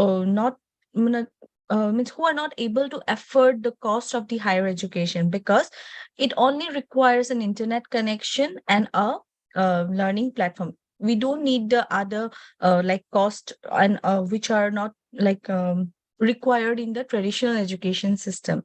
So some of the potentials of the integrating MOOC in higher education are: massive open online courses can widen the access to education for learners who face the geographical, financial, and other, as we have said earlier. Then MOOC delivers high quality of contents from some of the world's best universities for free of cost to anyone or everyone who are interested and who have a computer or an internet connection. Then massive open online courses allows the learners to learn at their own pace, enabling them to take time they need to fully grasp a concept. Massive open online courses also offers learners the flexibility in terms of place, time, allowing them to learn when and where it suits their needs. Massive open online courses can be useful for opening access to high quality educational content, particularly in developing countries, and to do it successfully, it will require a good deal of adaptation and substantial investment. MOOC main value is to eliminate through computer automation and peer-to-peer communication the very large variable cost in higher education associated with providing learner support and quality assessment.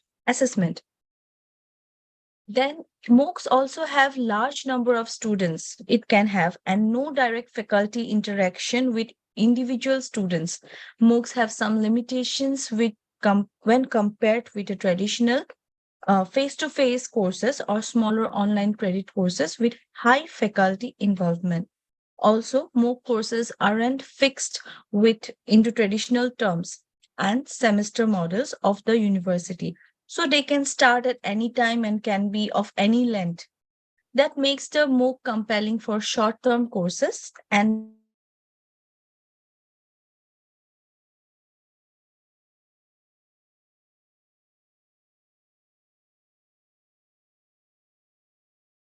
university credentialing, and they can be offered with or without a certificate indicating that a student has completed the course. The credential can be separate from the class itself. It also has certain limitations, and some of the limitations are it may not be able to offer the same level of quality and credibility as traditional classroom-based courses, particularly in terms of assessment and accreditation. Then MOOC typically have limited interaction between instructors and learners, which can limit the development of critical thinking, problem solving, and teamwork skills, and can also be limit means feedback and assessment mechanisms. So we can say that limited interaction and limited feedback due to not certain issues, like some of the countries and places have lower internet connectivity issues, and also like facilities like the infrastructure of the internet facilities and all those are in some places it is lacking. So due to that, it may be a limited interaction and feedback process, which may also hinder the higher education system. Excuse me. Then limited availability of requisite infrastructure to access MOOC has confined the extensive spread of MOOC. MOOC requires learners to have access to reliable internet connections and the necessary technology, which can be a barrier for learners who do not have access to these resources. The courses should also be offered in some regional languages, which may be a loss of uniformity and quality, but as we know that India is a country where different languages are spoken by everyone. So language is one of the barrier for some of the learners from who are originally from India, because to get addressed, like as in our institutions, we are somehow provided with some other than English language. We are also provided with regional languages and sometimes languages which we are understandable, but in this MOOC platforms this is a variable where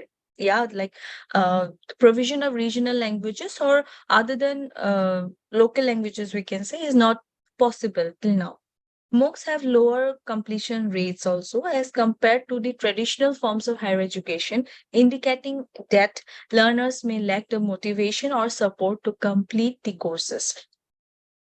So we can conclude by saying that India is a developing country and the Indian education system is still developing in the field of technical infrastructure, resources, and quality of education. MOOC connects the learners not only locally or regionally, but also globally as well. So for this, it is very important to develop the awareness in the learners to enroll in the various MOOC courses which are provided. Also, overall, the interaction of MOOC in higher education can offer significant benefits in line with the objectives of the NEP 2020. MOOCs can help to democratize content and make knowledge reachable for everyone, and especially from the COVID-19 pandemic, which has forced the shift of teaching learning methods towards the online method, creating space for more flexible learning possibilities, exploring blended learning. And the pandemic has worked as a wake-up call and demonstrated the importance of technology in the teaching, learning, and research mostly. Here are some of the references. Thank you everyone for patiently listening to the presentation. Thank you, ma'am. Thank you for sharing your research work with us. Over to Mandeep sir for question related to this topic. Any question related to this topic? Okay thank you ma'am. Thank you. Julie ने बहुत ही अच्छे से अपना paper present किया। But Julie, yes, Julie. Yes. Julie, how to integrate MOOC in higher education? This is the main question. Yes. How to So correlate? Yes. How to correlate MOOC courses in regular courses? How to correlate with the regular courses?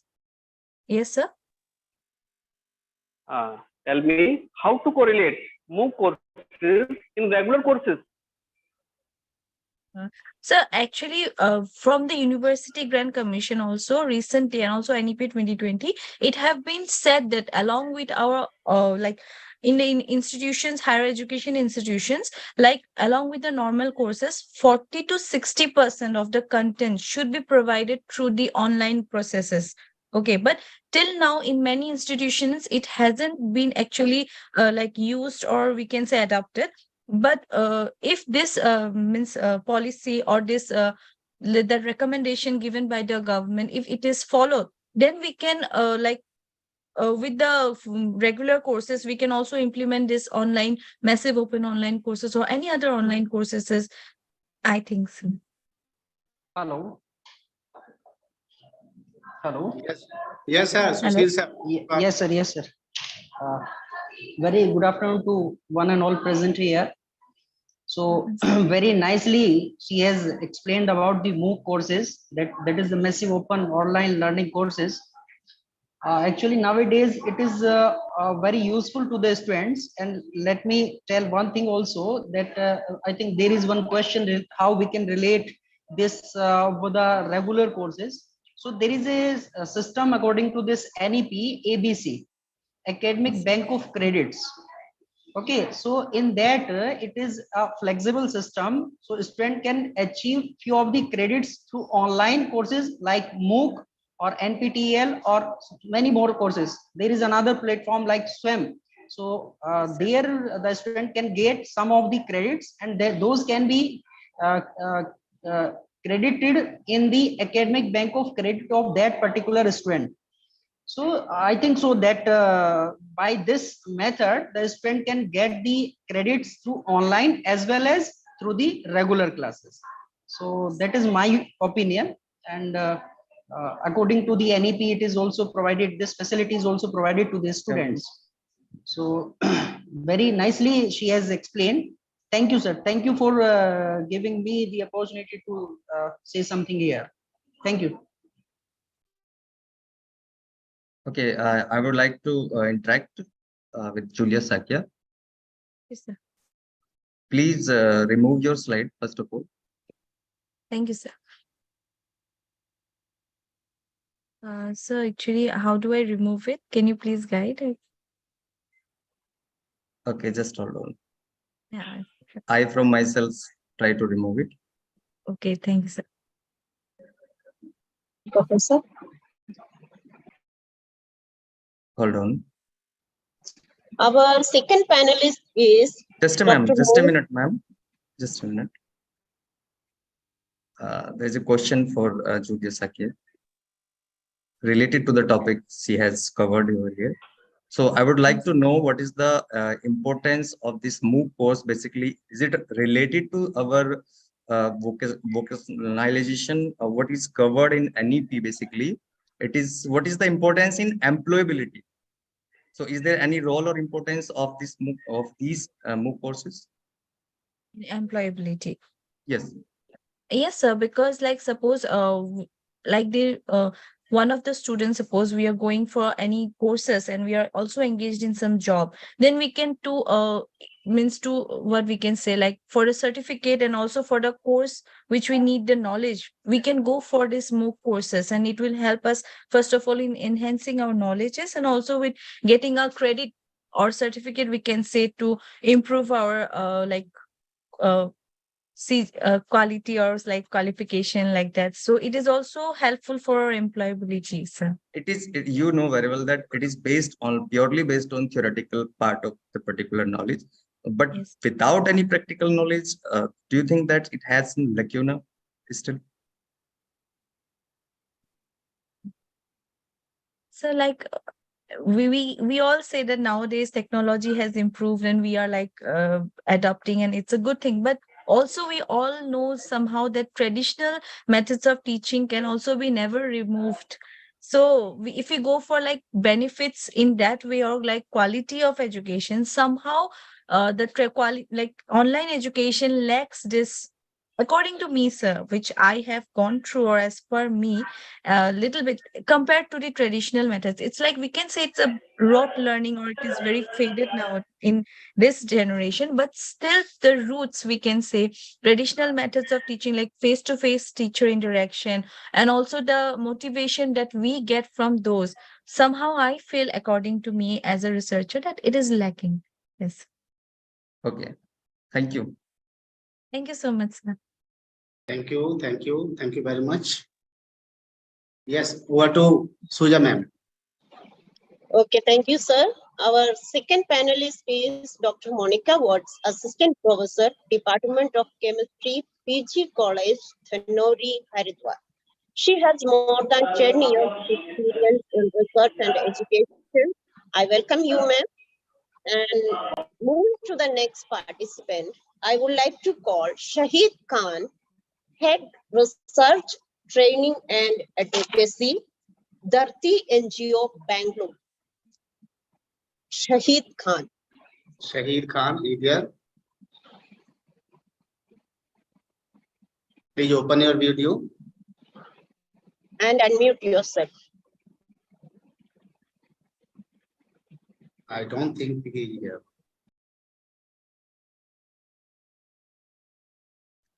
Ma'am, call another researcher. Okay. The next name is Chabi Mohan, Assistant Professor and Research Scholar, Sharda University, Greater Noida, Uttar Pradesh. Chabi Mohan.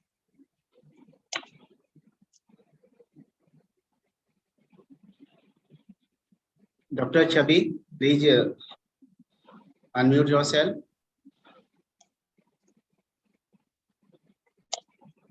Okay. Dr. Chabi, are you here? Please unmute your mic. Chabi ma'am, please unmute. Yes. So, you can am I speak. audible now? Yes, you are audible. Yes.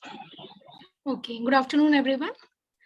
So this side Chavi Mohan. I am a research scholar in Sharda University, and as well as I am an assistant professor in Sharda University, Greater Noida. So I'll be presenting a paper.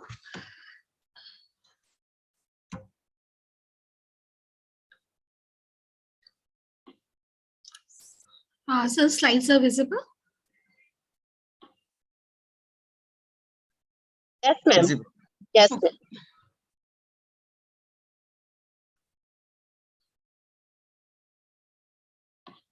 Okay. So the today's topic for my presentation is the NEP 2020 challenges and psychological well-being of teachers. See, I'm not going to say much about the NEP 2020 because since morning we are hearing so much about the NEP 2020. So I'll just give it brief outlook about the NEP 2020. So as we all know that NEP 2020 was approved by the Union Cabinet of India on 28th of July 2020, and after 34 years, so this, just a minute, sir.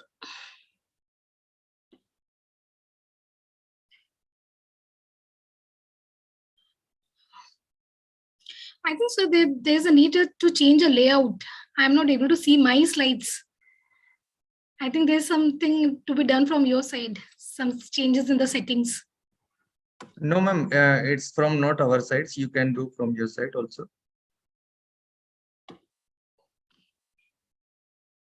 Okay, fine. Thank you, sir. So at this you can share it again. If you will share it again through the slide mode, it will be changed. Okay. So is it visible right now? Yes, it's visible. Your first page is visible. Okay, fine. So let me start it again. So topic of the today is the NEP 2020 challenges and the psychological well-being of the teachers. So as the NEP was approved by the Union Cabinet of India on 28th of July 2020, after the 34 years, the Government of India collected feedback from more than the 2 lakhs rural stakeholders to two national parliamentary level committee over more than 4 years of discussions and the workshop. So finally, after so many of 4 years of work, we had come out with a policy that is the NEP 2020. The pillars of the policy are access, equity, quality, affordability, and accountability.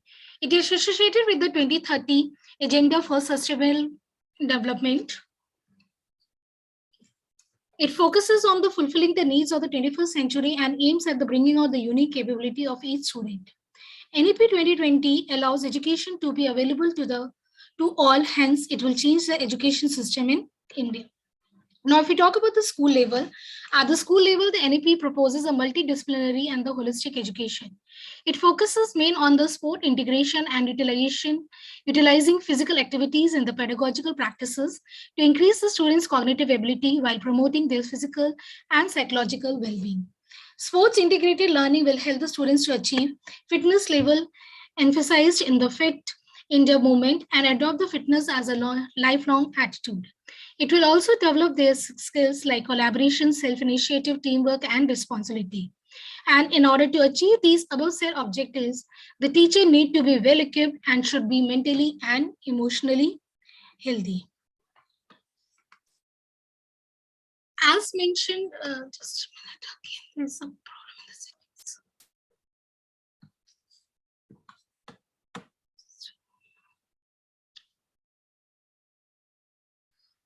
As mentioned with as in my earlier slide, I said that according to the NEP, the main focus is on the holistic and the all-round development of the child.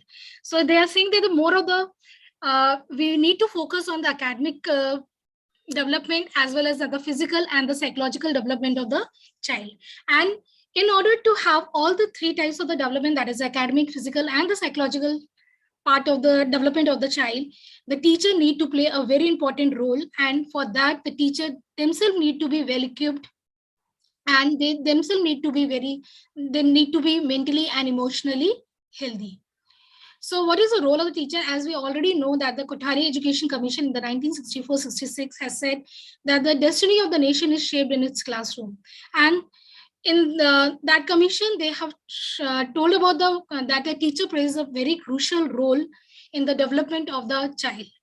So teachers are a critical foundation stone of every society. They are the true nation builders. They are instrumental in building character, knowledge, and skills of the learner.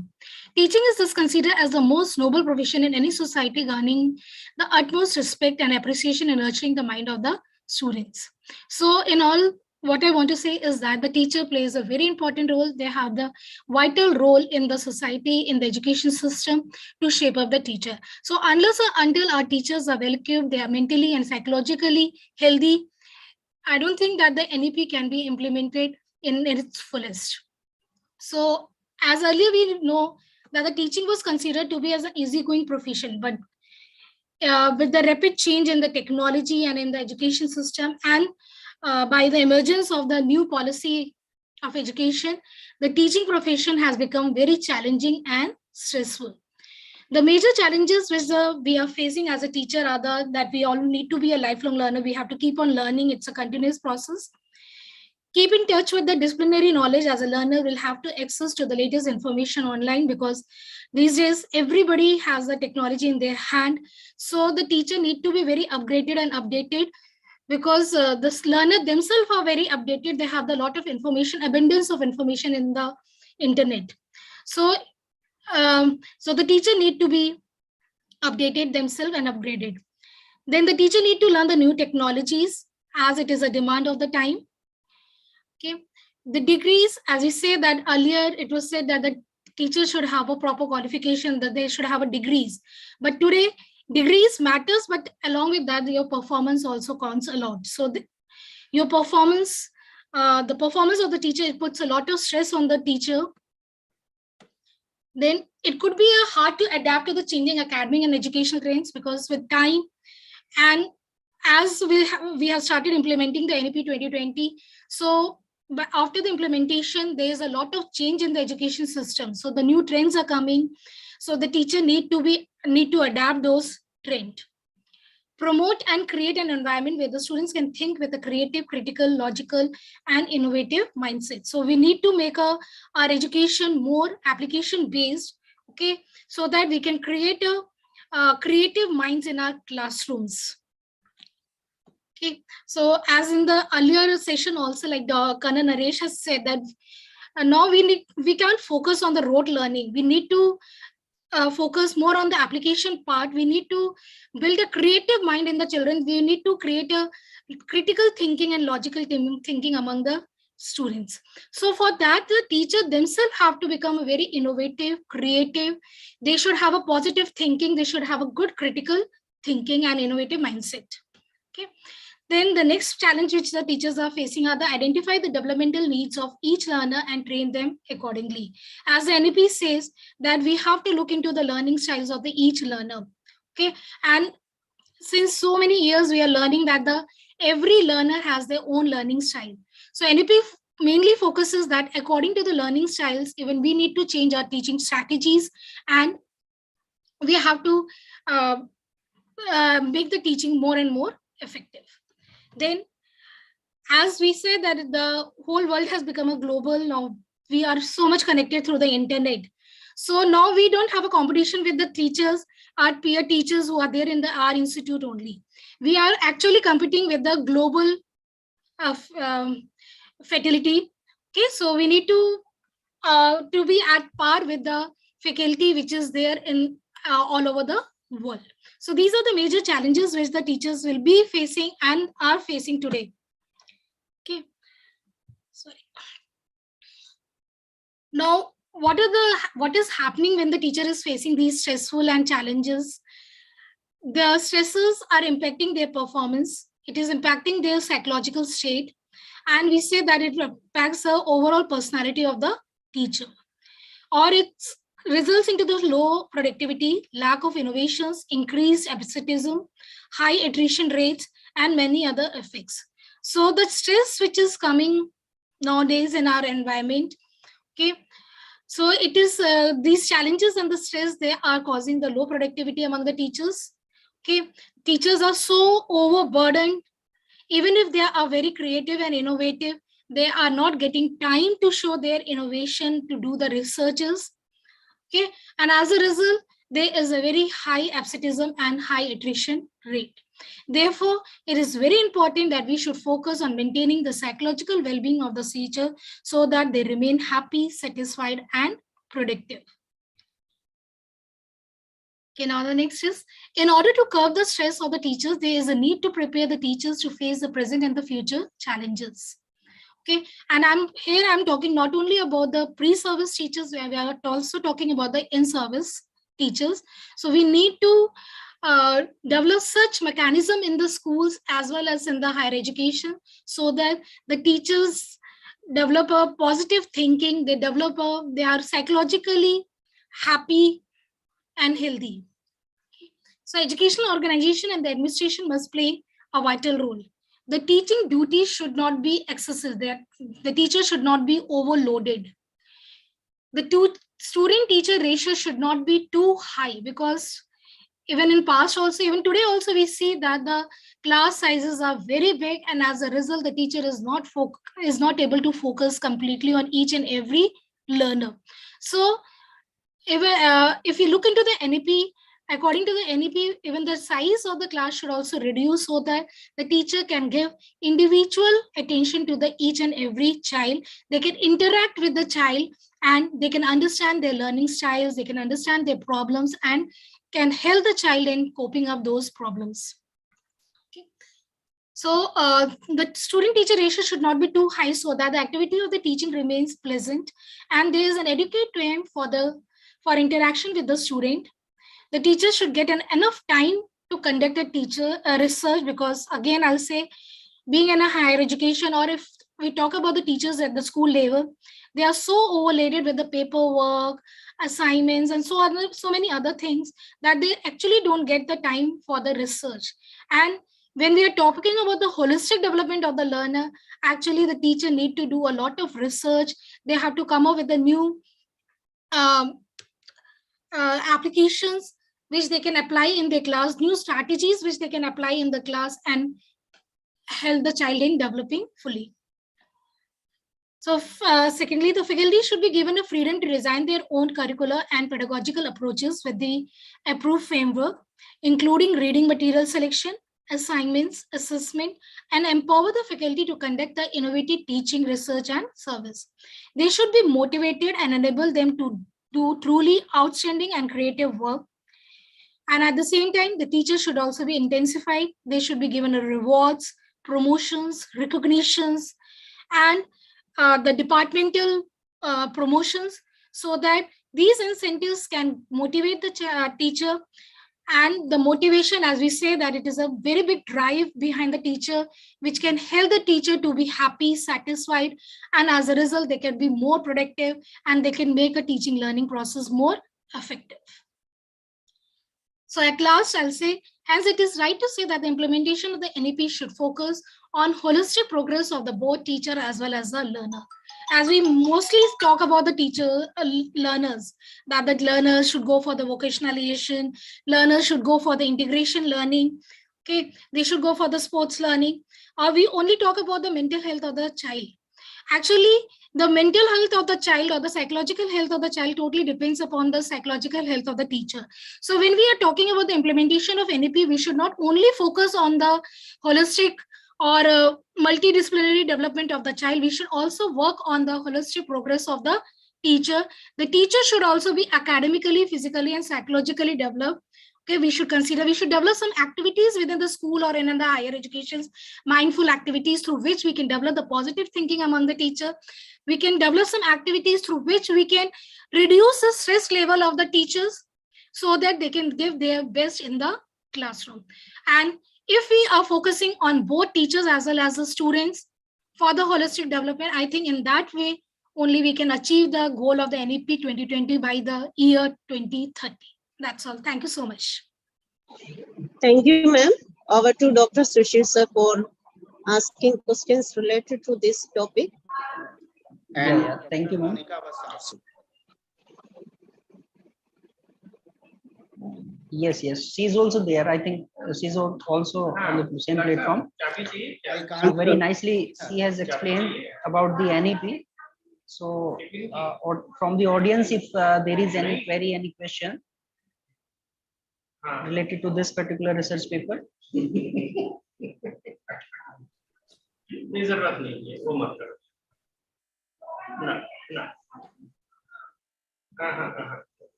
So hopefully she has explained. Yes. Yes, sir. Is she available there? Yes, sir, I'm there. Ma'am, please open your video so that we can see you. Sir, it is open, sir. I can see in the gallery. Okay. Sir, I'm there. Yeah, ma'am. Please ask a question.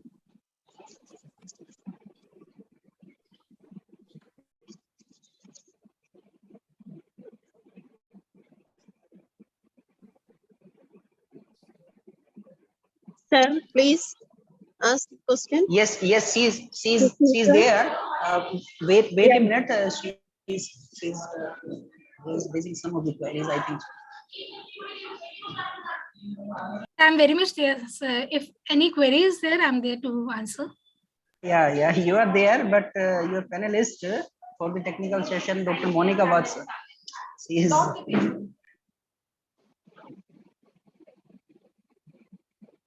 Manoj sir, please co-host, make a co-host her.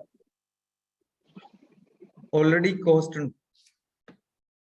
Okay. Actually में मेरे को लगता है हम लोग सब लोग NEP की इतनी बातें करते हैं, हम लोग एक्चुअली में स्टूडेंट्स के बारे में बात कर रहे हैं, but being as a teacher we should talk about ourself also, that how we can keep ourself healthy emotionally, mentally and even academically, how we can upgrade ourself, how we can think positively.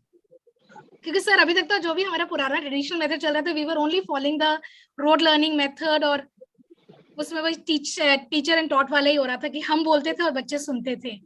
So right now, the scenario has entirely changed. And at the same time, the students, they have a lot of information with them.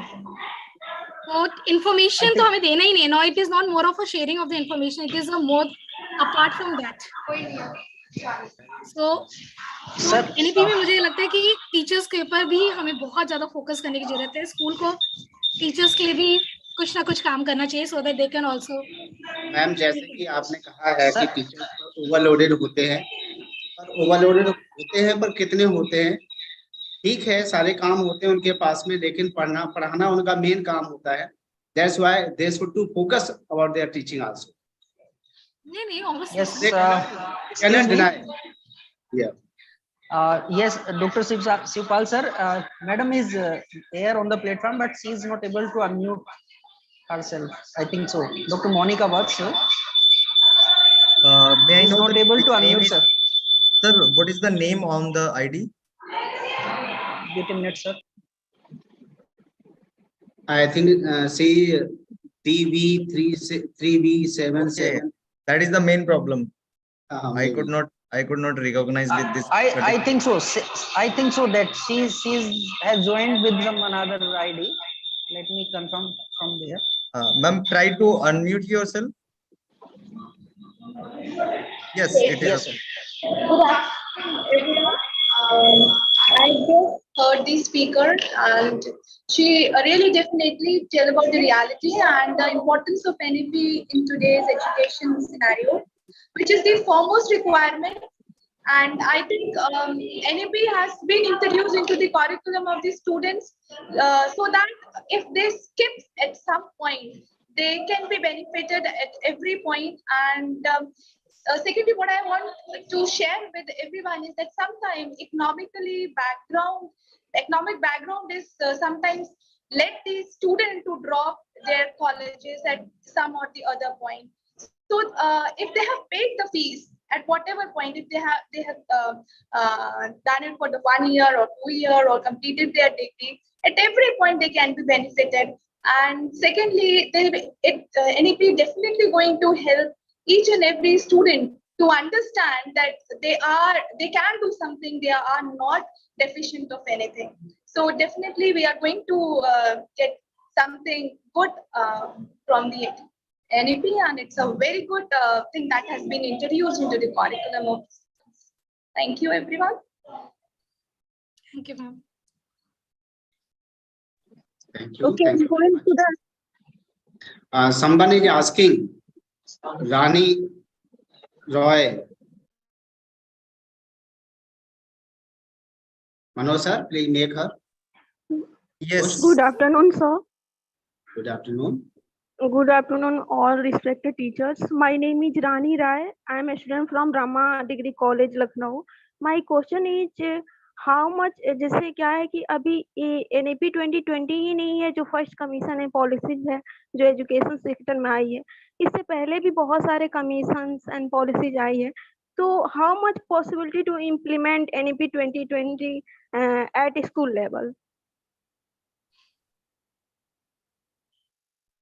It's meant this question can be given by the Chavi. Ms. Chavi, can you reply?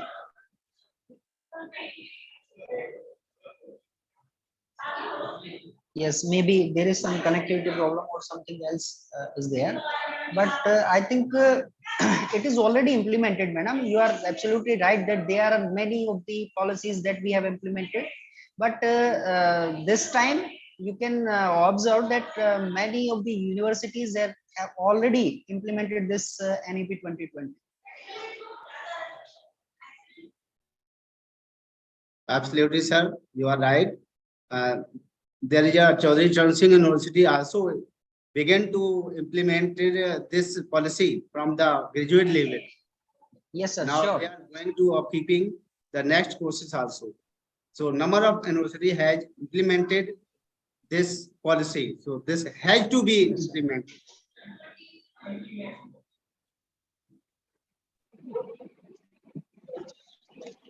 Okay. Let's proceed for the next participant. I would like to call Dr. Shirley Assistant Professor of Education, IMT University, MEERUT. Dr. Shelley, ma'am, are you here? No, ma'am. Dr. Sally is not present. Okay. Okay, the next participant will be Anuradha Silamu, Assistant Professor, MNR Rural PG College of Education, Hyderabad. Anuradha Silamu is presented with 2 different IDs. Please open your mic or, okay, just a minute. Yes, you can unmute yourself. Yes, sir. Sir, is it audible? Yes, of course. Yes, ma'am. Yes, sir. Yes, sir. Good afternoon, sir. Good afternoon to all dignitaries. Myself is S. Anuradha. I am working in assistant professor. I'm in a rural PG College of Education, Sangareddy. And my co-author is Shilpi Srivastava, Doctor, Associate Professor, Department of Education. I'm in a rural PG College of Education, Sangareddy. Sir, my topic is today's a study on awareness of life skills education among adolescent students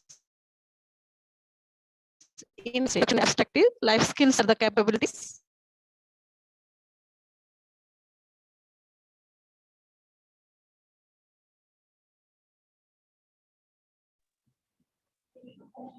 Maybe I internet. believe there is some connect. Yeah, net problem is there. I think so. She will be come back soon.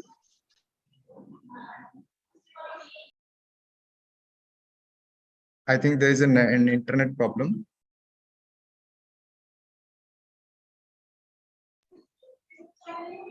We can wait for a few moments. Otherwise, then we can proceed for the next participant.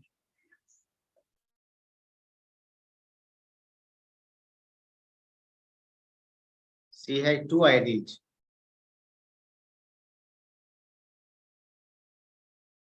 Okay, so you can use both the IDs to unmute yourself. Anuradha ma'am, please unmute yourself. Yes, sir. Yes, sir. Thank you, sir. Thank Are you going to present the PPT, ma'am, or just? No, sir. I have not PPT. Sorry. Okay. Just I'm reading, sir.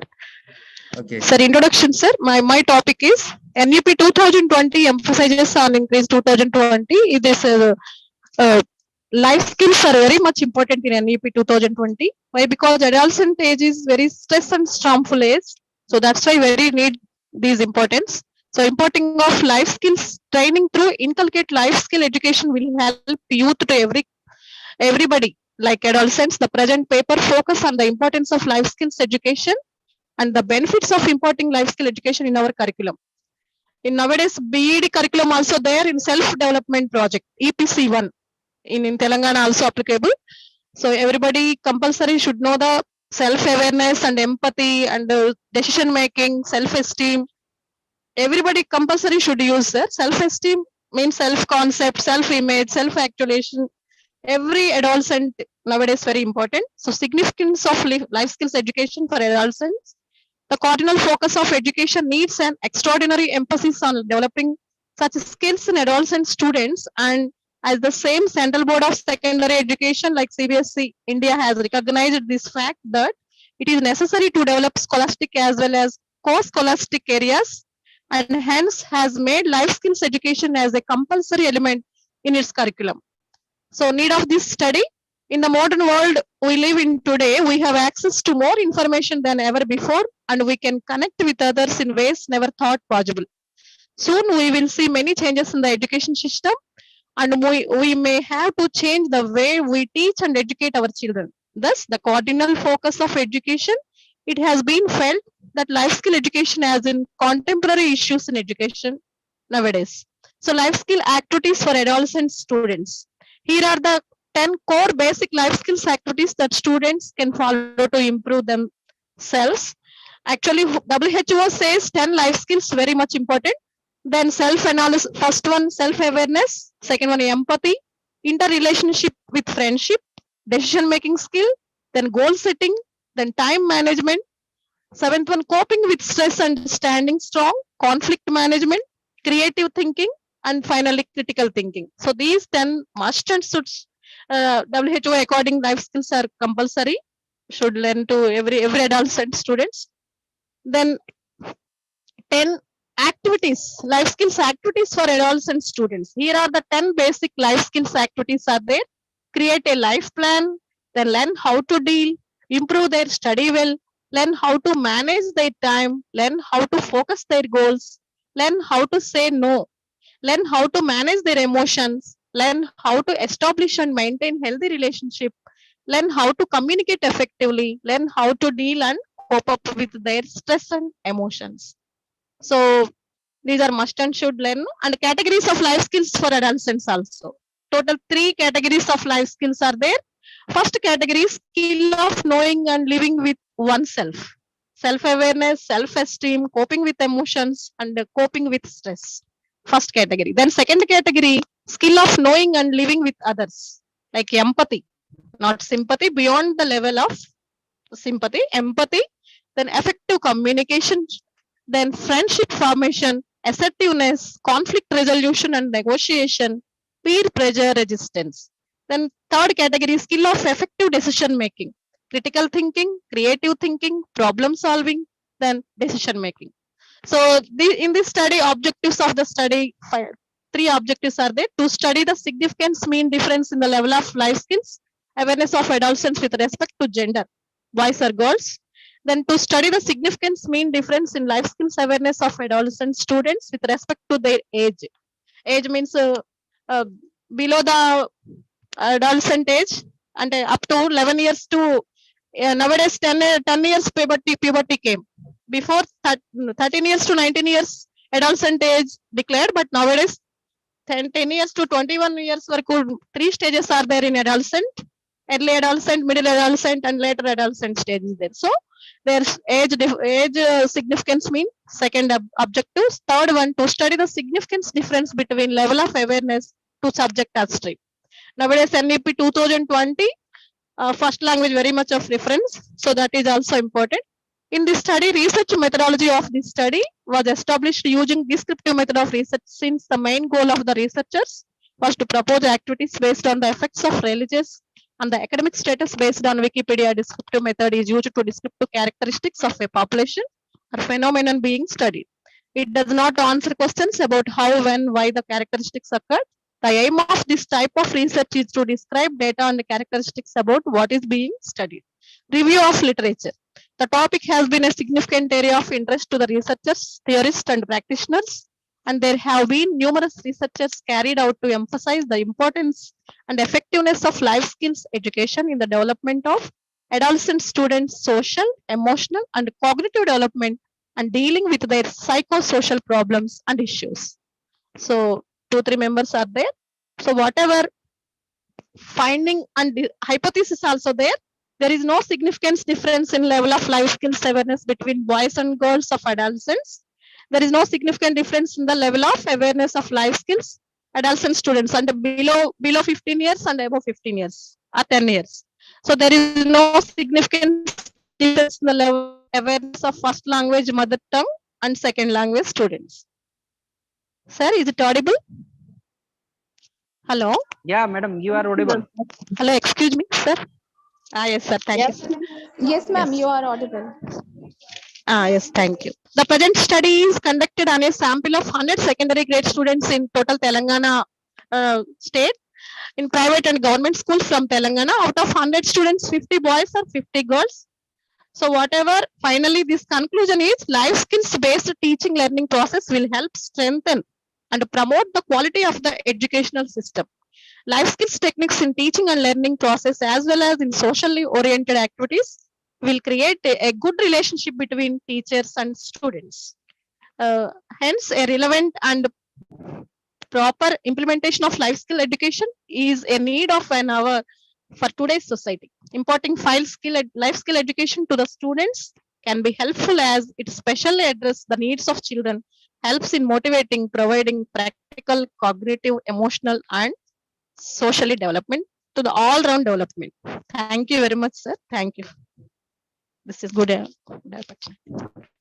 Over to Monica, ma'am. Yes, sir. I really appreciate the topic which Thank the you, ma'am. speaker has been is taken, and it is the need of an hour that in the local language also we must start teaching the students so that we can make a relationship with them. Sometimes it happens that you are teaching in something else to them and they are understanding something else, and they are not understanding what the relevance of that topic is. They don't understand the importance of that topic. They don't understand the crust of that topic just because it is not in their local language. So That's English why, madam. That's why. Exactly. And Yes. life skill is very much important to students nowadays. Value education is, as speaker said, is very important. And I really appreciate the topic you have taken. That is the need of this hour. Yes, madam. Yes. Thank you very much. Congratulations once again. Thank you. Thank you. Sir, any questions, sir? Over to Suchir, sir. Yeah. Hello.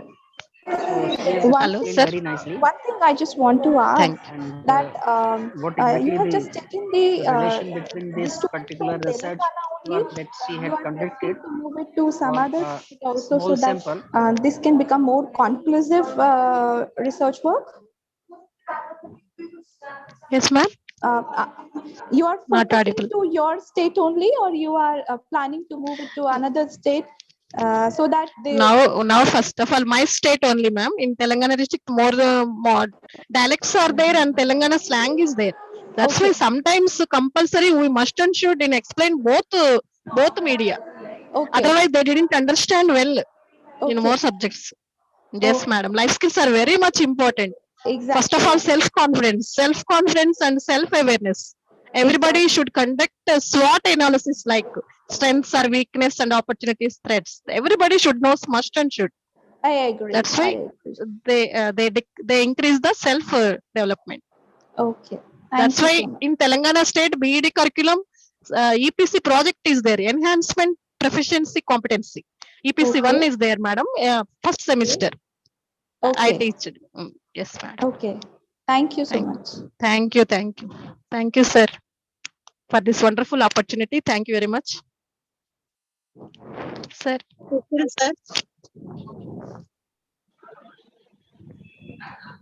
Any Okay, questions? Thank you so much, ma'am. Thank you, sir. Okay. Thank you. Very nicely you have explained all the things. Thank you so much.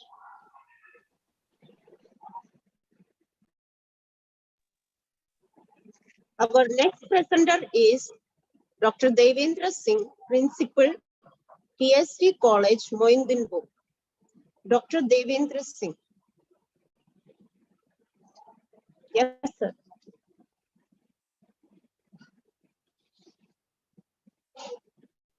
Dr. Devendra Singh, please unmute yourself.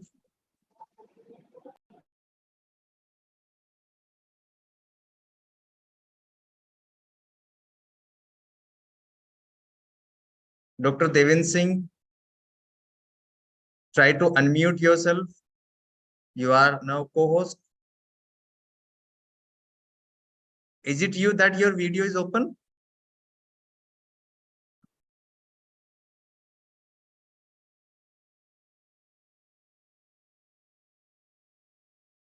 What is the another name or another ID? Sir, please unmute yourself.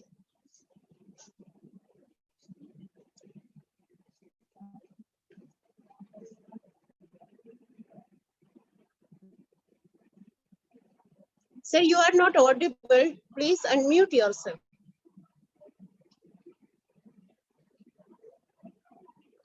Doctor Devendra Singh, अगर आप सुन पा रहे हैं तो आप अपना mic को click करिए।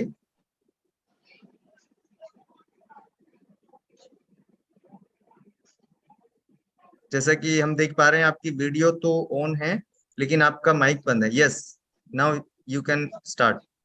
Sir start? जी। Sir, doctor Devendra Singh, Tirupati institute and science and technology, Modipur, Meerut, और डॉक्टर शिवपाल सिंह, दीवान इंस्टीट्यूट, आप सभी को ये मेरा तरफ से मैं अपना राष्ट्रीय शिक्षा नीति 2020 पर अपने टॉपिक को प्रेजेंट कर रहा हूँ। जी आवाज आ रही सर मेरी? जी बिल्कुल, बहुत अच्छी आ रही है, आप कंटिन्यू करिए। हाँ जी, हाँ जी सर, इस पर आपका एक सराहनीय योगदान है। जो नई शिक्षा नीति है उसके प्रति जो शिक्षा का व्यवसायीकरण और उसमें जो अवसर और चुनौती भविष्य के लिए है, उसमें मैं अपने कुछ विचार व्यक्त कर रहा हूँ। उसमें क्या हो सकता है सर? उसमें सर जो हमारी शिक्षा व्यवस्था है वो प्राचीन काल से चली आ रही है। पहले गुरुकुल पद्धति थी, फिर विद्यार्थियों को बाल्यकाल अवस्था में पढ़ाया जाता था, उसके बाद उन्हें धर्म ग्रंथ और हमारे महाभारत रामायण की शिक्षा दी जाती थी। उसी शिक्षा में इस समय के साथ साथ चेंज आए हैं, चेंज के साथ साथ हमारी शिक्षा नीति आई है। 1968 शिक्षा नीति, 1986 शिक्षा नीति, अब उसी तरह से एक नई शिक्षा नीति हमारी 2020 में आई है कि हम इसे किस तरह से व्यवसायीकरण और शिक्षा की चुनौती और इसे हम कैसे संस्थाओं में या किसी भी बाल्यावस्था से ले गए या जूनियर स्कूल में या माध्यमिक में या उस शिक्षा में कैसे इसमें आगे बढ़ सकते हैं। इसके लिए समय को समझते हुए सरकार ने इसमें कुछ चुनौतियां रखी हैं। उसे लक्ष्य पूरा करने के लिए केंद्र सरकार ने 2020 तक का समय रखा है और उसमें सभी चीजों की संभावनाएं, बालक का विकास, व्यक्तित्व का विकास, सामाजिक विकास, मानसिक विकास, उन सब चीजों को कमियों को दूर करने का प्रयास किया गया है। जो हमारी प्राचीन शिक्षा चली आ रही है या हमारी जो शास्त्रीय शिक्षा नीति है उसमें जो कुछ कमियां हैं उन्हें कुछ सुधार करने का प्रयास किया गया है सर। तो उसमें सुधार करके कुछ क्या उसमें हो सकता है, जो शिक्षाविद हैं, आप सब शिक्षाविद और महापुरुषों ने या जो भी हम कार्य कर रहे हैं या हमें जो भी शिक्षाविद हुए उसमें कैसे क्या करके उस खाके को तैयार करके उसमें सुधार करने के लिए प्रयास किया है गवर्नमेंट ने, वर्तमान सरकार ने। आप सभी लंबे समय से एक अच्छा प्रयास है कि एक शिक्षा नीति जो 2020 आई उसके लिए एक सेमिनार का अपना आयोजन करा। प्राचीन काफी लंबे समय से आप इंस्टीट्यूट में अच्छा कार्य कर रहे हैं, तो ये आपको सभी को शिक्षाविदों को जोड़ के और सभी को जोड़ के एक अच्छा सराहनीय प्रयास है। तो इस प्रयास के साथ समय समय पर आप सेमिनार, वेबिनार, उस सभी चीजों के लिए कार्य कर रहे हैं। तो उस सभी में हम सभी शिक्षकों को जुड़ के उसमें सुधार करने की जरूरत है। गवर्नमेंट के साथ चल के जो आज के समय से हमें एक मजबूत शिक्षा नीति की जरूरत है उसके साथ हमें चलना होगा और इस नई शिक्षा नीति को अपनाकर उसमें जो कमियां हैं उनमें सुधार करके एक व्यावसायिक शिक्षा के लिए जो हमारे मूल्यों के साथ, संस्कृति के साथ हो, उसके साथ हमें चलना होगा। हेलो, हाँ जी सर। इसमें जो हमारी आज की शिक्षा व्यवस्था है उसमें व्यावसायिक शिक्षा और हमारी जो आने वाली चुनौतियां हैं उन सब के साथ हमें जुड़ के चलना होगा। और उस सब के साथ जिस तरह का सर आप लोगों ने प्रयास किया है या जिस तरह का आपका योगदान है, इस योगदान के लिए आपका मैं अपनी तरफ से आभार व्यक्त करता हूं और कोशिश करूंगा इसमें जो भी कमियां रही आगे से सुधार करके आपके साथ जुड़ के उसमें चलूं। धन्यवाद sir.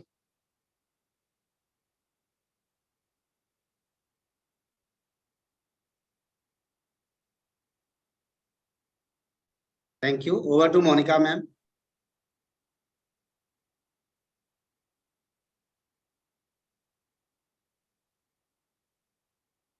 Monica ma'am, Monica Words, are you there?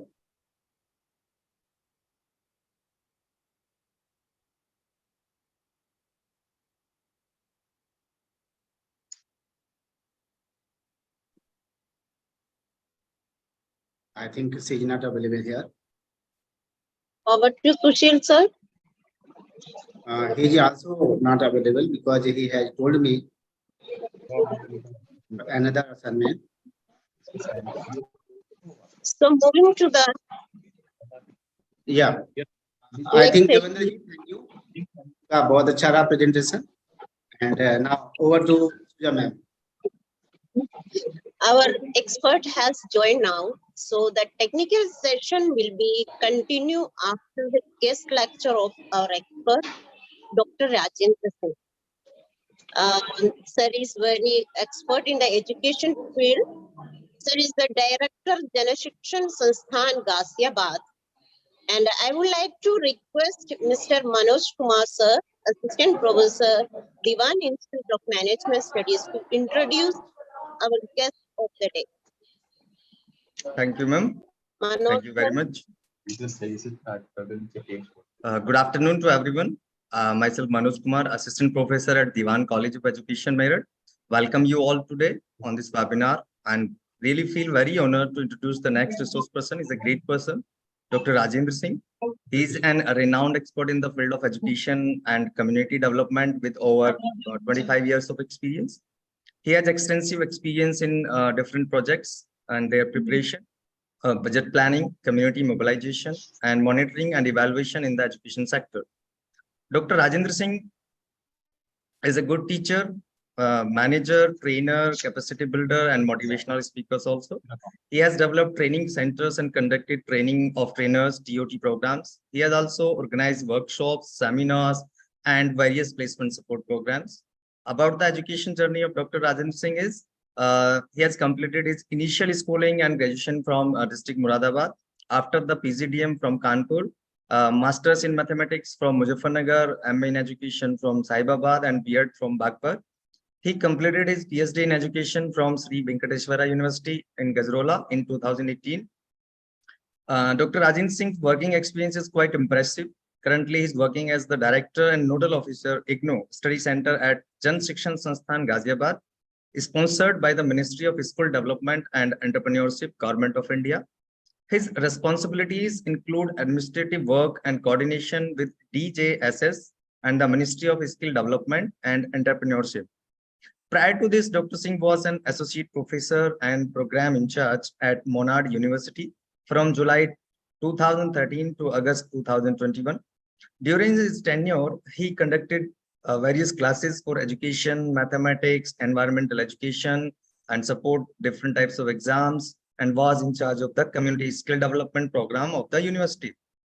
Before this, in December 2010 to June 2013, Dr. Singh was a project officer manager at RO Foundation. His responsibilities included mobilization, training, certification, placement, and administrative work for the skill development, vocational training of various students. In addition to his other responsibilities, Dr. Singh served as a program coordinator for the National Child Labor Project at Jan Shikshan Sansthan, Ghaziabad. He also played a coordination role in Navachari Kaushal Vikas Karyakram program under Sarv Shiksha Abhiyan for District Bagpat. Along this, he has conducted various seminars and workshops on different topics for students, teachers, women, and for other communities. Dr. Singh has been recognized and honored for his contribution in various fields. Like in 2003, he was nominated for the President Award in the category of Children Welfare by ICDS Department of District Ghaziabad, Block Simbhauli.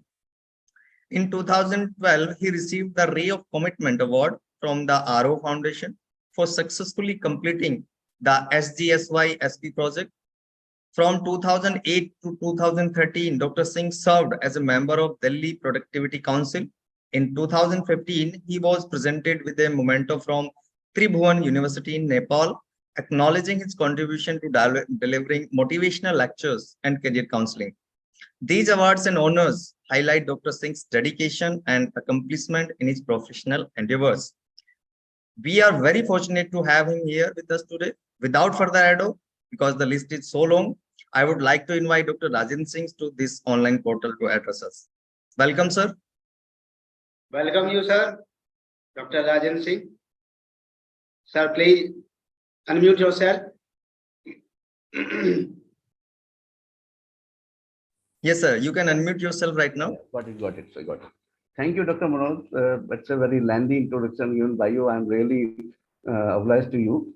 It was just kind of a brief CV of myself. Thank you, sir. I will start very soon because I have joined late and I think the time is precious. Respected panelists, speakers, Dr. Sushil Kumarji, and Dr. Anuradha and others.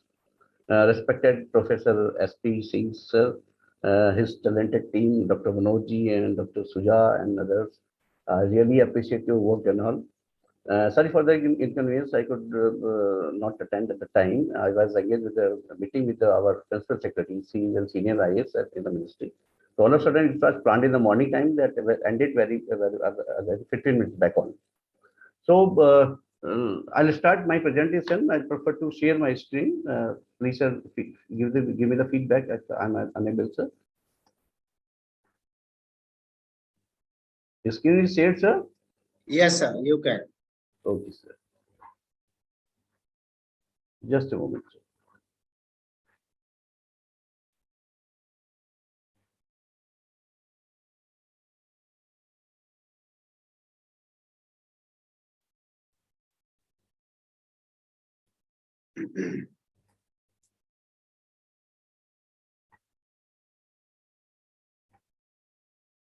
I'm unable to share it on a full screen, basically. No problem, you can present now the same way. Okay.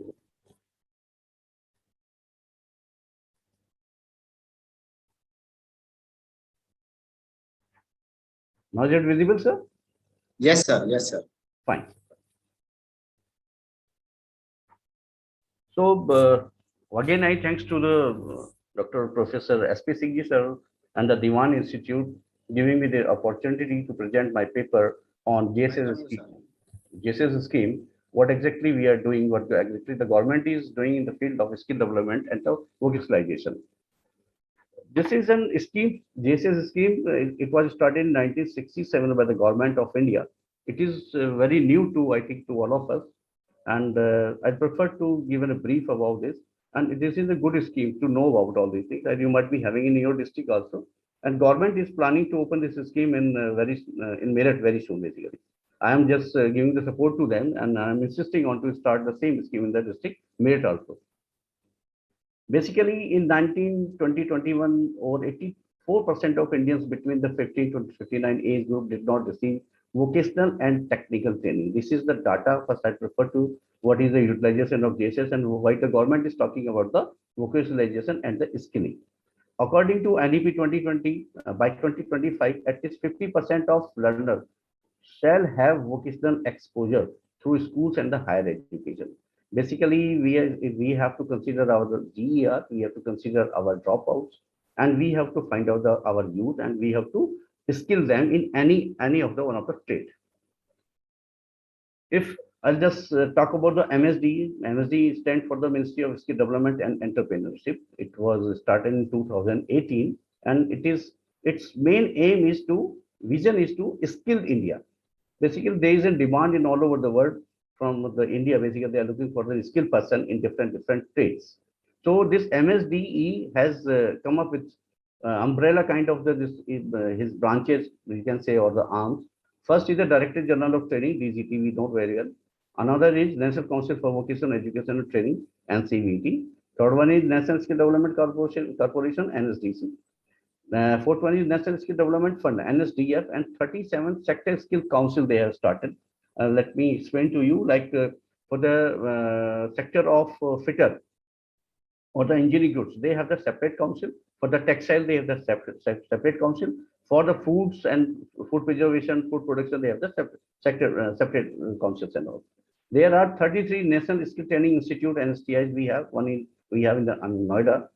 We have about 15,000 ITIs under DGT and 187 training partners registered at the NSDC. I think you might be knowing about the PMKY also. That also comes under this. And my Jan 600 Ghaziabad also has been assigned with the responsibility to train to run an PMKY 4.0. Vision of this MSDC is the unlock human capital to trigger a productivity dividend and bring aspiration, employment, and the entrepreneurship pathway to all. Means we have to develop our all human being at all level, like you cannot say on the primary level, on the middle level also, in the higher education also, and the dropout. We have to take care of our youth at every place. And the objective of this MSDC and the vocationalization is just to give an skill to the each and every human beings. MSD Vision 2025 adopt an ecosystem enabling lens to transition India to a high skill equilibrium. There is a demand, and up to the 2030, there will be a huge demand from the India to all over the world to serve just like a skilled person. This is the flow chart, you can say, like at the top is the Honorable Minister Dharmendra Pradhanji. And after that, we got the Minister of State, Secretary, Additional Secretary, Joint Secretary, GSS Division, and Directorates of GSS. And after that, there are going to be more than 300 JSS, Jan Shikshan Sansthan, in 304 districts of India. Concept of our Honorable Prime Minister is now just not for the skilling only. They are taking care of skilling, reskilling, and upskilling. The concept has been totally changed. Skilling means person when the person is not having any kind of the skill. So we have to skill them. Second part is reskilling. Suppose one person has been skilled 10 years back and he has not been updated, or he is not familiar with the operation of the new machine. So we have to reskill that person. Like we have the hand tools and all. If some engineer is very familiar with the using of hand tools and all, but he don't know how to use a pneumatic tool. So that fellow is supposed to reskilling how to use these pneumatic tools while doing some engine tasks and all. And upskilling means when we have the person have skill, have reskilling, and new skills has come in the trade. Like earlier in the production of the factories and all, there were the chain system. After the CNC system came over there, now robotic system has come. So person, if he was working 10 years back in the production sector, so now he is supposed to be upskill in the how to use robotic machine in the production in industry. So it's just brief about Jan Shikshan Sansthan scheme, formerly known as the Shramik Vidyapit. It was a concept developed by the government of India in 1967, and in 2000 it was renamed as the Jan Shikshan Sansthan, means Institute of Pupils Education. Earlier it comes under the Ministry of Human Resource Development. Now it comes under the Ministry of Skill Development and Entrepreneurship. At present, we have more than 304 JSS in 26 states and 7 union territories and the functions. And just to know, the annual coverage of the beneficiary is around 4 lakh in all over India, and out of which is 85% are the women. Another board, the mandate of the scheme is to provide vocational skills in non-formal mode. This is most important point to be noticed by all my respected colleagues and all.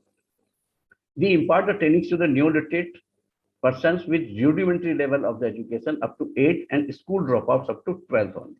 And we take care of the person of age group of 50 to 45 years. The priority group are women, SC, ST, minorities, and other backgrounds. And after this total training, more than 85% are the women. Another major feature of this scheme is we provide all the facilities to our beneficiaries at their doorstep and very close to their residential area only, and with minimum infrastructure and resources. And we train the persons on the local need-based course only, and we develop the curriculum by ourselves. Another role of Jan Shikshan Sansthan is just to identify the target areas, group in socio-economic profiles and all. We are just approaching to the remote areas, and we are providing the training to the very poor person. And we have to identify the education vocational needs of the different categories of the clientele group. Like if we have the fee base in different area of the Garmukteshwar, so we are supposed to train in there Mudha making kind of the things. If we have the group of beneficiaries in Modi Nagar, we can train them into like using that handmade clothes and all khadi kind of the production all. If we have the group of Plakfa area, then we are supposed to train them in the block printing and all. Means at different areas we develop groups and we train them in a different training. We try the new methodologies also. Like in B.Ed, we have the different methodologies to train and all. We are using now online teaching and learning. We are using use of laboratory. We are using the exposure to the field visit and all. And we use other methodologies also just to train them in different ways so that they can have the brief ideas of all aspects of the training. We cooperate with the educational, cultural, and social organization involved in organizing programs and activity to meet educational, vocational, social, and cultural needs of the target group. Like we just don't train the pupils in skill only. We give the exposure to them in the social causes also. Like we involve in the polio campaign, we involve in other campaigns Like recently we organized the Azadi Ka Amrit Mahotsav. We work just like a coordinator, facilitator, and catalytic agent by developing a system of networking system, like collaborating with others, agencies, employers, workers, factories, volunteer agencies. We organize the TOTs to the resource person and time to time, and we provide the consultancy services to the other agencies also, because Jan Shikshan Sansthan is known as the district resource center by the government of India. We take concern of the deprived section only, like women, girls, unemployed youth in the remote areas. We promote organizations of forums such as like cooperative societies, self-help groups, socio-economic groups. We provide follow-up services to the beneficiary after that training, what exactly he is doing. He has started their own work. Have they joined some factories, or they joined some shops for their livelihood and all. For that, we have created a livelihood cell for the employment, self-employment, and the wage of government opportunities. Like we have identified and developed curriculum on local traditional skills only. This is an statistics basically why this JSS has come into the existence. If you just see the dropout classes wise. So if you just see if this is visible on primary level, we have the dropout. We have the classes for 1 to first to 5th. We have the dropout. We have dropout from classes 6 to 8, and we have dropout from classes 9 to 10. So we are just considering this area only, and it is a very huge. It produces a very huge number of dropouts, and we are taking care of few of them. Like, because I told you that we are taking care of around 4 lakh beneficiaries from this dropout. Most dropouts out from the completed classes 10th are, if you see the rural and the urban, like the females are there and males are there. They are the national sample data taken care of. You just see the GER, and dropout is around 20%. So you can very well imagine what is the exactly number of the dropout in India right now. If you see the reasons why there are going to be the dropout cases more, the economic activities, like if you see this color shows to the male activities, and this is to the female activities. So huge dropout is because of the economic activities only. Financial constraints are there, like females are not getting the opportunities to study further and all. People and the parents don't prefer to invest on the females. This is an fact basically in our society and all. And if you see the domestic activities, in domestic activities means the ghar ka jo kaam hum karte hain, very less males are going to be involved, but the girls are going to be involved more. This is the main cause of the dropout of the females, because घर में खाना बनाना, साफ सफाई करना, बाकी काम करना, कुछ इधर का काम करना, तो घर में ज्यादातर फीमेल्स का इन्वॉल्वमेंट रहता है, लड़कियों का इन्वॉल्वमेंट रहता है. घर में खाना बनाएगी तो लड़की बनाएगी, दूध गर्म करना है, साफ सफाई करनी है, चौका बर्तन करना है, तो females are going to be more involved with that. And others are like the marriage. If you see this factor, generally marriage is one of the most constant in our backward areas. Because of that, mostly the females discontinue their studies and all. So this is the total statistics I have taken from UDISE. Am I audible, sir? Yes, sir. Yes, sir. You are audible. Please continue. This is the data taken from the UDISE courses and all. If you see the dropouts in the UP, there are going to be 9,74,000 dropouts.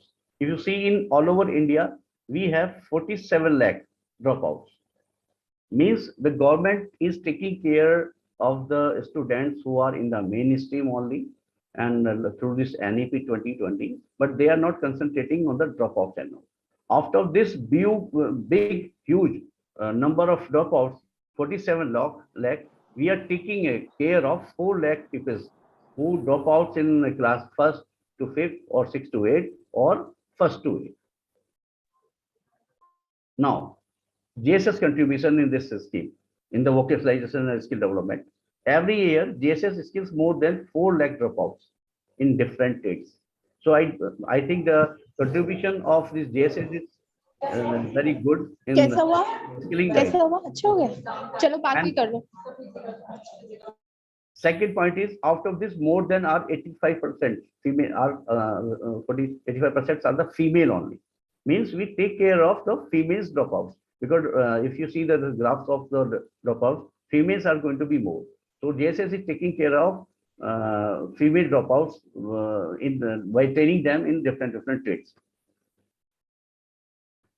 This is our foundation. If I talked about the JSS in all over India, this I'm just talking about the JSS Ghaziabad.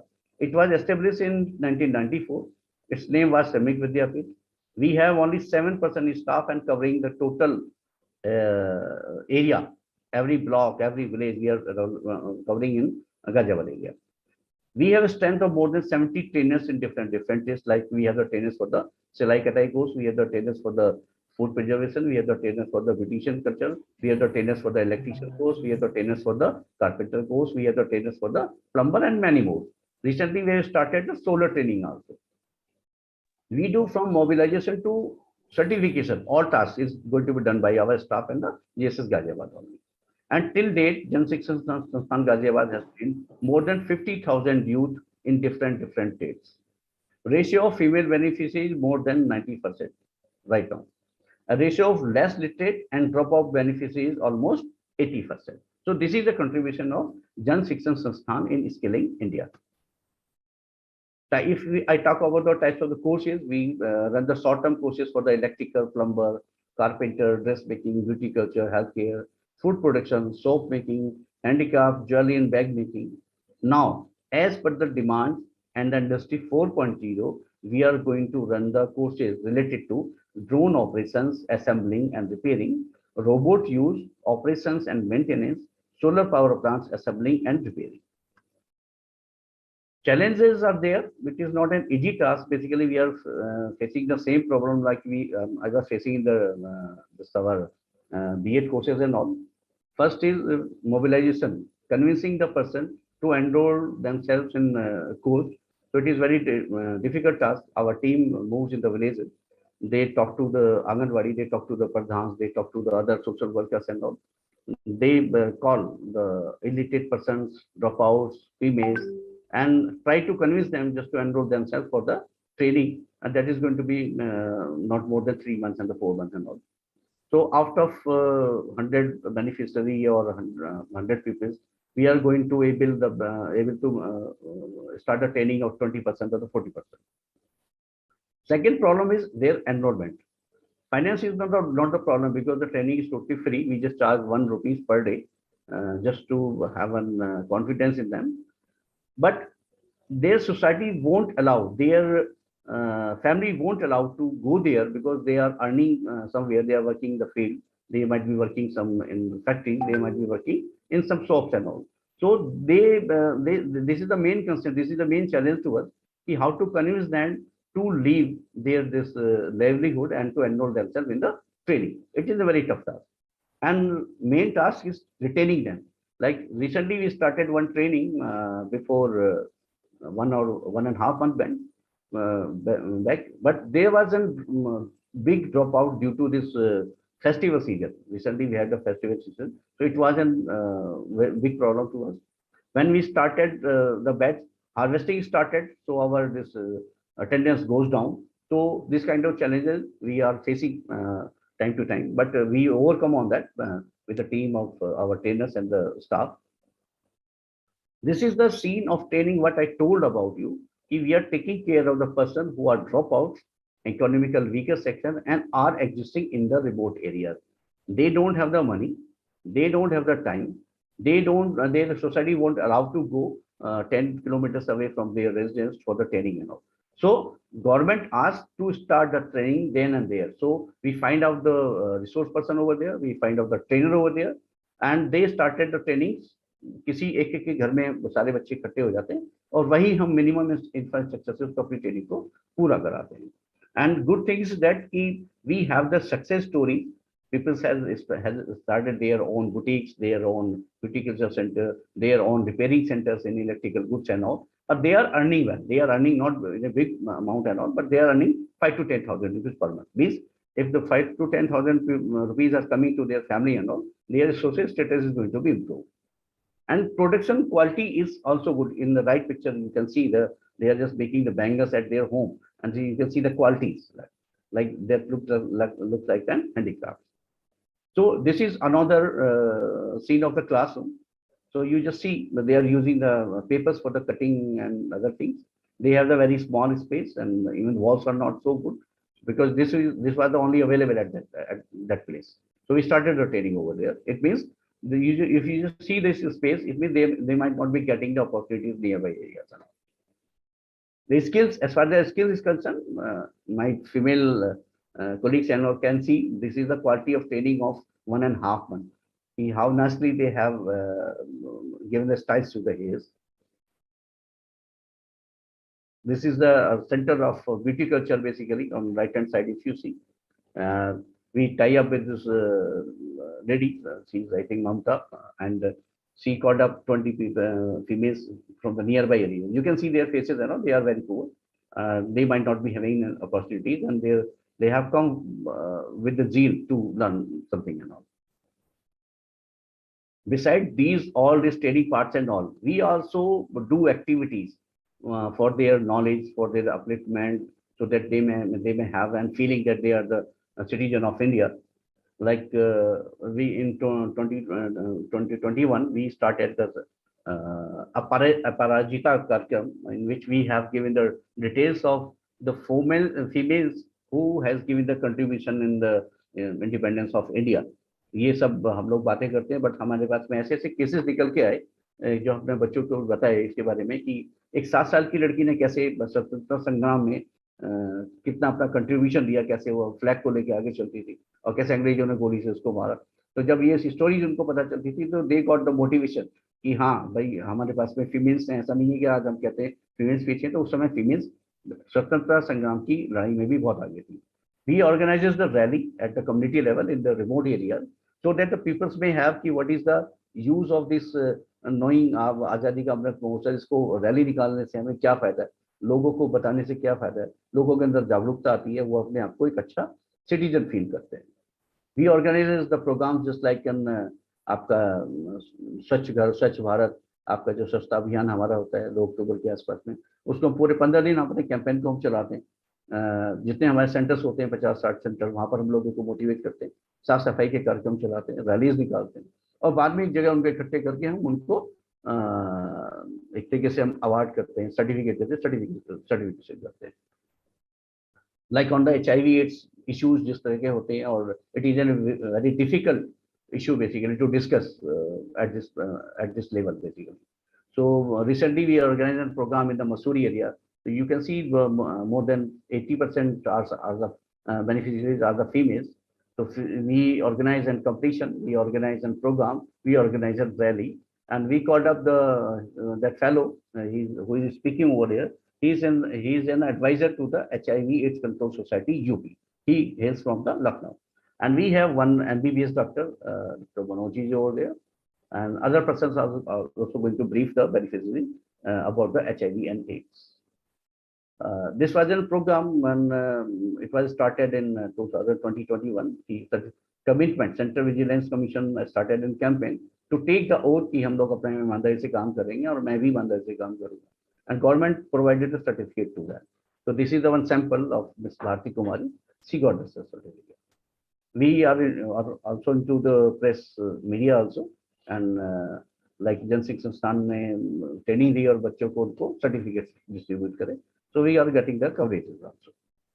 We are also visited and monitored by the higher authorities like she's Yashoda ma'am from MSD. She came to our office. She inquired how our trainings are going on, and she checked our papers and all. So that's all I have from my side, sir. Thank you, sir. Thank you very much for your provoking thoughts. It was such a wonderful talk. Sir, you have truly highlighted the role, contribution, and challenges of Gen Shikshan Sansthan. Thank you once again, sir. Thank you so much. Sir thank you very much. मुझे तो sir ऐसा लग रहा है कि हमारा ये planning आपसे टाई अप करके हुआ था।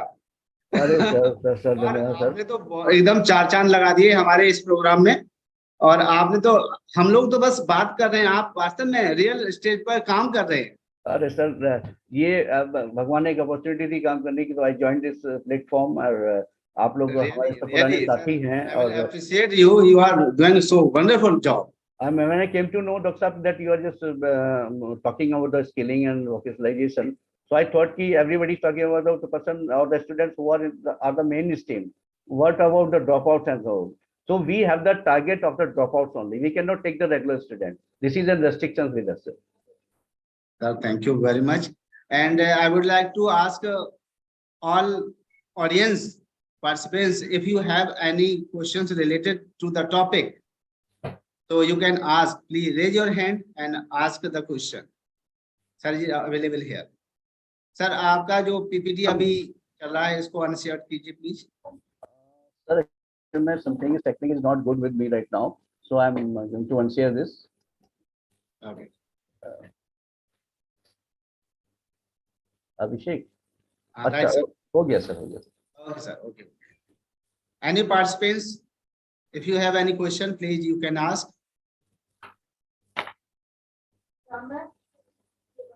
I'll prefer to have some queries and their ideas, because if you are talking about the vocalization of beneficiaries, so I think we must have an idea. And recently, the MEERUT is also going to have an Jan Shikshan Sansthan Ghaziabad very soon.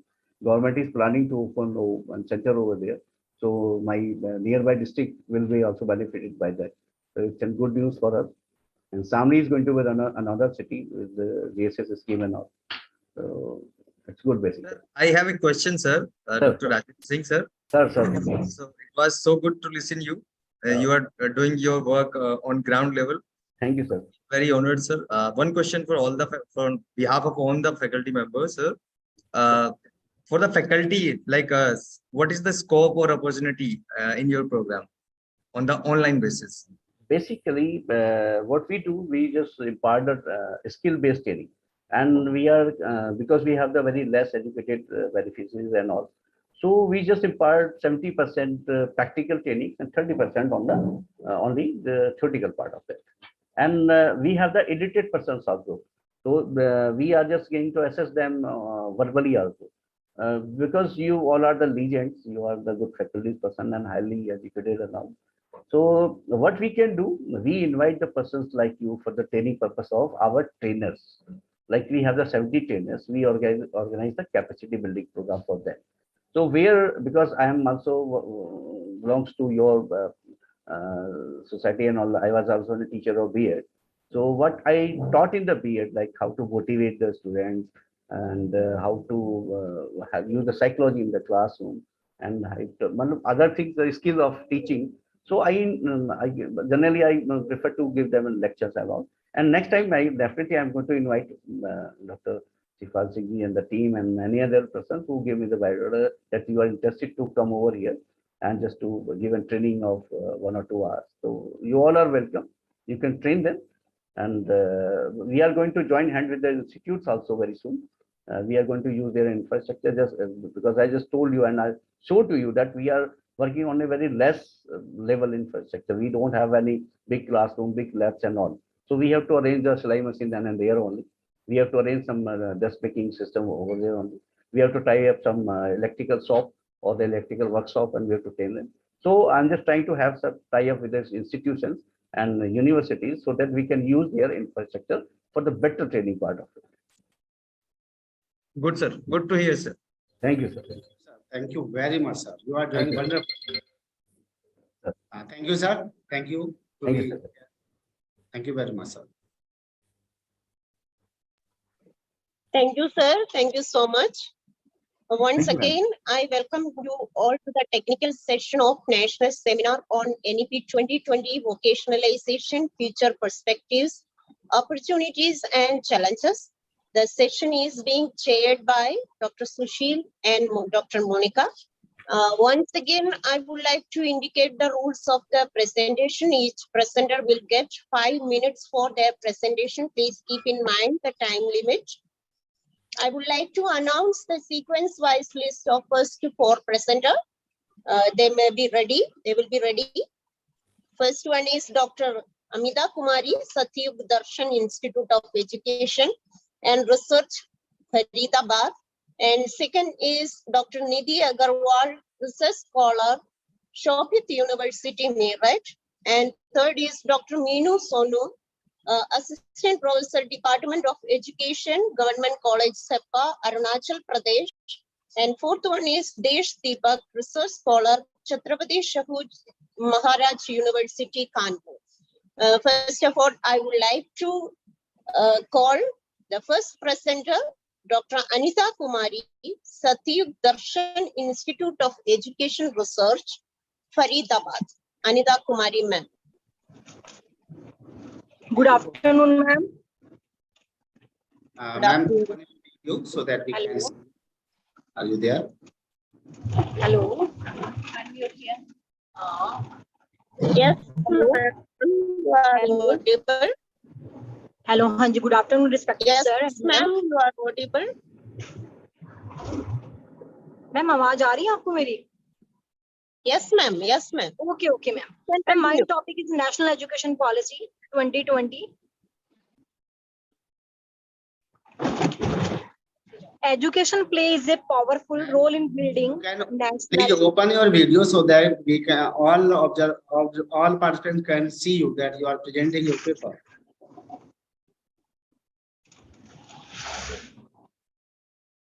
Hello. Can you hear me?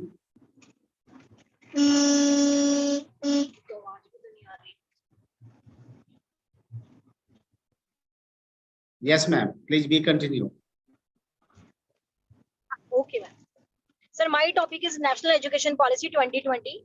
Education play is powerful role in building national educational decide the future of the national that of people. The impact will be long lasting, one in term of growth and development of the national and citizen. The role of education and importance cannot be ignored today's scenario. The growth and development can be seen we compare the pre-independent and post-independent. After 34 years, India government is going to change its way study. That is the third amendment of the education policy. There are many changes postponed of the new education policy 2020. The first education policy was performed in 1968. Later on 1986 with a small amendment in 1992. Since then, we are following the same education pattern in the last 34 years and new education policy has been proposed by Indian government in the year 2020. Impact of the stakeholder in NEP. Improved integration of vocational education. The NEP states that every child will learn at least one vocational skill in the middle and secondary school. Integration of vocational education and higher education, increase market orientation of the vocational education. The NEP intend to focus on developing industries demand driven vocational course by the industries.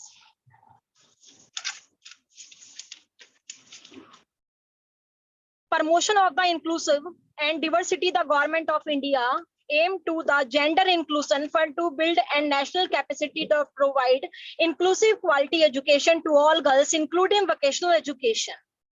Increase demand of the trained vocational structure and master trainer.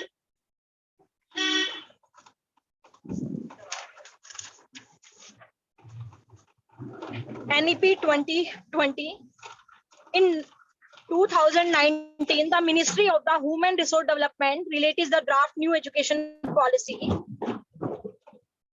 which was followed by the number of public consultation. The draft NEP discussed reducing curriculum content to change essential skill, learning, critical thinking, and more holistic experimental discussion based on the analysis-based learning. It also talked about a revision of the curriculum and the pedagogical structure from 10+2 system to a 5+3+3+4 designed a effort to the learning the student base of the cognitive development of the children.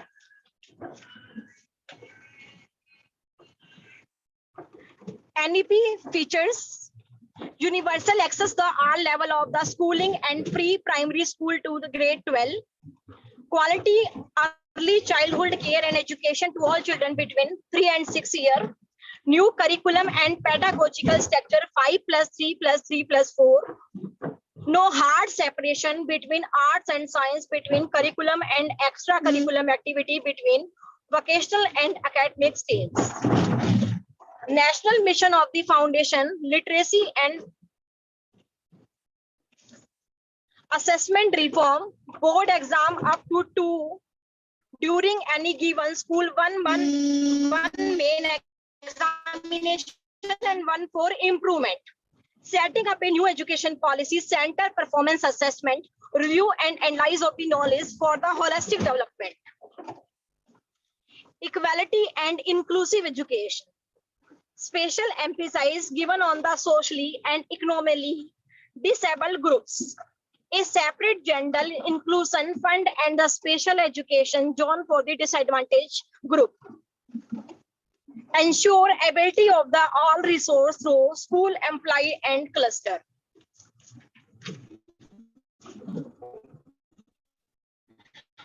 Approaches of NEP, curriculum and content. Introduce a shift from the 10+ future where early childhood education will be part of formal education. In addition, the NEP 2020 focus on the reducing the curriculum content to make the space, critical thinking and the term develop the individual 21st century skill intended to them.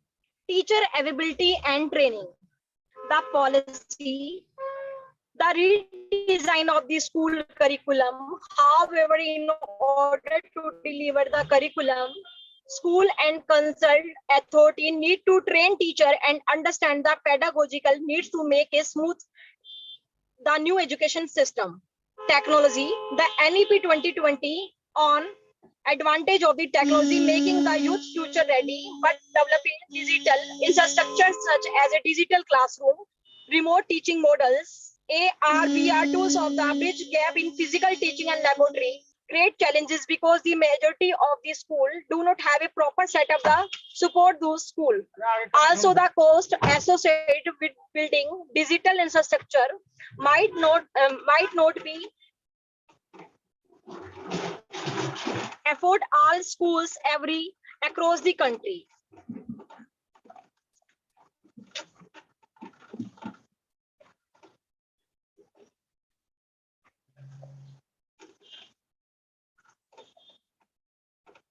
Hello.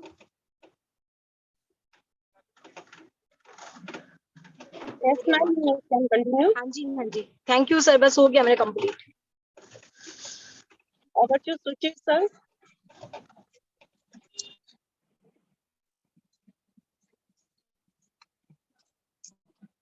Monica, ma'am.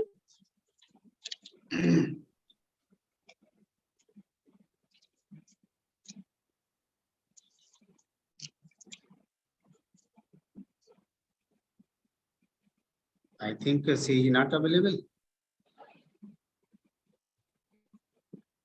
Dr. Monica was, can you hear me? Dr. Sushil?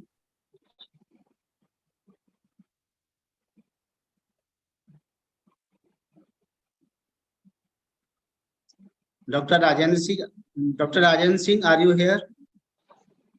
Sir, this is your turn now. As a panelist, please play this role also.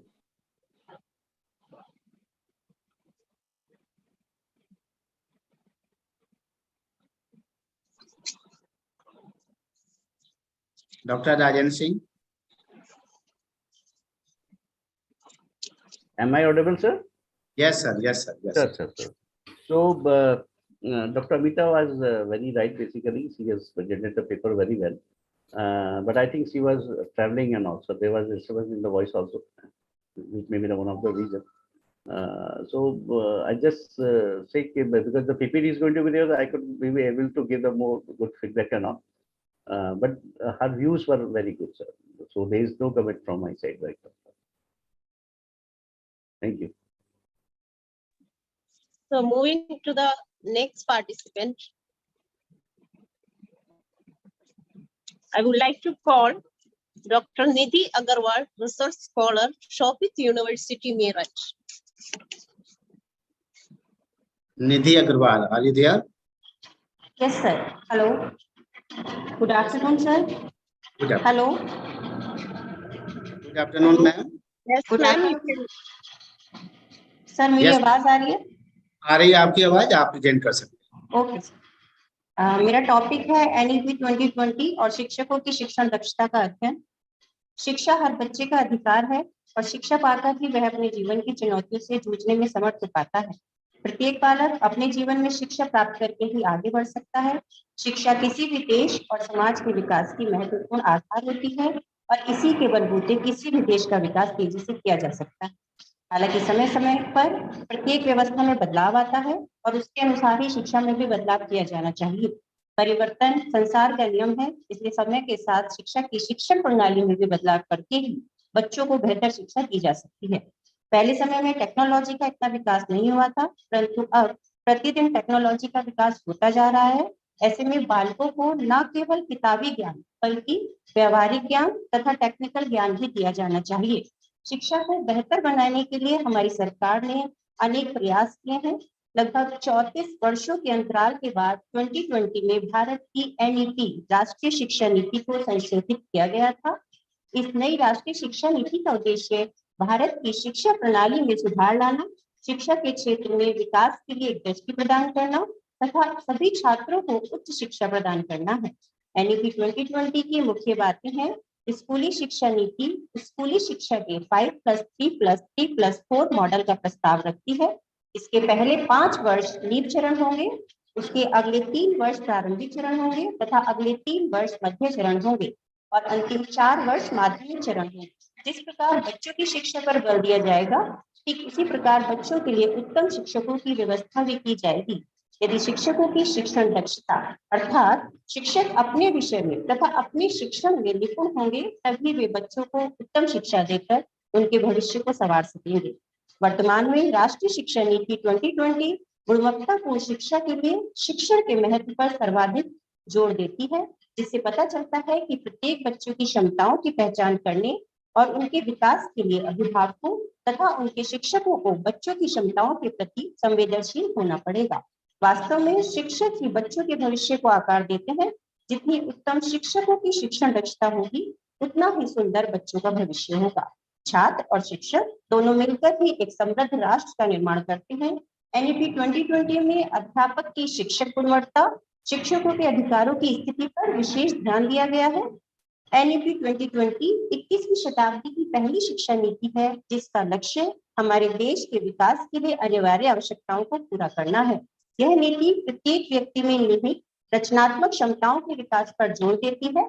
अतः यह कहा जा सकता है कि राष्ट्रीय शिक्षा नीति 2020 का मूल उद्देश्य यह होगा कि अच्छे गुणवत्तापूर्ण शिक्षकों का विकास करना, जो कि तर्क संगत विचार कार्य करने में सक्षम हो।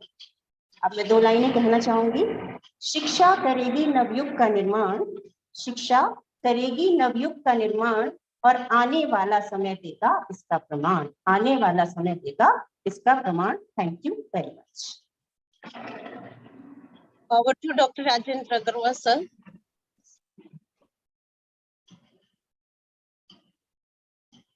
Hello. Yes, sir. Yes, sir. Sir, Dr. Ritika Agarwal. Nidhi Agarwal. Oh, yes, sir. Yes, sir. Yeah, Nidhi, you are very truly talking about this Shikshak Dakshta.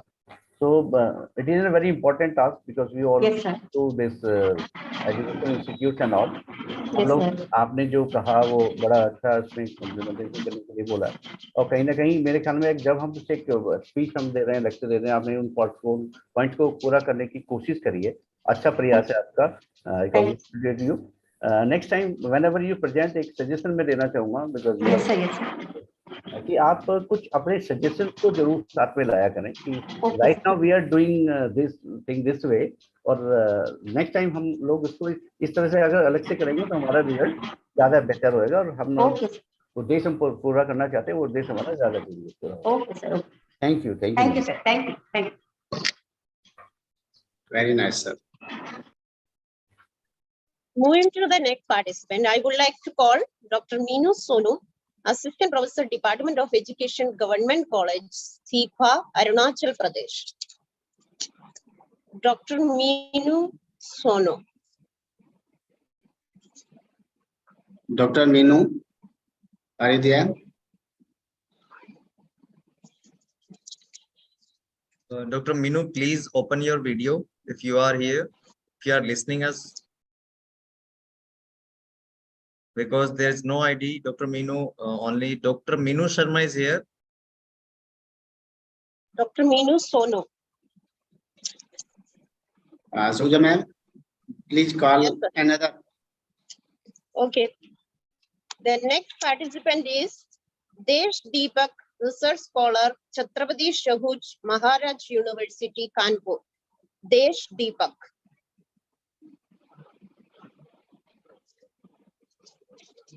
देश दीपक जी अगर सुन पा रहे हैं तो अपना वीडियो ऑन करें।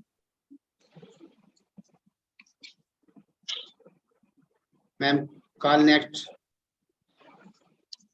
The next participant is Dr. Swagatam Das, Assistant Professor, Educational Studies, RNIAE, Cuttack, Odisha. Swagatam, there is no Dr. Swagatam. Okay. And the next participant is Vineet Arya, Research Scholar, B.Ed, M.Ed, MGPRU University. Vineet Arya. There is no Dr. Vineet Arya. And the next is Professor D.T. Vimala, Principal, Brilliant College of Education, Tamil Nadu. Not present, ma'am. Arun Kumar Mishra, Research Scholar, UP, Uttar Pradesh. Abhay Kumar Mishra, I think. Arun Kumar Mishra. Arun. Yeah. No Arun, ma'am. Dr. Kanchan Jain, Counselor, Sri Ram Accounts and Law Institute. There is no name of Kanchan. Shivani Jain. कंचन जैन, अगर आप यहाँ पर हैं तो please अपना video on करें। कंचन जैन नहीं, कोई कंचन नहीं है। Okay, next one. Shivani Jain, LLM, Sri Krishna University. Shivani, अगर आप सुन पा रहे हैं तो प्लीज आप अपना वीडियो ऑन कर सकते हैं। Only one Shivani is present here, but she is not Jain. Dr. Priyanka Bansal, Assistant Professor, IIMT University, MEERUT. No Dr. Priyanka available. Shahid Khan, Research Head, Research Training Advocacy, NGO, Bangalore. No, ma'am. No availability. Akash Kumar Jain, MTech Computer Science, JS University. What's your name? Akash Kumar? Yes, sir. No Akash is available. And the last one is Pradipha Tiwari. Pratibha Tiwari is not present. Okay, and if anyone wants to present their paper, they can raise their hands for presentation. If anyone. I think this is the last chance to present the paper. If anyone want to present the paper, I think no यदि one... आप लोगों में से कोई भी हमारे इस topic से रिलेटेड बातचीत करना चाहते हैं, if you want to share your views, you can raise your hand so that we can give a permission. Any participants can raise your hand if you want to talk anything about related the topic.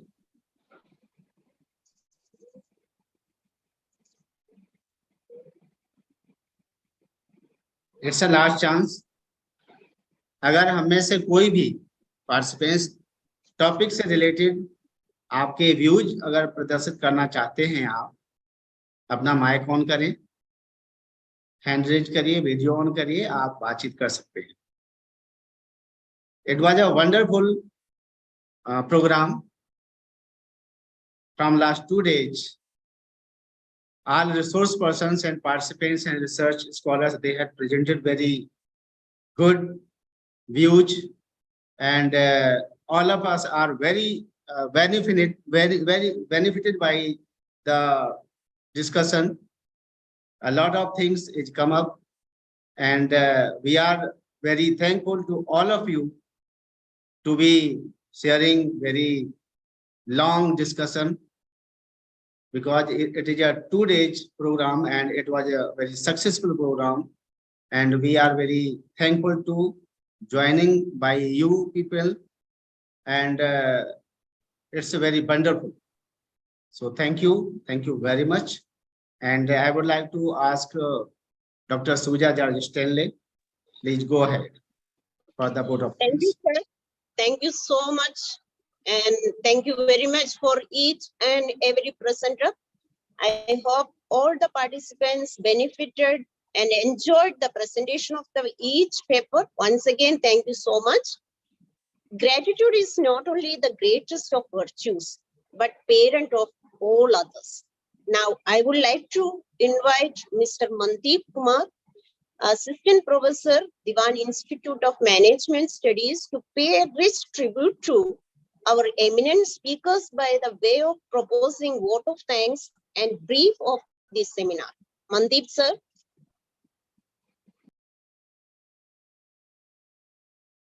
Mandeep, sir.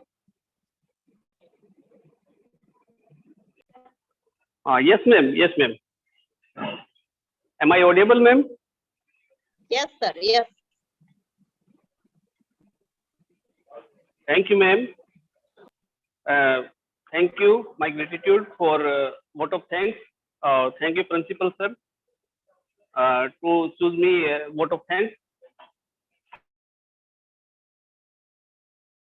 On DEWAN College of Education and entire team, and on my own behalf, take the opportunity to put all our gratitude into words.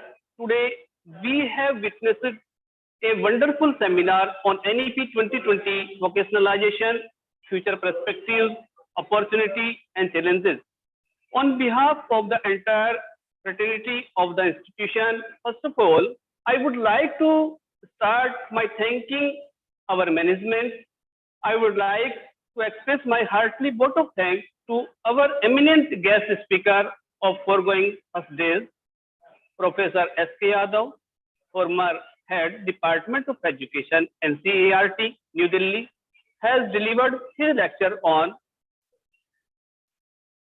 all pillars of NEP 2020 and role of NCERT and functioning of different bodies of education. Professor and second eminent speaker, Professor Birpal Singh from Department of Physics, CCS University, MEERUT, also focused on aim of NEP 2020 and its opportunity and multidisciplinary education. Third eminent speaker, Professor Dinesh Chahal from Central University, Haryana, talked about vocational skill in very elaborative way. And fourth eminent speaker, Professor Yashpal Singh from Department of Education, MJP, Rohilkhand University, Bareilly, delivered the lecture on inclusive education and NEP 2020, its delimitations, and sought out queries of participants. I extended my hearty vote of thanks to our today's eminent guest speaker, Professor Devanandan KV, General Secretary, PAS, and Principal of KPPM College of Teacher Education, Mallapuram, Kerala. Sir delivered his lecture on NEP 2020 and primary education very effective way. And his major focus on improving learning outcomes and achieving queries with equity. And the second eminent speaker, Dr. Jugnu Khattar Bhatia, Principal, Satyug Darshan Institute of Education and Research, Faridabad, elaborate her views on vocational education very smoothly. And third eminent speaker, respected Colonel Dr. Naresh Goyal, Executive Director, DVSGI, MEERUT, expressed his lecture on NEP 2020 and its functioning implementation process on very delightful mode of communication and solve generated queries on the participants with a suitable answer. And fourth eminent speaker, Dr. Rajendra Singh, Jan Shiksha Sansthan, Ghaziabad, on vocationalization and NEP 2020.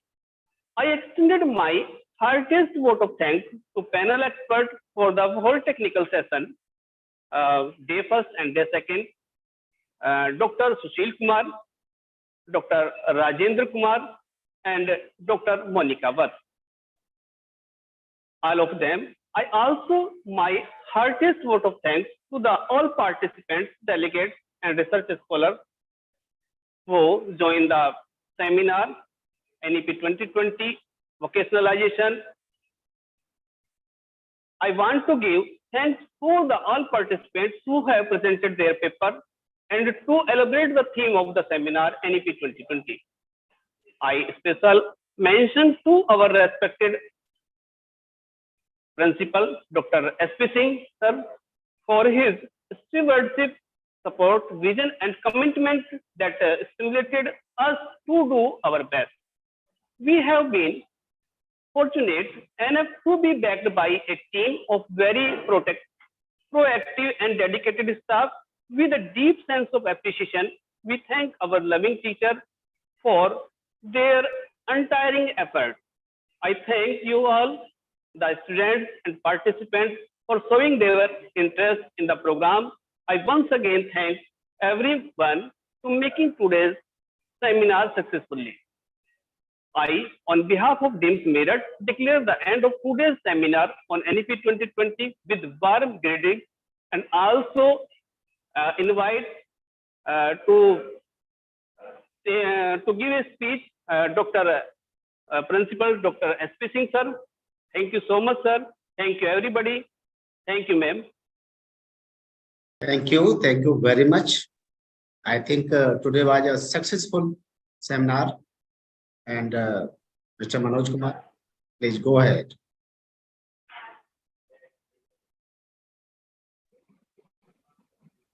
Okay, sir. With the conclusion of this seminar, we are going to play national anthem. So please stand up, everyone.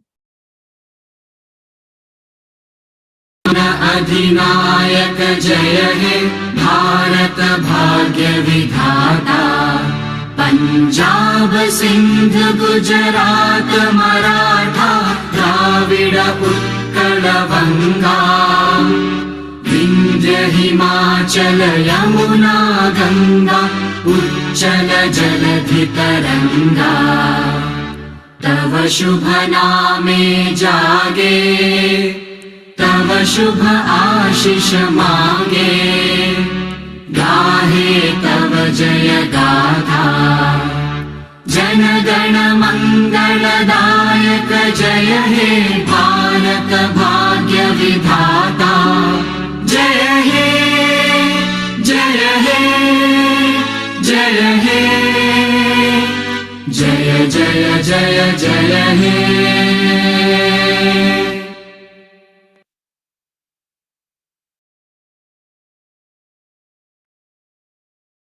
Thank you. Thank you very much.